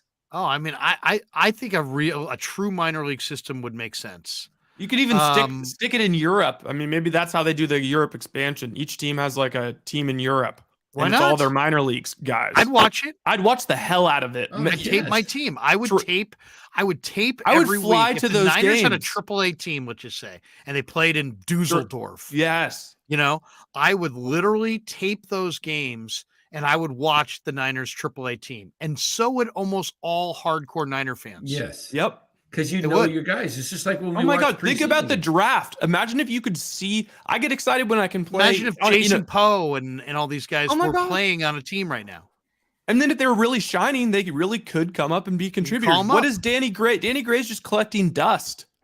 Right. And that's the best way for Trey to develop, Danny, too, is to get him out there on the field and let him. I wish I had system. I would like it if they copied the NBA system, because the NBA minor league deal in Santa Cruz, they're playing the Warriors scheme. They would do the same thing. It would be it would be run through the organization, and then if you can have where teams could pick guys off of waivers, if they wanted, but you could protect so many of your guys.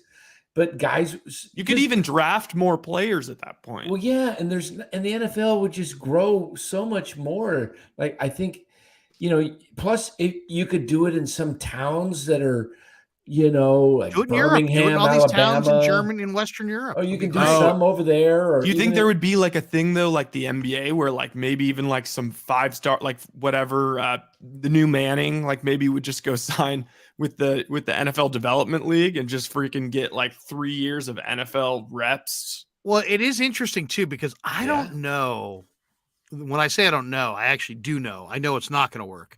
I know that NFL players are never going to sign up to live in Dusseldorf. They're not. But if you're playing for Dusseldorf as the minor league team of the Rams, then it's cool. If you know it's short term, it's actually cool. Right. It's short. If it's short term, it's cool. And I also think you're giving those guys an education. Yeah. I mean, anybody who's ever lived abroad would tell you that your intellect level goes up by living life. And if you ask I've talked to many guys who coached in NFL Europe, who played in NFL Europe, and they speak so fondly of their time in Berlin or their time in whatever city they were in Europe. And it's because it was an experience, Amsterdam or wherever you're going. I think it's absolutely the future. I think the NFL expansion to Europe's in the future, and I think a minor league system is perfect for that. And then at least you're now making the European fan watch a product and invest in your young players who are going to be in the NFL. So that's a good thing. Right. And it's not, I don't want to say they don't know the difference, but to some degree they don't know the difference. Wait. What let me get your blood boiling a little bit even more. Not only we're just talking about how cool it would be if there was these minor league teams in Europe that were playing each other and how we would totally all want to watch it for all this stuff. What if not only was there minor league stuff, but like, wouldn't you actually tune in for that Pro Bowl? All the best young players that are coming up playing? Oh, yeah. That would be an electric Pro Bowl. That would be an electric Pro Bowl. And you can even have playoffs like they do in baseball and stuff. Like that would be super fun to see who's clutch. Who can win. People get excited about the prospects that are their team. You know, like we're excited about Luciano and Kyle Harrison and Matos. I watched I taped. Now, granted, you guys know me. I'm a hardcore fan. I'm a sick freak. But I taped the Fall Star game. Now, Gary used to give me shit about it. Like, you're watching the Fall Star game. I'm like, yeah, it's the All-Star game for the Arizona Fall League. But you know what? There's players that went in the Rule 5 draft today that were in that Fall Star game. Oh yeah, the Arizona Fall League. You know what? Yeah. I mean, if you're really into it, I don't know. I mean, I think it's didn't interesting. the USFL didn't it have Herschel Walker and Gary? See, that was the wrong formula because that was trying to take away from the NFL. Right, but I mean, there were guys that played in alternate leagues. But if you had a true minor league system, system, you know what it is, guys. Nobody ever talks about this. It's the laundry. We would watch a football game if it had the Niners uniforms against the Rams uniforms. Absolutely. We would watch it, and it wouldn't look so minor league if we saw the players wearing the NFL uniforms. Right. So just stay with that branding, except put these teams in Europe and let those players develop and get that thing going. Think about all the creativity you could try too. Like, you're telling me Shanahan doesn't have some plays cooked up and that he'll only really think about and talk about when he's had like 6 glasses of whiskey in the middle of the night? He's like some insane ideas, but there's no way he could ever try them. Use the NFL Europe to practice every little nuance change you want to the rule book, every little replay change, everything. Test it out in that league. Nobody cares. Hell, Test even rehab starts in the minor leagues. Rehab starts. Yeah. Oh, I mean, it would. I think it's a winner on so many levels. Wait, we actually should I'm not even joking. We've now kind of met like a lot of people like in like NFL Europe and stuff. Like we should maybe actually think about this and. Oh, I mean, I would love to be a part of that. I would be so excited to be a part of that. One of the better ideas of all time. I agree. My son, Kevin, who's my oldest son, who's kind of like the boss of the channel. He said, Dad, almost 200 subscribers in the last couple days alone, just on what we've done with the Purdy stuff, the Judge stuff, Danny down at the winter meetings. 200 additional subscribers to the channel in the last couple days alone. So everyone in the stream right now, If you can hit like and subscribe, that will help us for sure. Like the videos that we put out there if you can. That always helps the algorithm and helps us grow the channel. So if you're a fan of the show, we appreciate you. As you can tell, we've been doing these shows almost pretty consistently since March. We talk Giants, Niners, Warriors, NFL draft. We bring in a bunch of different people for different sports. Ned Coletti's going to join us more and more. I ran into Ron Wotus the other day. He's going to come on next week and rap with us. Wow. We're going to be doing a lot more stuff in the days and weeks and months ahead. So once again, thank you to all the people who have become subscribers of the Krueg Show channel. Thanks to the 200 people who have become subscribers to the channel just in the last week alone. Very, very cool. And if you're in the chat right now, we've got over 100 people, 130 people in there. If everyone in the chat right now can hit like and subscribe. If you want to join, you can also be a Krueg Show member, and you get exclusive content, video content, and audio content before the rest of the audience does. It's like $4.99 a month. That also helps the channel. But definitely, if you're in the stream, like the video, and if you could hit like and subscribe, we really would appreciate it. It's really great for the algorithm and for growing the channel. So we guys, really do honestly, appreciate all you guys. I gotta say, with Christmas coming up, this is feeling kind of special. I'm loving, like, now that we kind of have like we've been doing the channel for a while, you can kind of look back and be like, whoa, this is I feel like this is sort of different than anything that's really on YouTube. I mean, who else is going 3 hours and 50 minutes just straight through, just hanging out, getting guests and interacting with like all these awesome people in this community? Like I feel like there's nothing really like it. We even haven't had our special stars of the show on. We've surprisingly got interviews. They're sleeping, waiting for when we play Frank's music at the end of the show. But let me just read a few of these. Yeah, It says, Shante says, we're burning that midnight oil. Hell yeah. Jim Everett, the great, says Purdy throws 3 interceptions against the Bucks. Damn you. I'm going to pretend I didn't see that. Mark Graves says close to 8,000 subs right now. Thank you, Mark. You're a big part of that. Bomber T says best Bay Area sports YouTube podcast. Appreciate you. The Recovery 716 donates $4.99. Man, we never even had Judge, and I felt like I broke up with an ex-girlfriend today. LOL, I really got my hopes up. I hope we signed Carlos Correa, but we will see. Actually, let's see if we can get that up there. We did have Judge for a little bit. Let's see if I'll send that to you, Rye, and we'll get that up on the screen here. And it's coming your way, Rye, right now. Ciara's 49 says, appreciate you, gentlemen. Shante Ortega says, Krueg Nation with fire. Too much is Larry. You're going to get Ralph to come on and talk Giants? Oh, sad. Ralph is no longer with us, my friend. I would, though. I love Ralph. Shante Ortega. Krueg, you're so cute. You always get so fired up about the Giants, and you're so cute about it. There's so much angst involved in your voice, and I listened to you on the drive back to Marin, and I just want to say I really like your show. I think you're really fiery. You're fiery, Krueg, and I like that. I really like it. Tate likes it. I like it. We're going to Disneyland. So there you go. I could do Ralph. And I love Ralph. Ralph was like my man. Ralph and I were really good friends, and I love Ralph. So that's my homage to Ralph. Aaron was a Giant briefly. Arson. And Aaron Arson Judge Giants career from 5:20 p.m. on December 6th to 5:27. R.I.P. Aaron, you will always be a forever Giant. And Rennell, we should give him the Willie Mack Award. John Heyman Day next year. Yeah, Rennell Brooks will be giving you a call soon to do a little interview out on the lawn with some wine and just talk about your career. Maybe John Heyman could come on every year on this date for 7 minutes. Hey, John, could you join us just for 7 minutes? Because that's how long Aaron Judge was a Giant. John Ortega says, hit like and subscribe. GTC Reels. Have a great night, fellas. I should do my imitation of Kyle McKiernan says, I remember the channel was 1,000-something people when I joined. It's awesome to see the growth. Yeah, thank you, Kyle. Shante Ortega says, thank you for your hard work, fellas. Awesome show. We have one more interview to play here. Let's play a little Greenlaw, Dre Greenlaw. As I said, I love Dre Greenlaw. I love the way he hits.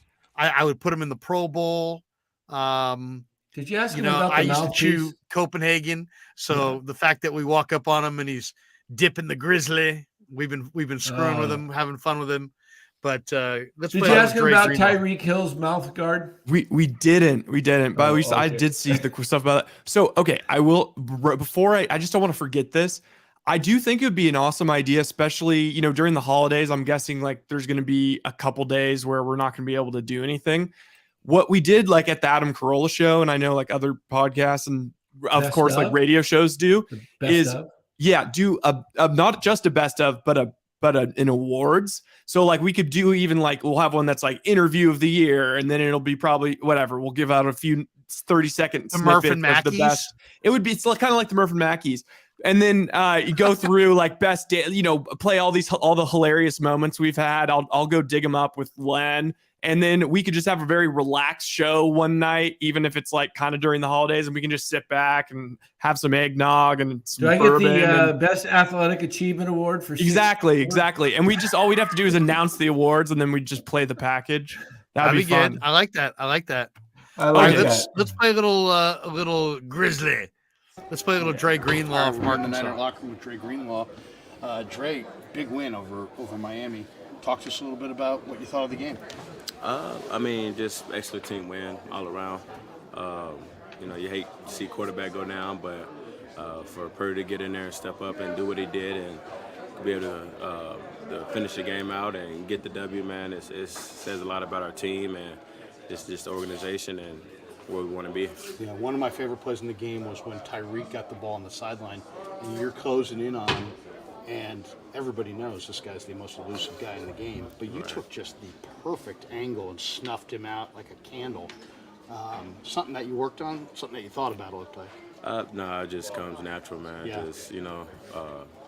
They actually ran that play before. He freaking just ran straight to the sideline and outran me, so his game was on the line, and I saw exactly, they tried to fake the toss, and I got him coming back, and last time I was a step slow on it, so I knew I had to book it this time, and I knew he was getting the ball. How you physically feeling? I know a couple weeks ago I was talking to you, and you said, man, my body's banged up, but you're flying right now, so you must be feeling better. Yeah, I feel a lot better, man. It just comes with just, part of the game, and coming in here and getting in the cold tub, hot tub every day, just trying to get my body back under me, so at least by Sunday I can feel decent. Yeah, they want us to ask you about the Pro Bowl. I mean, what would a Pro Bowl mean to you? Individual recognition. I mean, is that on your list of goals at the beginning of the year, or are your goals more team-oriented? What would making the Pro Bowl mean to you? Yeah, I mean, it's not one of my goals, to be honest. I mean, it would be nice to get it, don't get me wrong, but my goal has probably always been team-oriented. Like, if I can get the win, or if I can go to the Super Bowl, or, it's stuff that you want as an individual player, like, tackles and stats and different things. But, if that's what comes with being a Pro Bowl, then, of course, that's what I want. But, I just play the game because I love to play it, man. I love to compete. And, if my teammates, my coaches, think of me as a Pro Bowl, then that's what I am. It don't matter about what everybody else thinks. So. Your locker mate here, Brock, played a hell of a game off the bench. Do you remember a point in your history as a player, high school, college, Arkansas, where you didn't think you were going to play, you got thrown in the game? What's that feeling like? It's unreal, man, especially the day of it when you're not knowing that you're going to play or not. So, you come in ready, but at the same time, it's just like any other day. You don't think you're going to play, but when you do get the opportunity, that's why you stay ready. You know what I mean? So when you do get the opportunity, then, it's not like, oh, wow, you know what I mean? You saw this coming in your head a million times, and now you're ready for it. So you just kind of got to prepare for it a long time ago. And then, like I said, when that time comes, and just like he did, man, that time came, and he stepped up and made great decisions with the ball. And, it's gonna be fun to see him do it in the next couple of days. Hey, last one for you. The the ball comes out on time with Brock right now. I mean, that's hard to do. He's a rookie. This game's fast. When you're watching him, you study quarterbacks every week. What do you think of the way he's playing without hardly any reps? Yeah, I mean, I've watched him for the past, 13, 14 weeks now. So I practice against him, and I mean, he's shown plenty of times that he's more than capable to be able to just make not only any throw, but just, get the ball out on time too as well. Like, he's special the way that he, know how to read a defense, but he know how to manipulate the defense as well. So to see him grow, get better, from where he's at already, but to see him grow from that, it's going to be pretty fun to watch. So he's only going to get better with more reps and time. So we just, as a defense, got to make sure we got his back. Appreciate you. Yeah, no doubt. Yeah. Trey, we talked to Good dude right there, and hell of a football player. I mean, that is a football player right there. Did you see the thing on Twitter that the NFL Films thing with Greenlaw? No, you might have to play that. It's like really? it's like a minute. By the way, Carlo P said, "Love the camera quality in this interview. Did look really, really sharp. Seriously, some of the stuff that we've gotten in there the last couple of weeks has been some, good stuff. But I mean, the technical side of it, there's we're getting some great quality, good camera work there. So good job, Ryan. Yeah, I'm liking finally we changed microphones. I feel like every week to some new janky setup, and now we finally just have it pointed at them, which is good. Okay, here we go. I love how Dre's like such a straight shooter too, and like we did that interview with him. There was a bunch of people standing off to the left who were ready to interview him, and they stayed out of it, and like when we were done, he was kind of done. Yeah, it was kind of funny. You wouldn't have known they were there except for that slight microphone. Yeah. Good stuff, here, this is 26 seconds. So I guess he like called it before he would like strip the ball or whatever. I'm gonna get that ball back.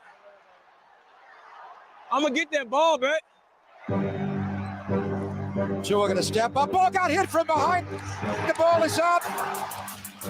It is picked up. Run back the other way by Dre Greenlaw. A scoop and score. Oh, yeah! Let's go.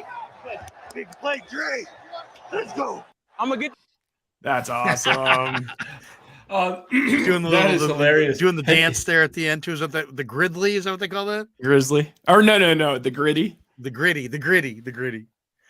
Oh, that's great. Man, good stuff. Did you see that thing I sent you, Rye? That one, I think her name's Stephanie or something. She does Nick Bosa imitation. Oh yeah. He's pretty funny. Pretty good. Have you seen that, Larry? No. I'd love to see girl, it. Too much seems like a super chill dude. Yeah, definitely. He did say about Purdy, he's like, man, the way he manipulates a defense. I mean, this is a linebacker who's a pretty damn good player who knows a little something about quarterback play, right? He stared at a lot of quarterbacks. They played against him that's another underrated thing. It's like he's the Niners quarterback with the most reps this year. Yeah. In practice. Like Trey missed a bunch. Jimmy missed the whole preseason. Like Brock's been going this whole time. Jimmy Robinson says, play the bro films, Greenlaw telling Brock to keep slinging it. Do you have that? I haven't heard heard NFL about films. Or is it bro films? Bro films. He says play the bro films, but then he says NFL films. I don't know. Oh. Can we find that? That was a hell of a. I think I've seen that too. Oh yeah. I found it.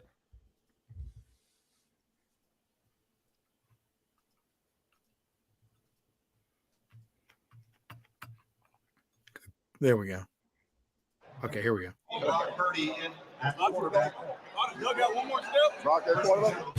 What a challenge for young Brock Purdy. Mr. Irrelevant to many, he becomes extremely relevant now. Purdy throws, caught for a 49er first down.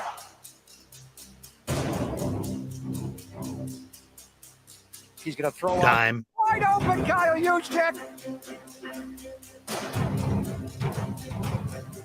Mr. Relevant. He's up there in the air, man. Oh, I know. That went unnoticed. We got so bad. I think he can dunk. Looking for McCaffrey on the goal line. Touchdown! San Francisco! You lose Jimmy Garoppolo on the first series. Brock Purdy comes in, Tim, and does this. Incredible. Awesome. All All right, let's do this. Let's play Lock Frank's them song on the way out, and let's see your guys' dogs. I want to see a little Ringo. Gotta get a little Ringo. And I got to see me a little Faith and a little Buster. Oh, you got to see this funny little clip.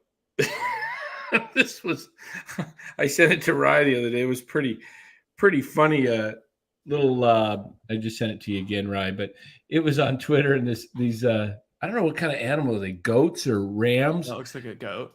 And you got to see this one. Oh, Jesus Christ, Dan! I don't know if you can put but that. watch the hit this one goat puts on this guy. All right, it's hilarious. It's just goat. Little X-rated animal stuff here, but one goat. Great. The goat takes offense, and he just. Oh, yeah. So they're both. He wants. Yeah, he's going after this guy, and then he goes, "Oh, wait a minute! No, boom! Get off!" Bang! It's mating season, I guess. Oh, jeez! Did you see that hit? That was a horny hit. Dang! Boom! Damn. Reminds me of maybe going out to America Live in college. You wanted to dance with a girl, somebody else was dancing with her, you just bowled over the guy. Oh man. Shante says Purdy said that if he was in a bar fight, he had to pick one Niner to have his back, it would be Dre. Yes. Chiguayo 56, $2. Purdy is Brady. Purdy versus Brady. Wow, what a story for the grandkids. For Brady's grandkids. Could you imagine if Purdy beat Tom Brady? Oh, he's gonna beat him. I think so too. I think he is too. Yeah, will he cover his first NFL start? All right, guys, 12:52. Yeah. We're 4 hours and 5 minutes in. Let's just play a little bit of Frank's song on the way out, and let's see those. Let's see Faith. Let's see Buster. Let's see Ringo. Hey, thanks to everybody in the chat. Hit like and subscribe. Thanks to everybody. We are going to be back. When are we back? Friday? Saturday? Friday, probably, maybe Thursday. If the Giants do anything at all, like Carlos Correa, we'll run it back tomorrow. And definitely Saturday. Yeah, with definitely Cy. Saturday. And also, I know Vish wants to hang out and stop by. We might be doing a Vish hit. Let me see. Let me double check on that. But yeah, I think Vish. Let me see. I gotta go get Buster's treats here. So okay, let's play the music and bolt for the door. Ringo's probably. And all you can do is bow your head and accept God's will. But it's funny how it makes you feel. I said it's funny how it makes you feel. I said it's funny how it makes you feel. Life is but a thrill.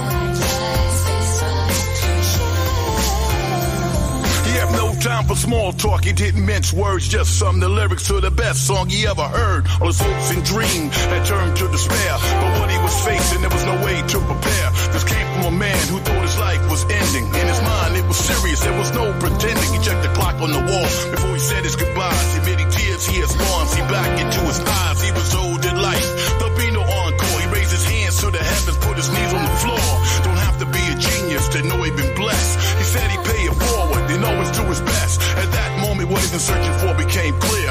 He was here to serve those who living in fear. With this newfound enlightenment in the wind at his back, he's prepared to live out his life's final act. He was a rich man now. He had purpose in life. And to capture this feeling, you don't pay a price. Before we set up on his own, he made a pledge to get some wins and live his life against the grain to the bitter end. You miss a shot at life. You think there's nothing else for you to do. This ain't a tragedy, son. I know I've seen a few. Take it, Buster. Take it. You're not responsible for somebody else's thrill. Your integrity's intact and you're still trying to climb the hill. I was a lonely man. I never thought it would come true. But sometimes in life, all you have are your dreams and you. That's when you realize that life ain't standing still. And all you can do is bow your head and accept God's will. But it's funny how it makes you feel.